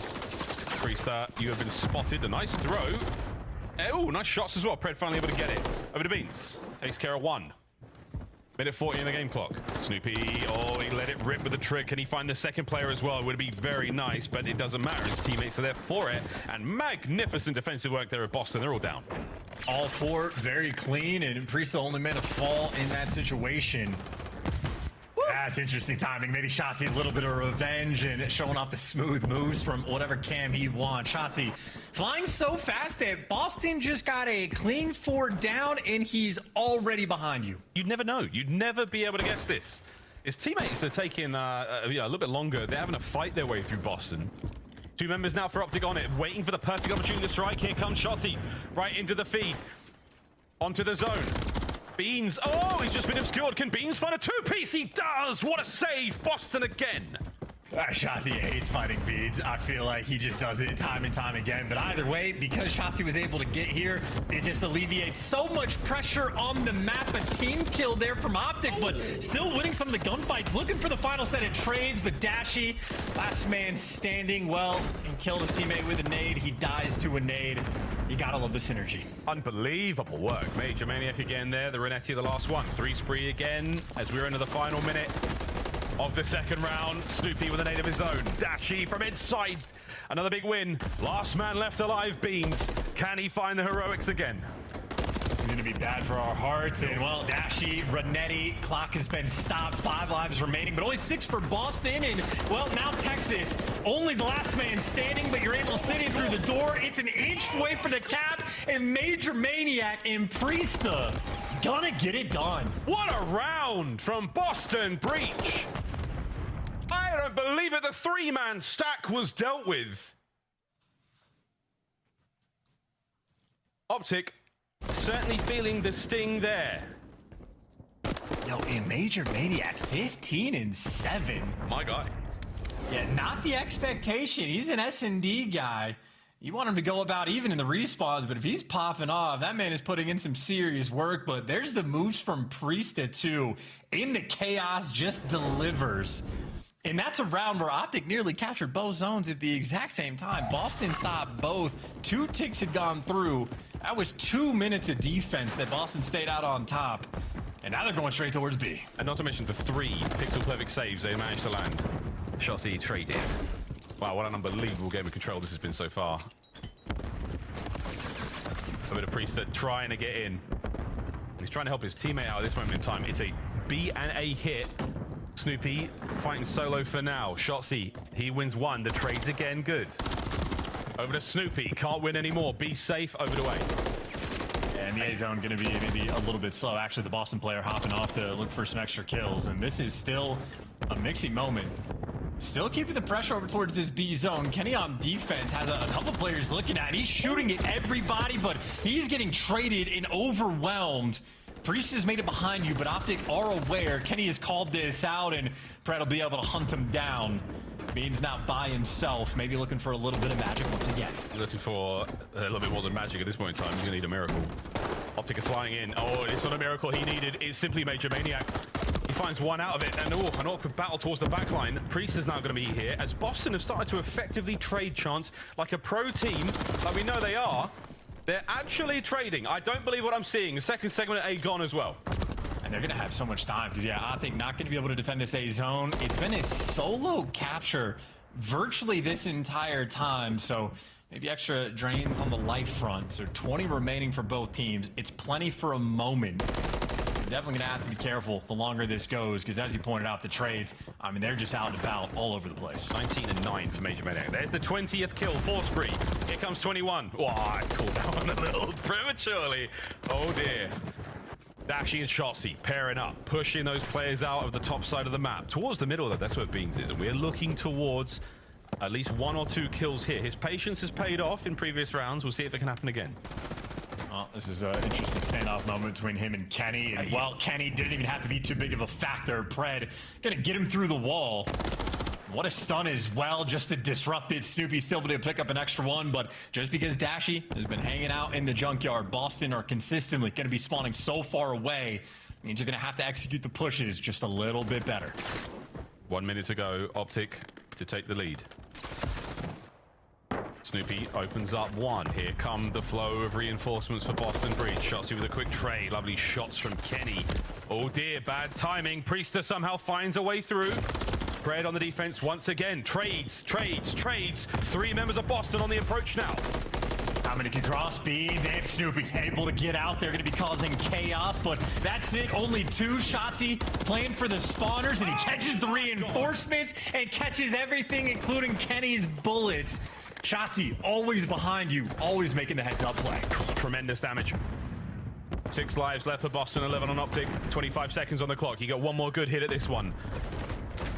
Pred, he and Shotzzy pushing the front line forward. The pinch is now on. Will Major Maniac read this? Oh, it doesn't matter. He can't hit a thing. It's 3 in the feed. 3 lives remaining as Shotzzy once again floats like a butterfly, stings like a bee. And while unfortunately Major not punching like a heavyweight, he's sort of fighting like I do in my dreams. Just a little bit too much sand in his system, and Optic take full advantage of it. 2-1 up now in round count, and Kenny certainly feeling the stress. They all are. I truly believe they are feeling this one. I will say, on paper, if you'd asked me before this series, this would have been the map that Boston have sort of the closest odds on. Still would have picked Optic for it, but certainly with a little bit of magic like that, yeah, Shotzzy just overtime. Collecting extras to his highlight reels. Such a nuisance.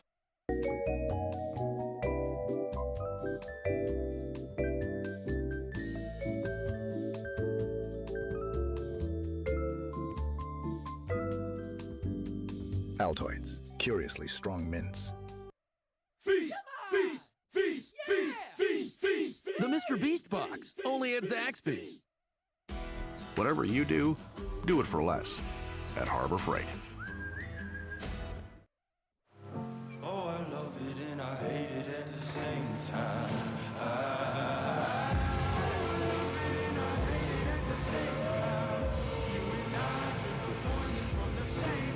Equity Joe, Giorgio Armani.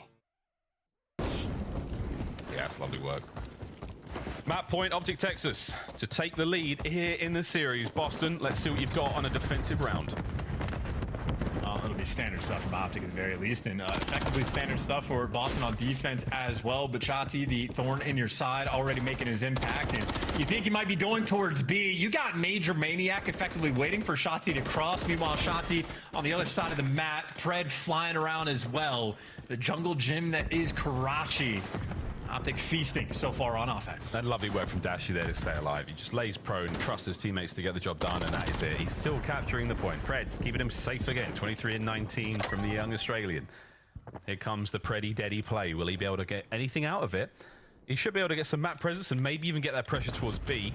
So far, Boston giving up A, lining up for the last chance here on the map.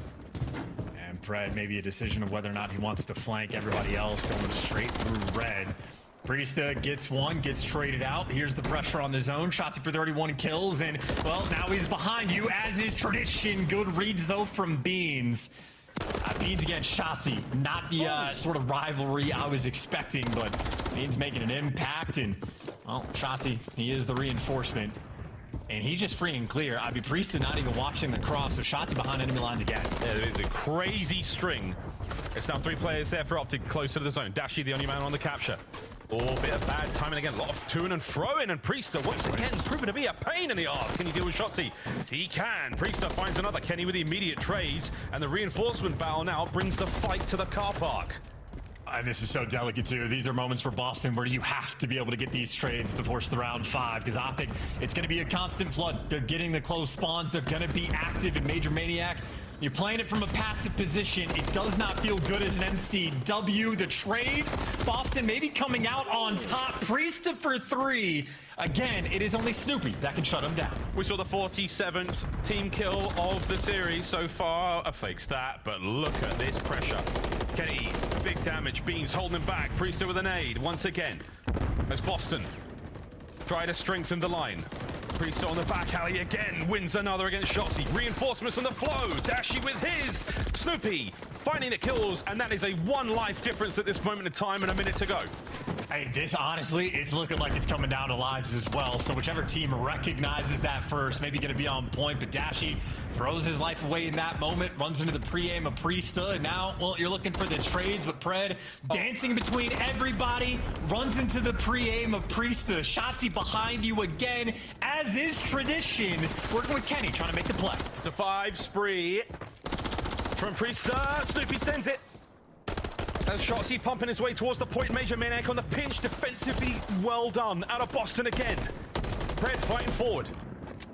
Beans holding him bay as well. This is non-stop, and it might be coming down the kills. Can Priesta get one more for the cruise? No, it's done. Kenny gets it. The clock goes red. 15 to go.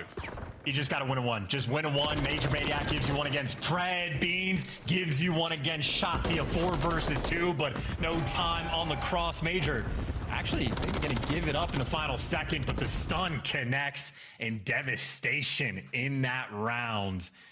Fantastic game of TDM being played right there, and Optic feeling the heat. That's a moment where Boston just need to make sure you're consistent with the trades, and they delivered. That's a hell of a round, too. I'm pretty sure Priesta might have just completely popped off. I don't know how many got in that round, but I think double digits might have been on the horizon. Oh my god, it was ridiculous series of kills from Priesta there. Optic just unable to find an opening. At what point does the mental game start if Boston win this, it gets serious, by the way, if Boston wins this map because of the S&D woes for Optic Texas. Final round in this, honestly, historic series. Nameless has been calling it a banger all day, and those who thought he was trolling, you were wrong. This has been quite the contest so far. Priesta finds himself his first. Will not read Kenny in that position, though. Over towards A on the capture we go. Yeah, still, though, if that's the opening break from Optic, 2 players over towards B like that, should be easy to capture the A zone. Snoopy gets a little left out to dry, though, but at least you get the trades on Pred after the fact. But I mean, these are not players right now for Boston getting active. They've just given Optic so much space on the defensive end, and you've yet to actually stop the clock. Dashi back in Junkyard. He is behind you. Now Beans being the lone man on the objective. Boston a little bit scattered right now. The timing's slightly off, and they might get punished for it. Yeah, Major Maniac in the far forward position gets brought down, as does everybody else. And now Optic trying to tighten the grip around Boston here on the map. Beans and Major Maniac fight their way out. Shotzzy with a sweet corner. He should be good for at least one from here, but we've seen it change time and time again. There it is, Major Maniac, quick read onto the zone. Ooh, failed moves there from Kenny, and I would do the same thing. If you can't hit the hop, just make sure you do it on foot. And Beans isn't picking up the flank just yet, so Kenny should have at least one freebie. There it is, and now Major Maniac may be food for fodder. Too many different directions to look, and feet too big. Kenny from the power position gets it done, and I mean, now Boston might have to flood over towards this B zone, but that is not by choice. It is by force. This is a painful spot to be in. Kenny, lovely damage. Not enough to get the kill, though. Optic now moving forward, and nobody felt to call that one out, apparently, as Kenny finds kill number 5 in a row. And again, like, just around the objective, Boston just leaving each other out to dry near the zone, and that's a 3, make it 4-man wipe in Boston. I don't know what kind of breakdown you just experienced in this round, but Kenny's standing in your spawn, bored, waiting for gunfights. And he was literally standing right in the middle, and Optic have just done a lap of your spawn, and it's everything in the feed. It's guns, nays, and fists. Pure violence. And here comes the streaks from Kenny, just to make sure. Boston, complete shutout in the final round as Optic take the lead. Man, and I don't know what happened on the opening break, but we watched Priesta get a kill on the flank and then gets the call out that Kenny's also nearby towards B. And then someone from Optic also filled in red as well. So Optic basically have only Pred defending the A zone, and somehow when Snoopy's capturing it, his teammates do not have his back, and Pred just gets the kill from top third. So I don't know what happened off the opening break on the other side of the map, but I know for Boston, Navy letting the pressure slip through. Awkward timings in control, and they slowed down tremendously in the final round. So no funny business there in the control. Optic Texas take care of business, and so much credit to Shotty and Dashy.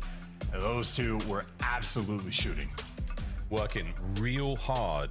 7,000 damage there from Shotzi. On the other side of the board, Priestess 35 and 35. It's safe to say the man was well and truly involved in that map.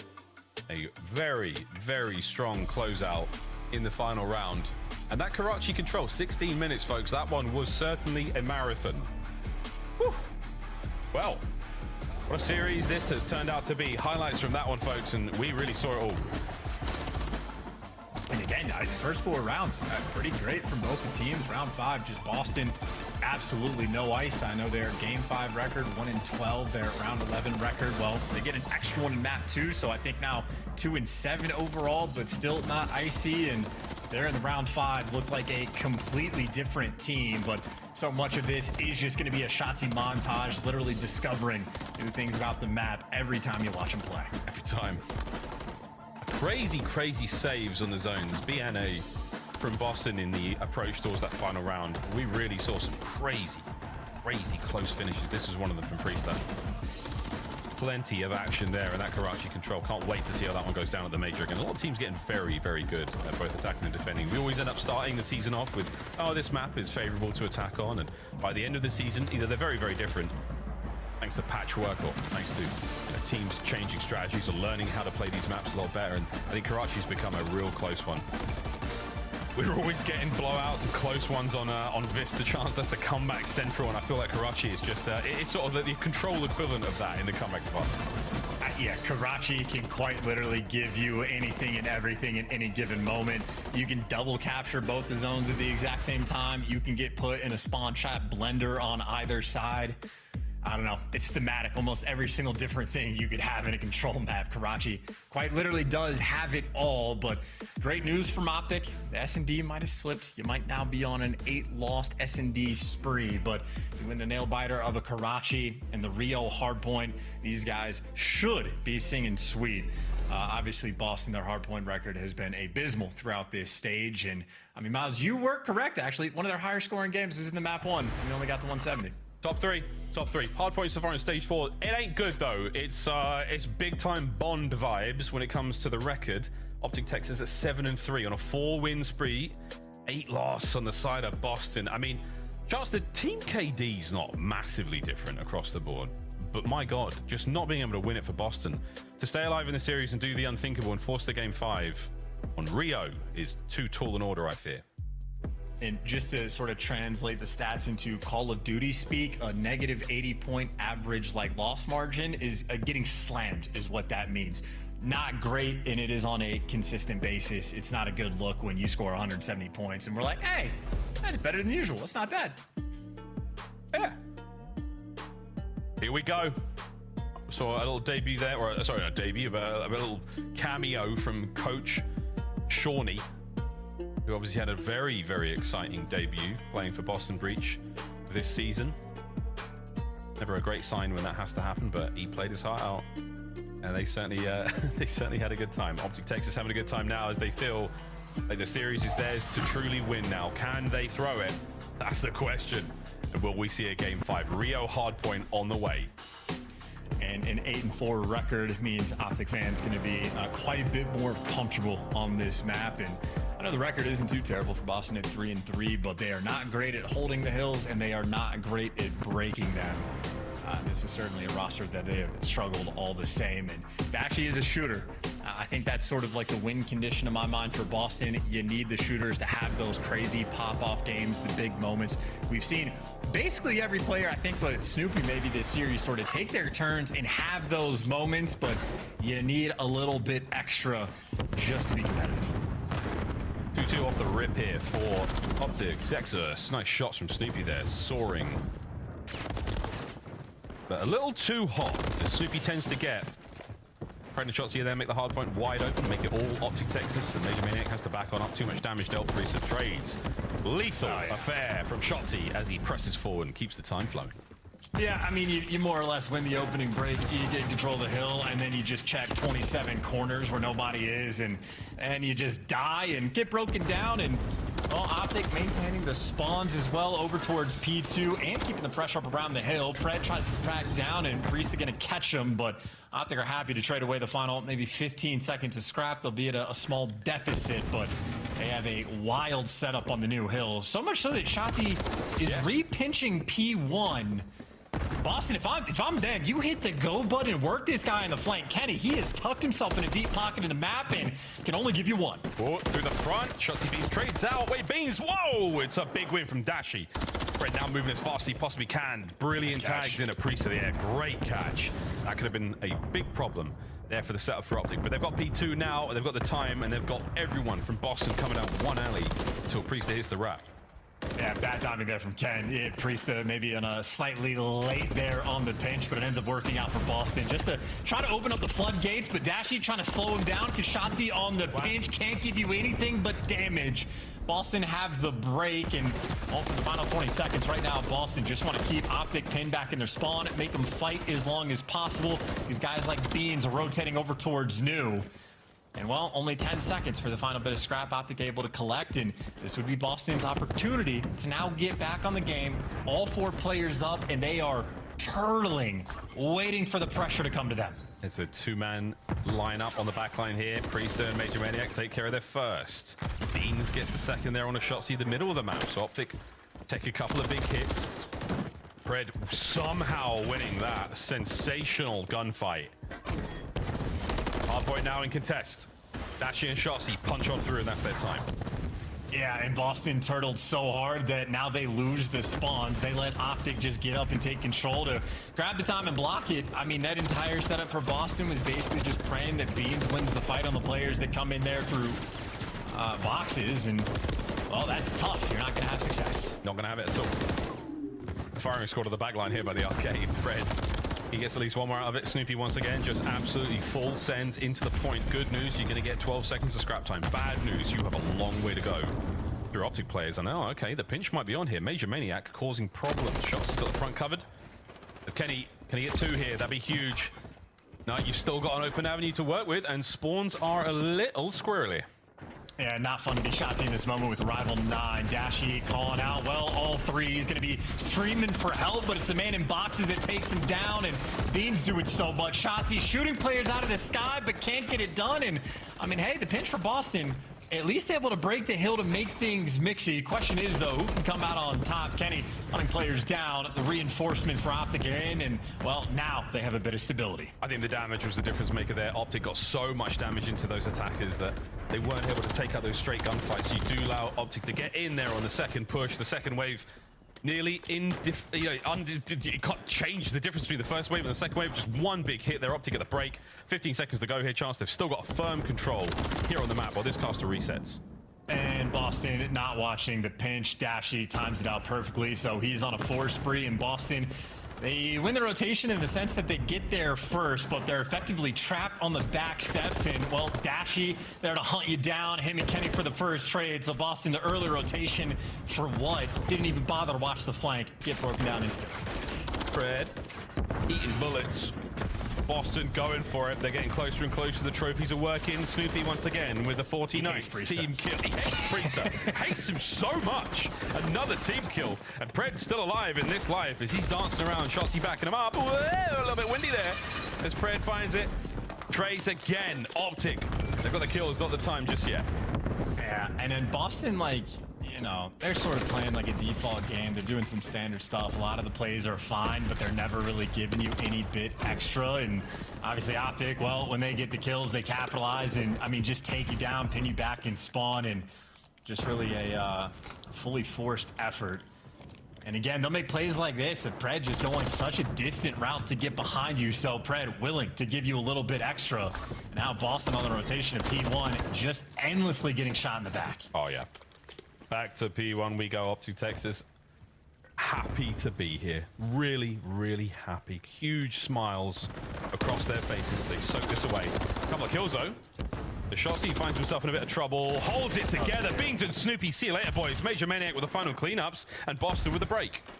Yeah, Major Maniac nicely timed out there on the flank, or maybe just off the spawn. That's it. Closed door at the wrong time, and they're getting peppered up with nades and stuns. Priest, a good time to go on this pinch. Freebie there on Dashy, and a couple more players lined up. Number 2 there for Priesta, and, well, then the chaos continues, and Optic come out on top. They're right on top with 15 seconds to spare. Boston, you caused some problems, but you didn't cause enough of a problem. Beans with a rival 9, a problem in its own right. Can he get another one here? He can. Nice work. All 4 down. That's time, and that spawns for new. In any pro team, you get 4 down like that, you take advantage of it, and you start running the score up. So a 70-point difference in these two teams at the start of this hill, and Priesta, veteran player, knows how to win, gets aggressive, picks up 2 spawners, and look who never blocked the back spawn. Shout out Boston. Optic might just get this break. They should get this break. That is it. The sting is in. Major Maniac can't win an impossible gunfight, and Priesta has to try and do it all. Well, that's Dashy. That's nearly it. There's 30 seconds remaining at this point as Boston scramble to try to make something of this bad situation as Optic just sitting at hard point, boys, and keep smiling. I mean, come on. Like, you get a 4-man white. Priest does the right thing. He pushes up. He gets the spawners, and then you don't even block spawns. Look, like, what are we talking about here, man? It's the first day, man, all right? They've managed to get a map win. They're just looking. They haven't won in over 3 months. And here we go. It might not be the day today. 185 and climbing. Boston with a rotation to new. Can they find the kills? And 1 player in the hill and 3 players sitting in the back spawn. Hey, if you get the gunfights though, you absolutely can deal out some damage from the back, and they obviously have the intel on Dashy as well. But Dashy doing a nice job, doesn't throw away his life, waits for his teammates to get in the mix, and gives you a little bit extra. A little bit of extra sauce here. Dashy on a 3. Can't get the 4th. Beans there with the big kills. Kenny from upstairs, the last man here for Optic to cause any kind of problems. He's done. So, Boston, Breach, congratulations on a lovely P3. This is great too. Still though, 25 seconds to fight for, and again, you want the spawns on this side for the new time. So Optic gonna keep the fight up. Dashy, the man trying to deal out some damage, gets caught in. Beautiful trades. That is an incredibly... A lot of players in the time, even better news for Optic, you have to worry about streaks, so you're safe from above. Trophies will be in place. Pred has got himself on the inside, over towards the site as well. Hard point, plenty of players. Trades now starting. Bad time from Pred, gives it up. Snoopy flies on in. Last man, Kenny. Can he find any more? No, that's the break. Boston are in. And I swear, watching it, it's almost like Optic are just like expecting things to be a little bit faster. Boston a little bit slower on the decision making, so the Call of Duty timing ends up working out in their favor. So big moment to get the break in 30 seconds. Maybe they're just going to do it the hard way to tie this game up. Now Priesta cut off kills. Can't quite give you the second, but the trades are in. He's looking fine out there. We're on the way to a lead change. Let's find out if it happens in this listen-in with Boston Breach. I'm leaving. Okay, leave it. I want one fucking break right here. Let's take mid to each other mid. Talk to each other mid. I'm not telling you, 3, 2, 1. Nothing you. You, Fred. Run away. Fred, weak. Okay, weak is I'll help you mid. I'll help you mid. I'll see him in front. I'm gonna set up. Showing him. You back him. Let's work you, Eric. Yeah, I'm trying. Sunday time. You want me? Weak. Left corner. Mid-bridge, you might you, Ken, you. Hold bridge. Nice, bridge, shit too, looking for one. Close me. Looking for one, that's it. Okay, go mid, I'm weak, stand up. I'm one shot. Push it. One time, I'll get time. Yo, 3 times. I'll get time in a second. Watch my left. I'll get time in a second, hold on. They're all front. I'm gonna chop top, they're all front. Done. Leave left. I'm getting the lobby. Alright. First guy's dashy. Any deep one shot, bro. Yeah, one's going info. Yeah, one's going info. Yeah, you can see one shot. Weak. I take time. Yeah, I'm gonna go through box. I'm gonna streak in 2 seconds. I'm streaking in 2 seconds. I'm streaking now. I'm holding. Alright, yo, one's lobby, two. Put the Jake time and bridge. Jake time bridge lobby. They're gonna be 2 and you. I got one. More you and top. Alright, bridge. Lobby. It's you. Last two. And lobby. What a battle on the hard point this one is, Kenny.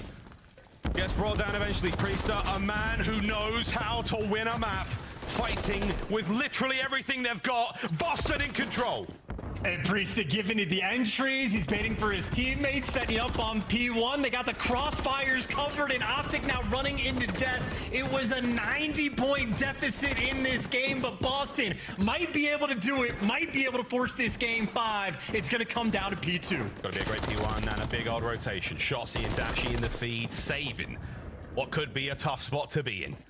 Can Snoopy sneak through? Shotzi spied him out. Big win. Shotzi makes safe the hard point, but here we go. One more break's all you need. Yeah, never seen that gunfight before. Shotzi always teaching me something new, but there's the nade kill on Kenny, who should spawn out. No, still in the back, but Snoopy gives you an extra entry. Boston here to swarm Kenny off respawn. Just trying to slow you down, but the Boston players, they're here. 5 seconds, they get the game. Mix is in. Oh my God, we're going to a game 5. What a day of Call of Duty this is. The pressure has never been higher for Optic Texas. We were joking about it. 11th and 12th seed going toe-to-toe in one of the most competitive series of the day. And it does not feel like that for Optic. You better pull something out special here, boys. You can't win a major and then lose to Boston. This is actually unreal. I think the most surprised person about that map win might have been Snoopy. His player cam reaction went, oh my, like what? We're back in the game 5 situation again, and I don't know what to think at this point. You have Optic now on an 8 S&D loss spree, on a 4 series loss spree. I know it's against Boston. Boston, the biggest problem all year, it's been the clutches. It's been the map 5s. They were on a 15 map loss spree on top of a 15 series loss spree coming into this series. What a wild way to potentially end the online year for these two teams. I know they got just a little bit left, but it is the second to last day of the online gameplay. And Boston have made this so much more interesting than we ever thought they were going to. But there you see the gap, like 141 to 61 all the way up to 163 to 90, like an 80-70 point difference in the middle section of this game. In just a gargantuan comeback. What a masterclass of a P3, by the way. I know the first time they played, turtle up a little bit, sort of go 50-50, but absolutely capitalize and fix their mistakes the second go around. Really ricocheted them up and launched themselves back into the game. I cannot believe how much composure we just witnessed out of the Boston Breach camp. Well, Major Maniac is on that team. Can we keep it going here for Boston Breach to end the run? You win a map. Can you win a series in front of a watch party as well? We've got a tweet here worth every penny. We got Tito, we got Smitty out there. I know Doug's there as well. And this has been the most unbelievable day for Boston Breach fans in quite some time. Really, we cannot stress enough how important this is for them to just find some success. I mean, does it matter in the long run? No, they're not going to champs, but they will be going to that major, and what a way to do it. Boston Breach, Optic Texas, Game 5, Rio, search and destroy after the break.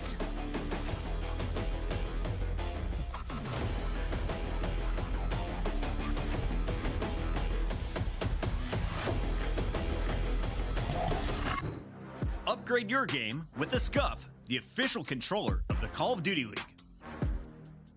The Champs Tracer Pack is available now. The bundle includes the Reaper Operator skin, Ripper Weapon Blueprint, Death Stare Weapon Blueprint, Cuts Deep Charm, 2 calling cards, 2 emblems, and 2 weapon stickers. Use these items in both Call of Duty Modern Warfare 3 and Call of Duty Warzone. Available in store now using Call of Duty points.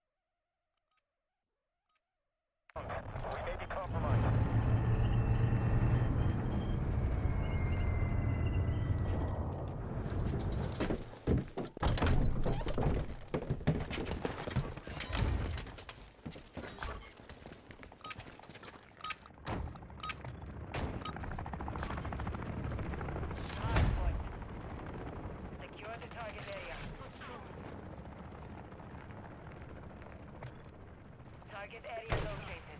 Secure the hard point.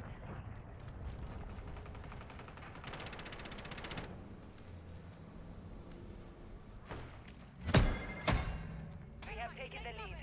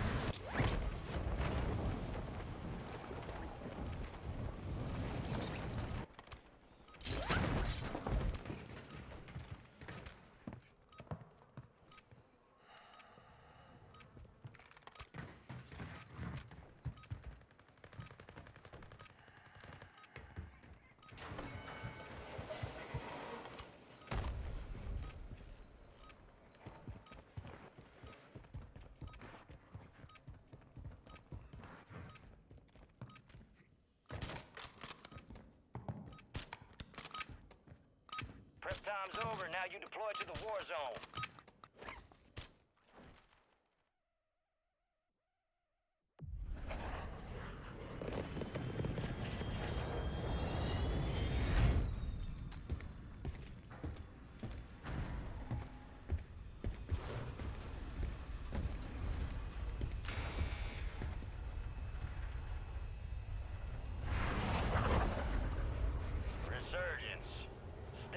To keep your squad in the fight. Drop point for your squad, soldier.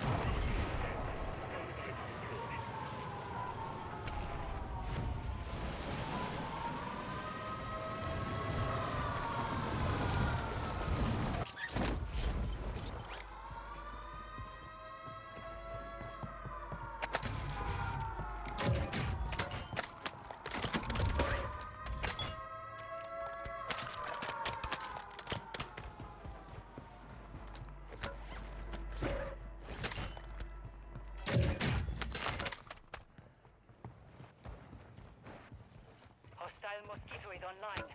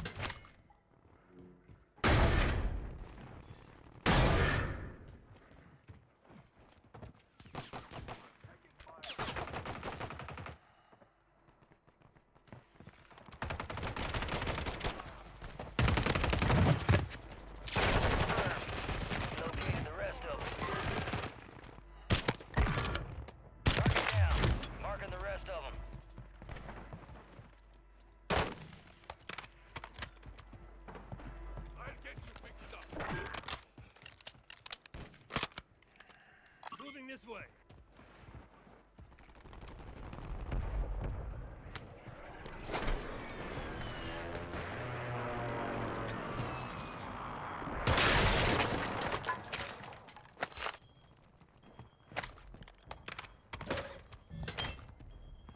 Got a field upgrade here.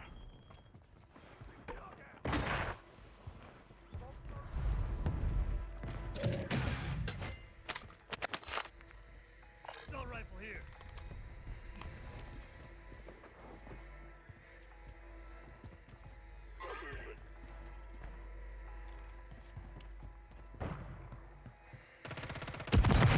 Strike near your position. Friendly mortar strike on the way. Gas is moving. Hostiles deploy the mosquito.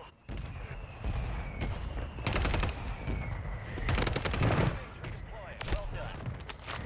Mark the remaining operators in that squad. Hunt them down.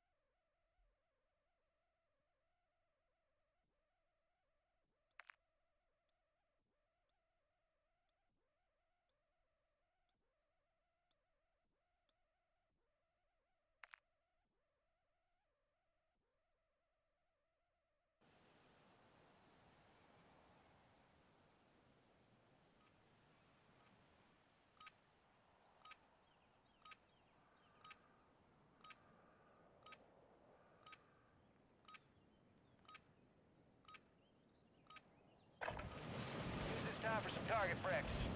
Real thing's coming soon.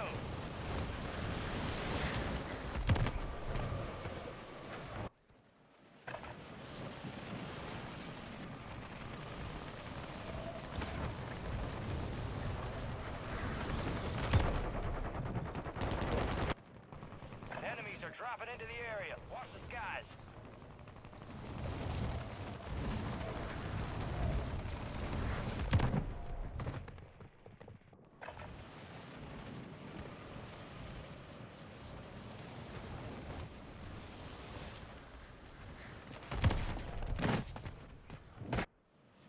Enemies dropping into the AO.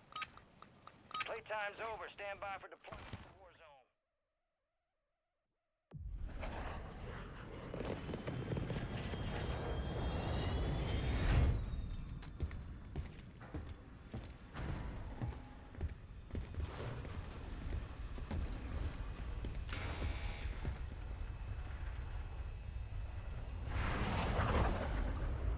Resurgence. Survive and your team can redeploy. Eliminate targets to bring them back fast.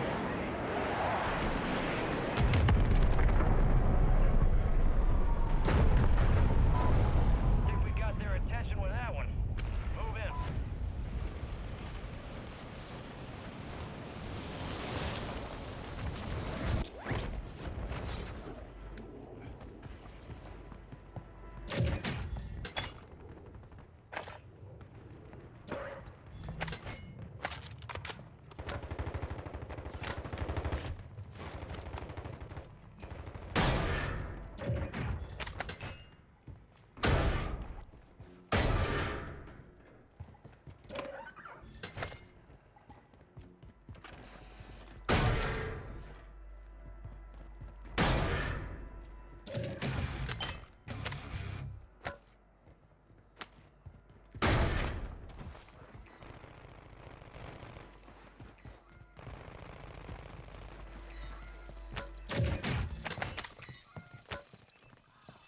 Hostile mosquito is online.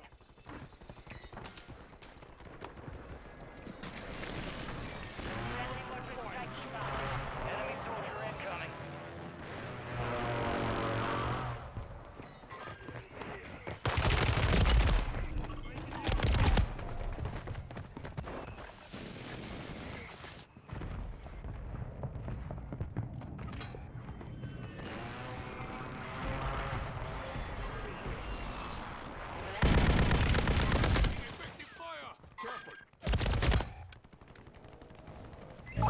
Getting another chance. Make it count.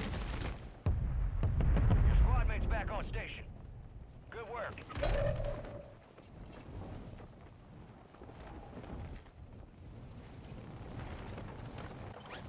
You got reinforcements inbound.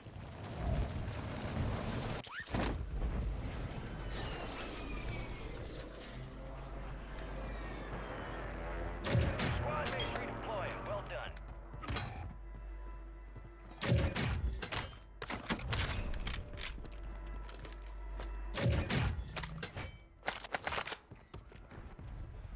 Your squad mate's back on station. Good work.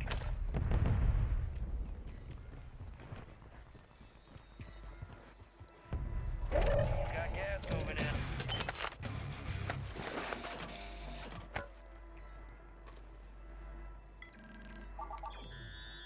Friendly precision airstrike inbound.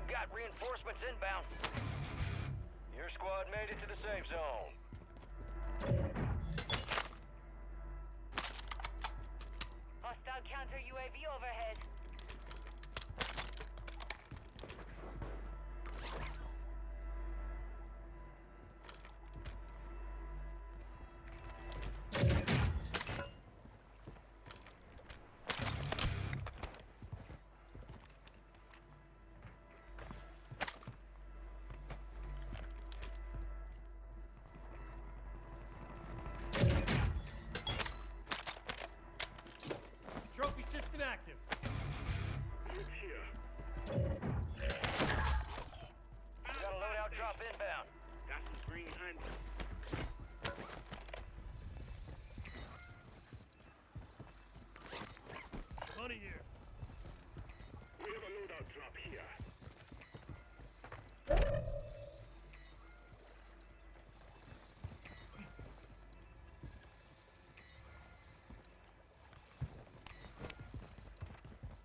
Moving here.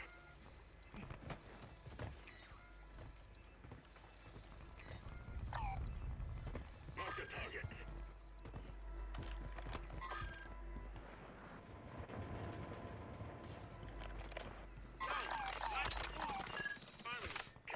Cancel that shit.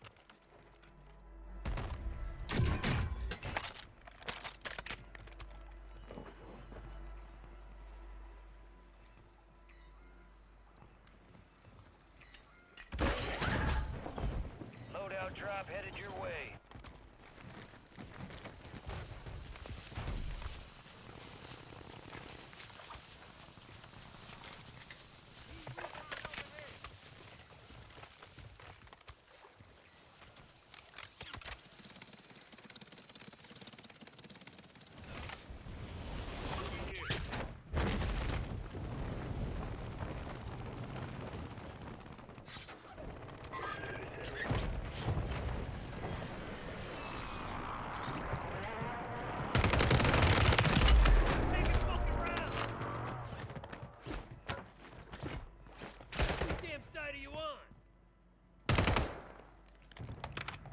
Enemy UAV overhead.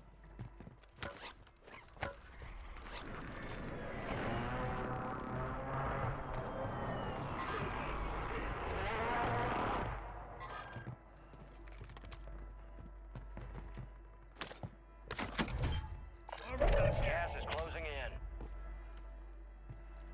Found a self-revive.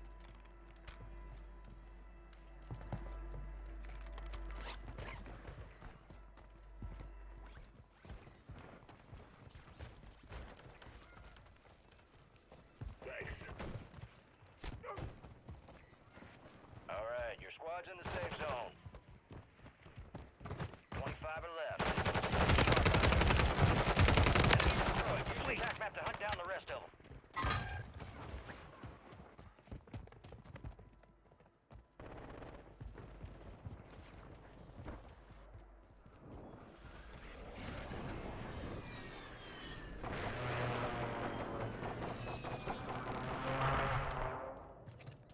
Moving this way.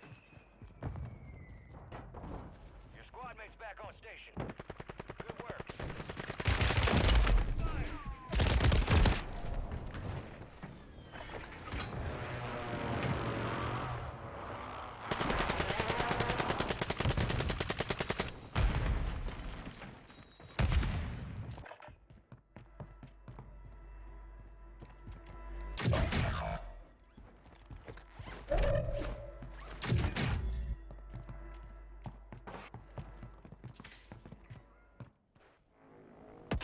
Get ready.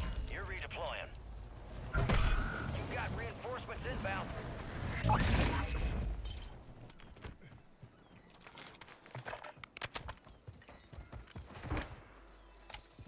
Friendly buy station deployed. Your squad mate's redeploying. Well done.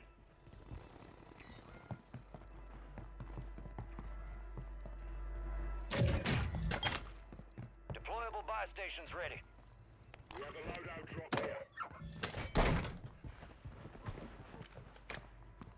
Resurgence window is ending. Watch your six.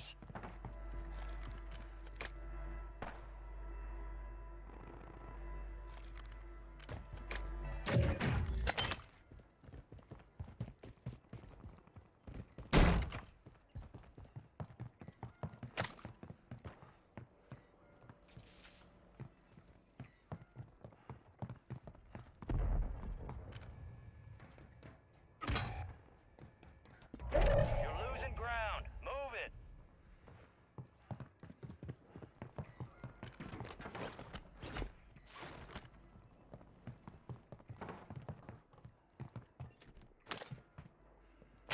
Get your squad to the safe zone. No one gets left behind.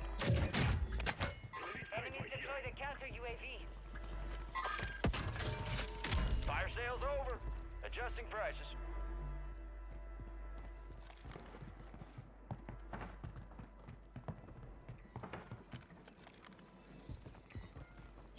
Reinforcements inbound.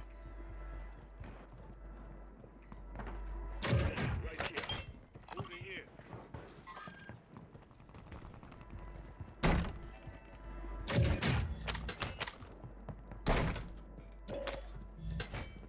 Targets in the area. Resurgence has been deactivated. This is the end game.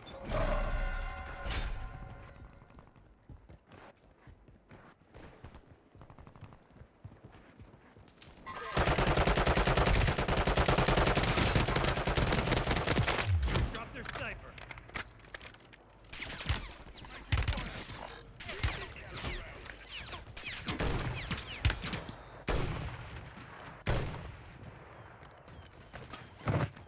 Good as new.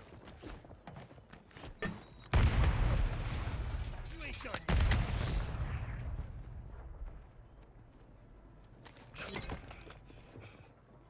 That armor here. Gas is inbound. Enemies are dropping into the area. Watch the skies. Move to the safe zone. The enemy is no longer tracking you. You lost them.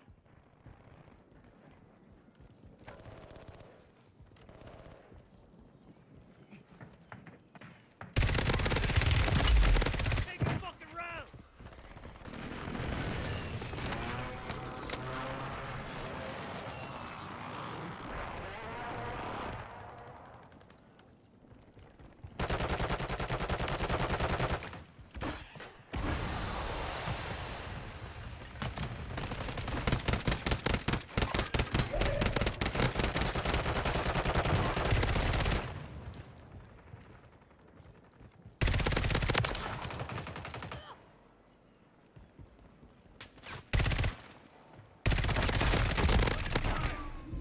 Gotta patch myself up. Enemies dropping into the AO.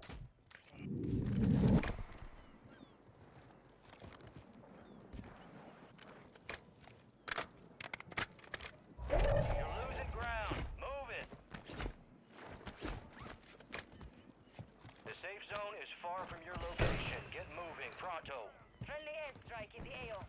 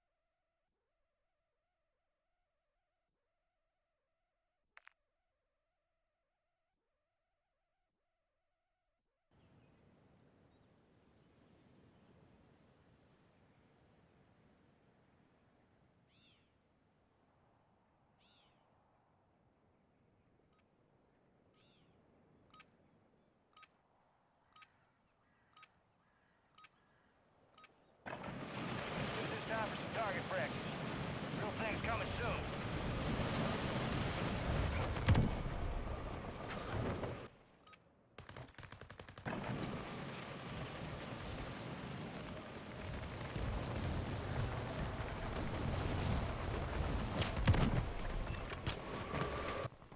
Enemies are dropping into the area. Watch the skies.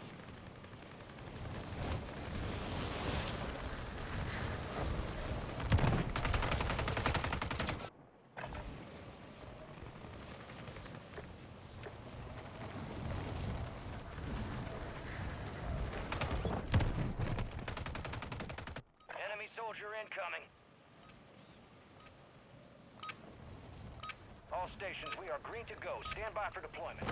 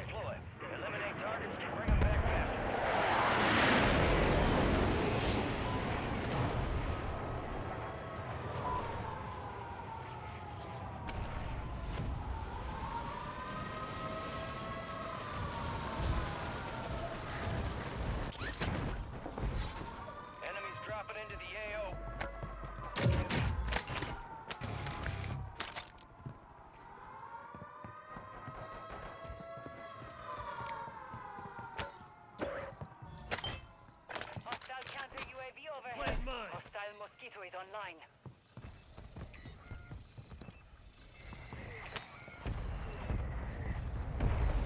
Hostile airstrike near your location.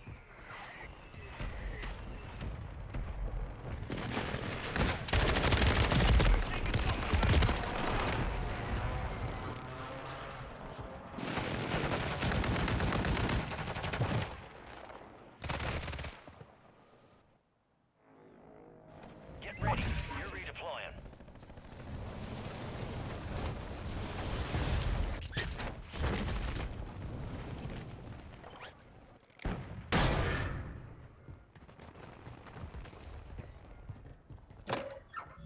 Scavenger contract here.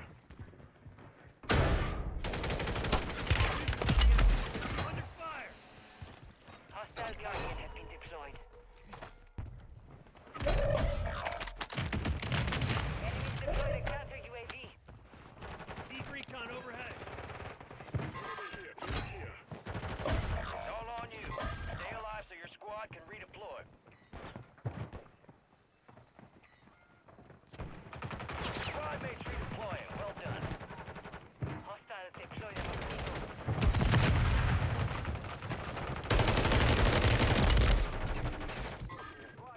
This way.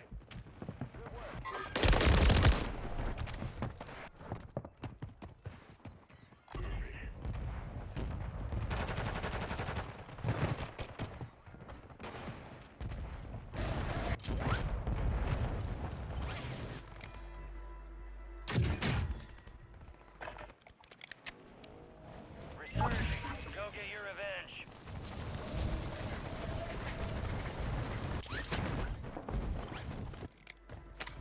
Gas is moving.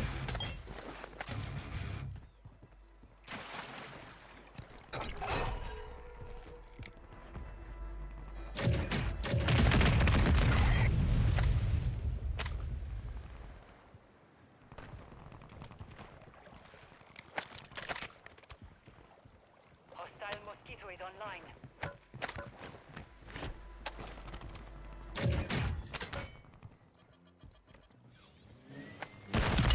Some of your squad's outside the safe zone.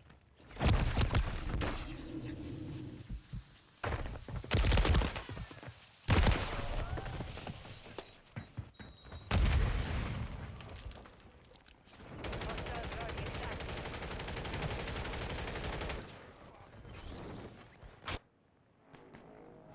You're back on station. Go get after it.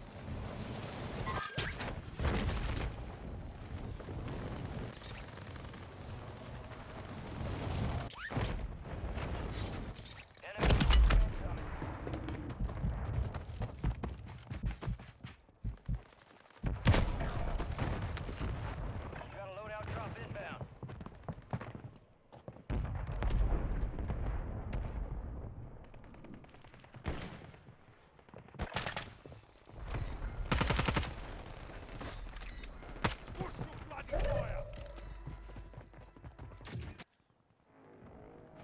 We are returning you to the front. Earn this.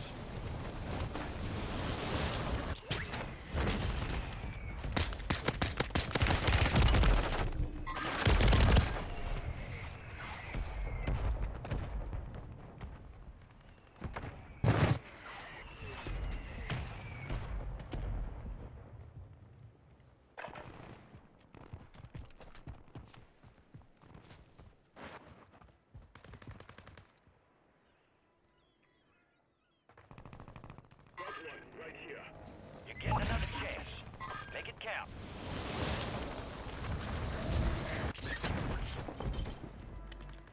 There are 24 enemies active. Kill them all.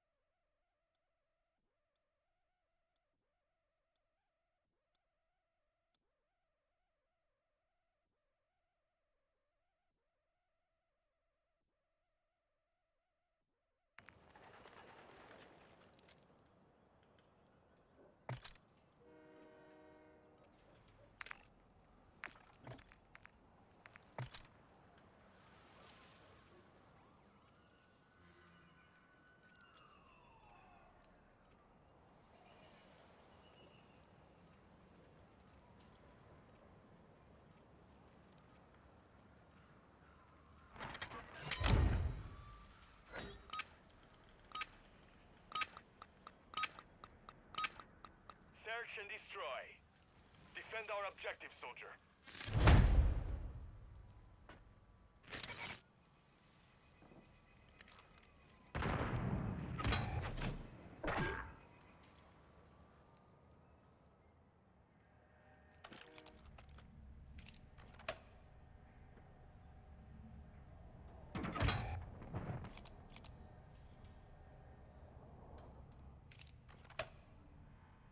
Remaining. That Alpha.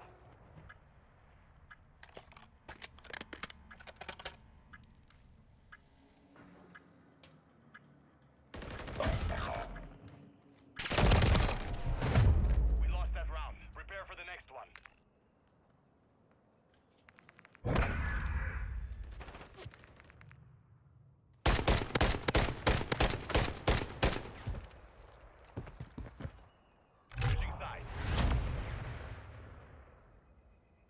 Search and destroy.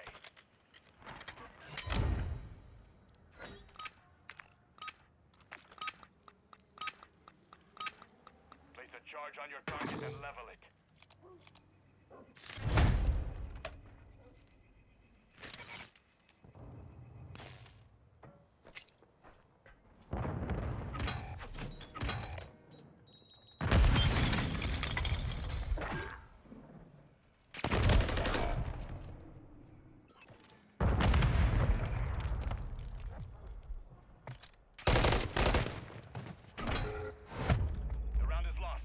On the next one.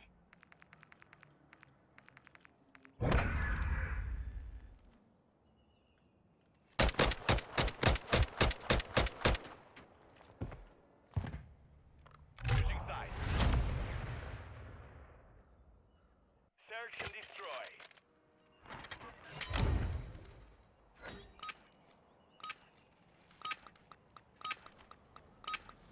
Secure our objectives.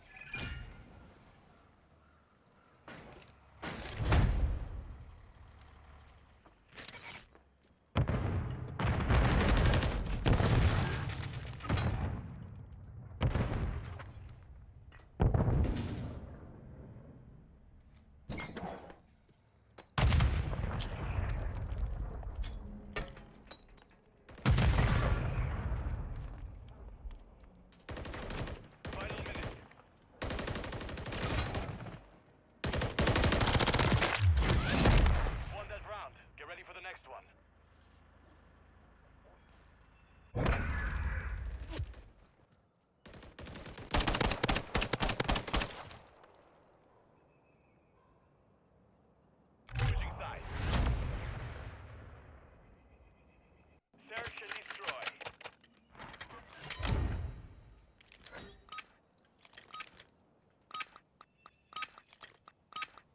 Plant the charge and detonate the objective. You've secured the device.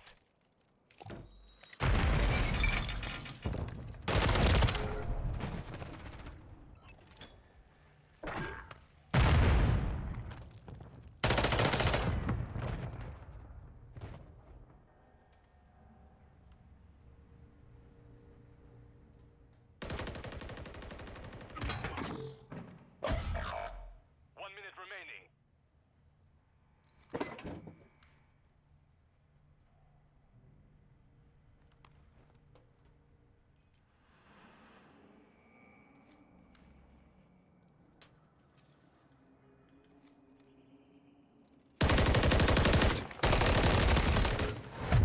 We lost that round. Prepare for the next one.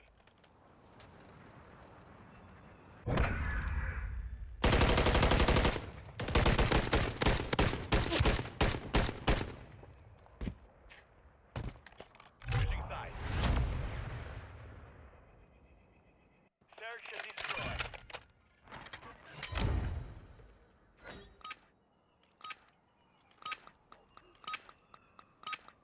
Defend our objective, soldier.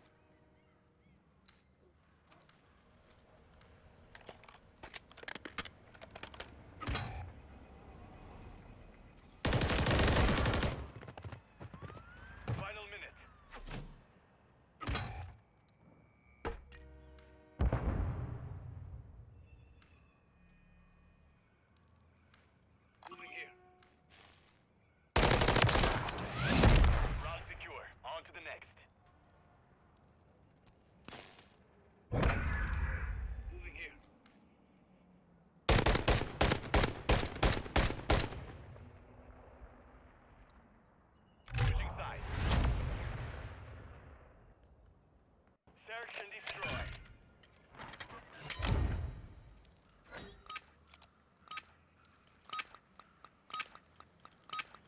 Place a charge on your target and level it.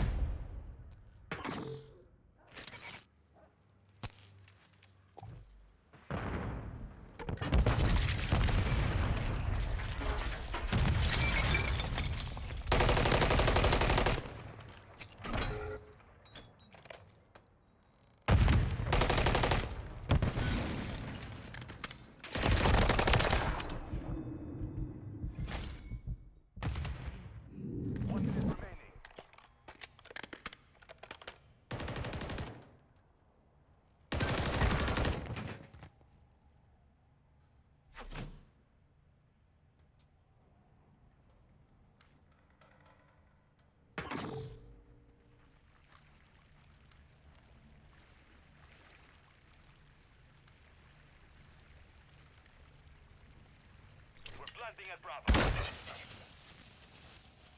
30 seconds remain. Device in place. Countdown started.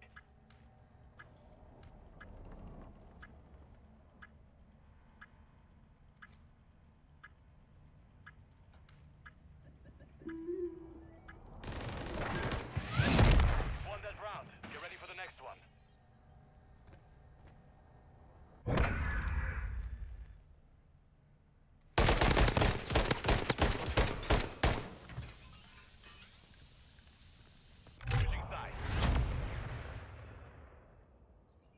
Search and destroy.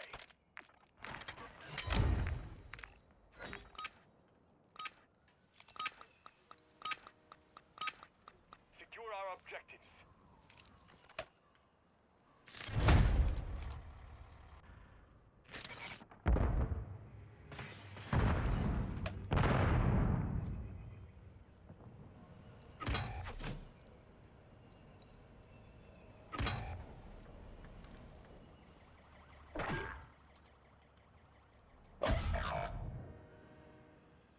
Only you remain. Finish the mission. Final minute.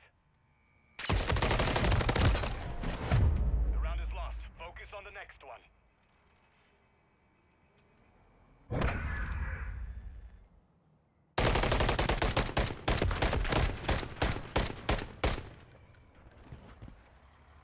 Switching sides.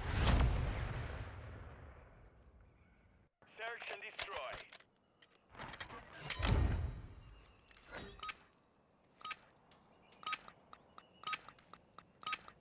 Plant a charge and detonate the objective. You've got the bomb.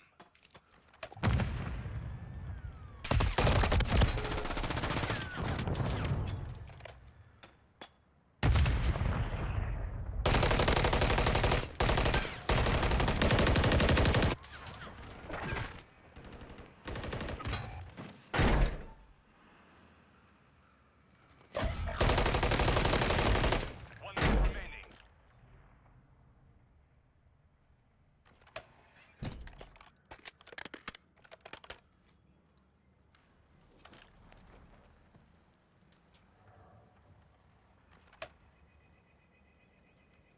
We're planting at Alpha. Bomb planted. Set containment.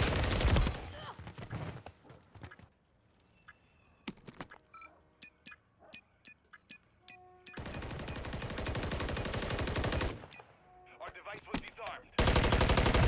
We lost that round. Prepare for the next one.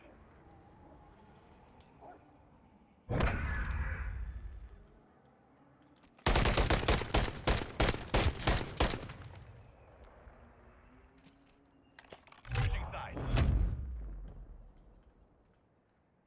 Search and destroy.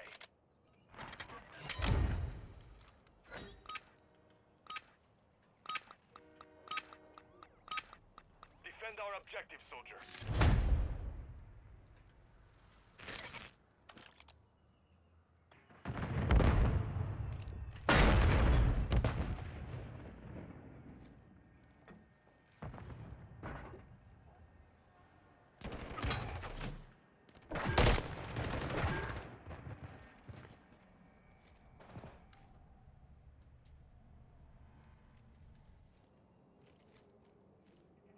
Final minute.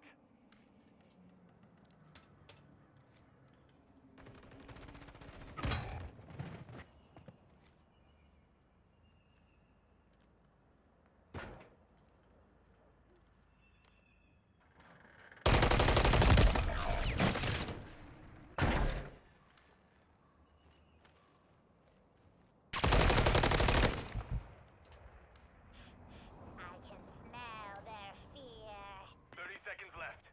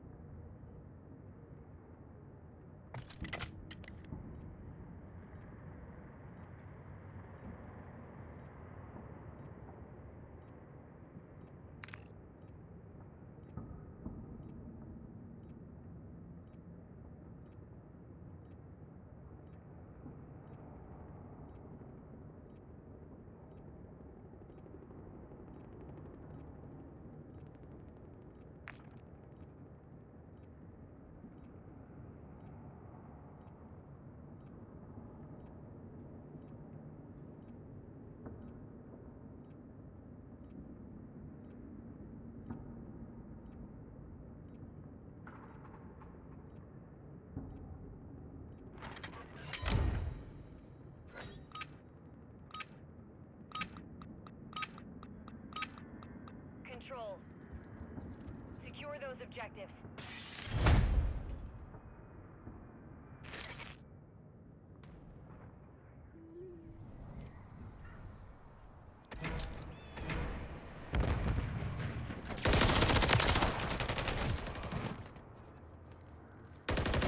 Capturing A.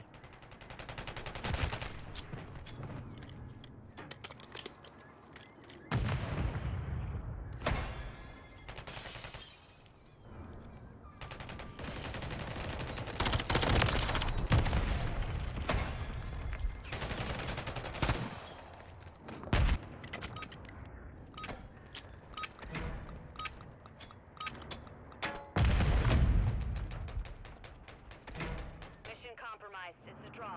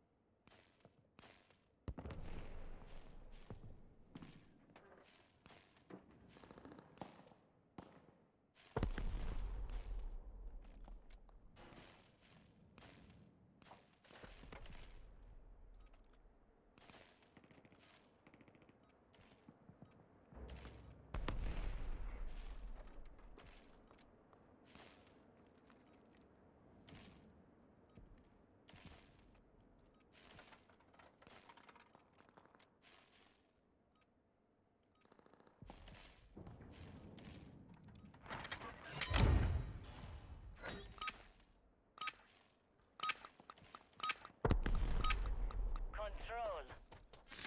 The enemy will come for the objectives. Don't hold back.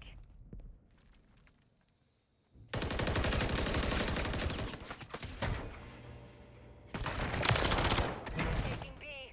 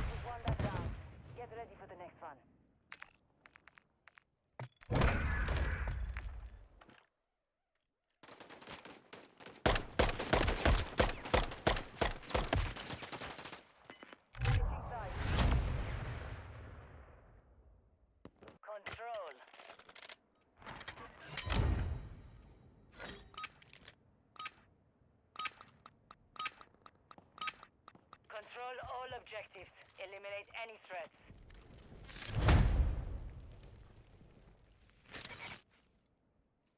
Capturing A. Capturing B.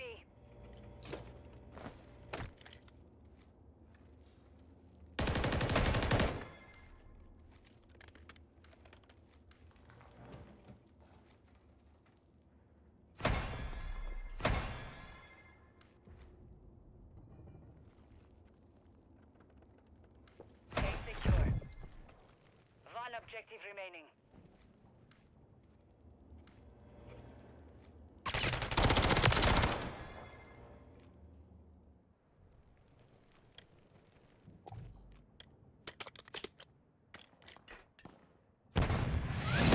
Ground secure. On to the next.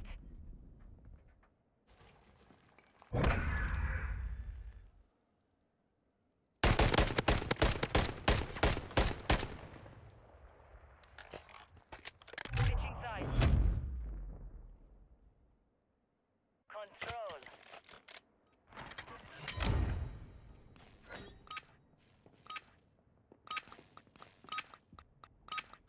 Defend our objectives from the enemy.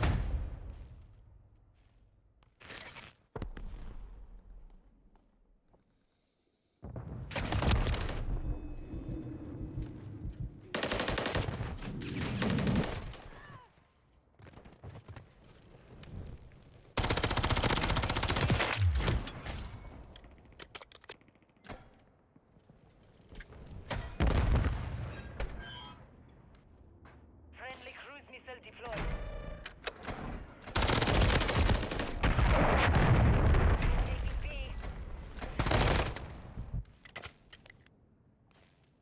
Taking A. We have one objective.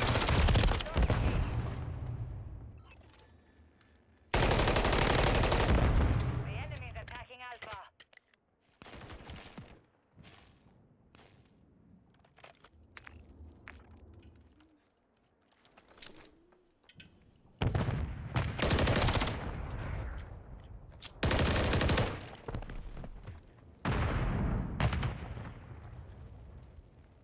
Taking A.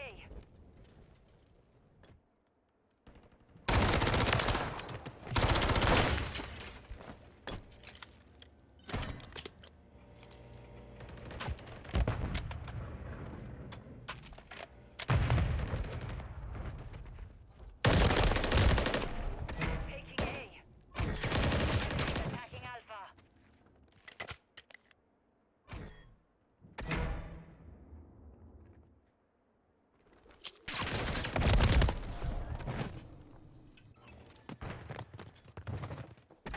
You're running low on reinforcements.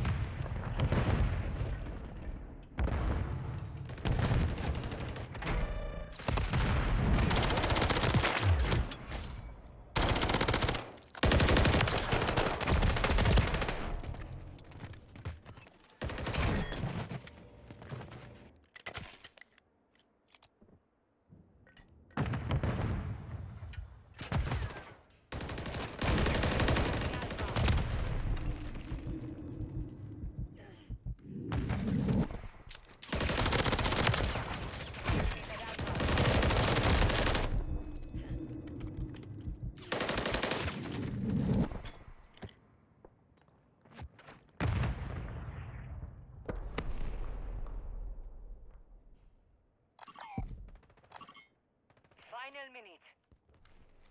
The enemy is low on reinforcements.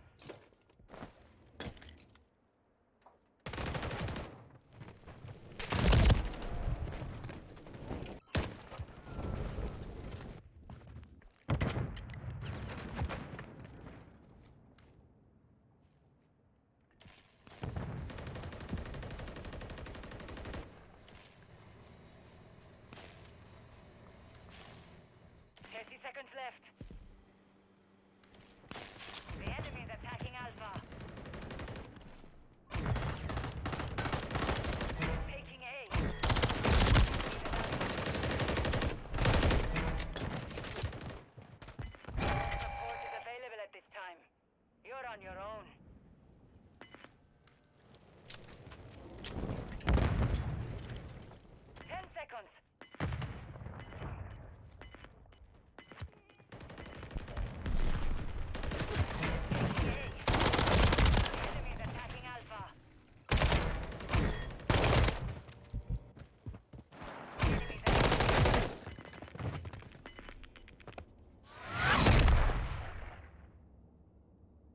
is complete. Good work.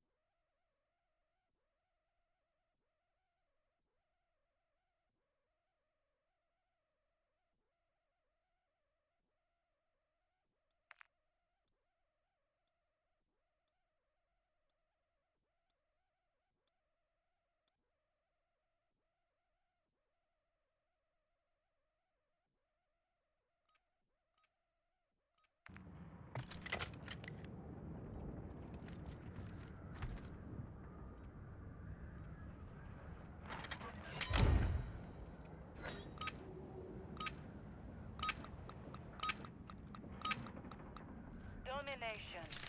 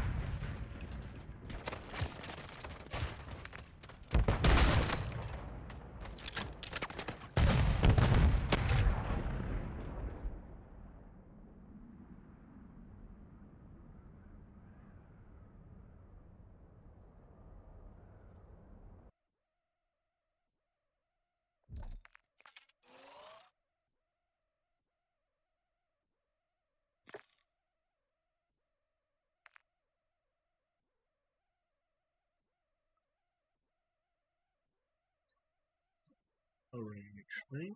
That'll be it from me. Thank you for tuning in, and really have a wonderful night, and I will see you tomorrow.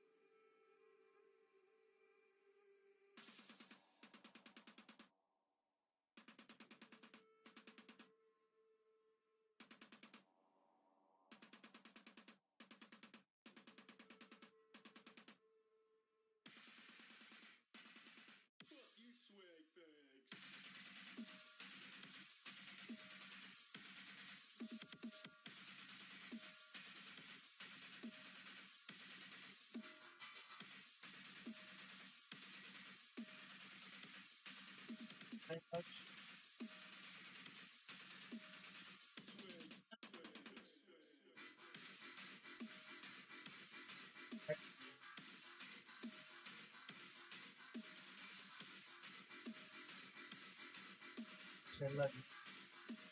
Ayun.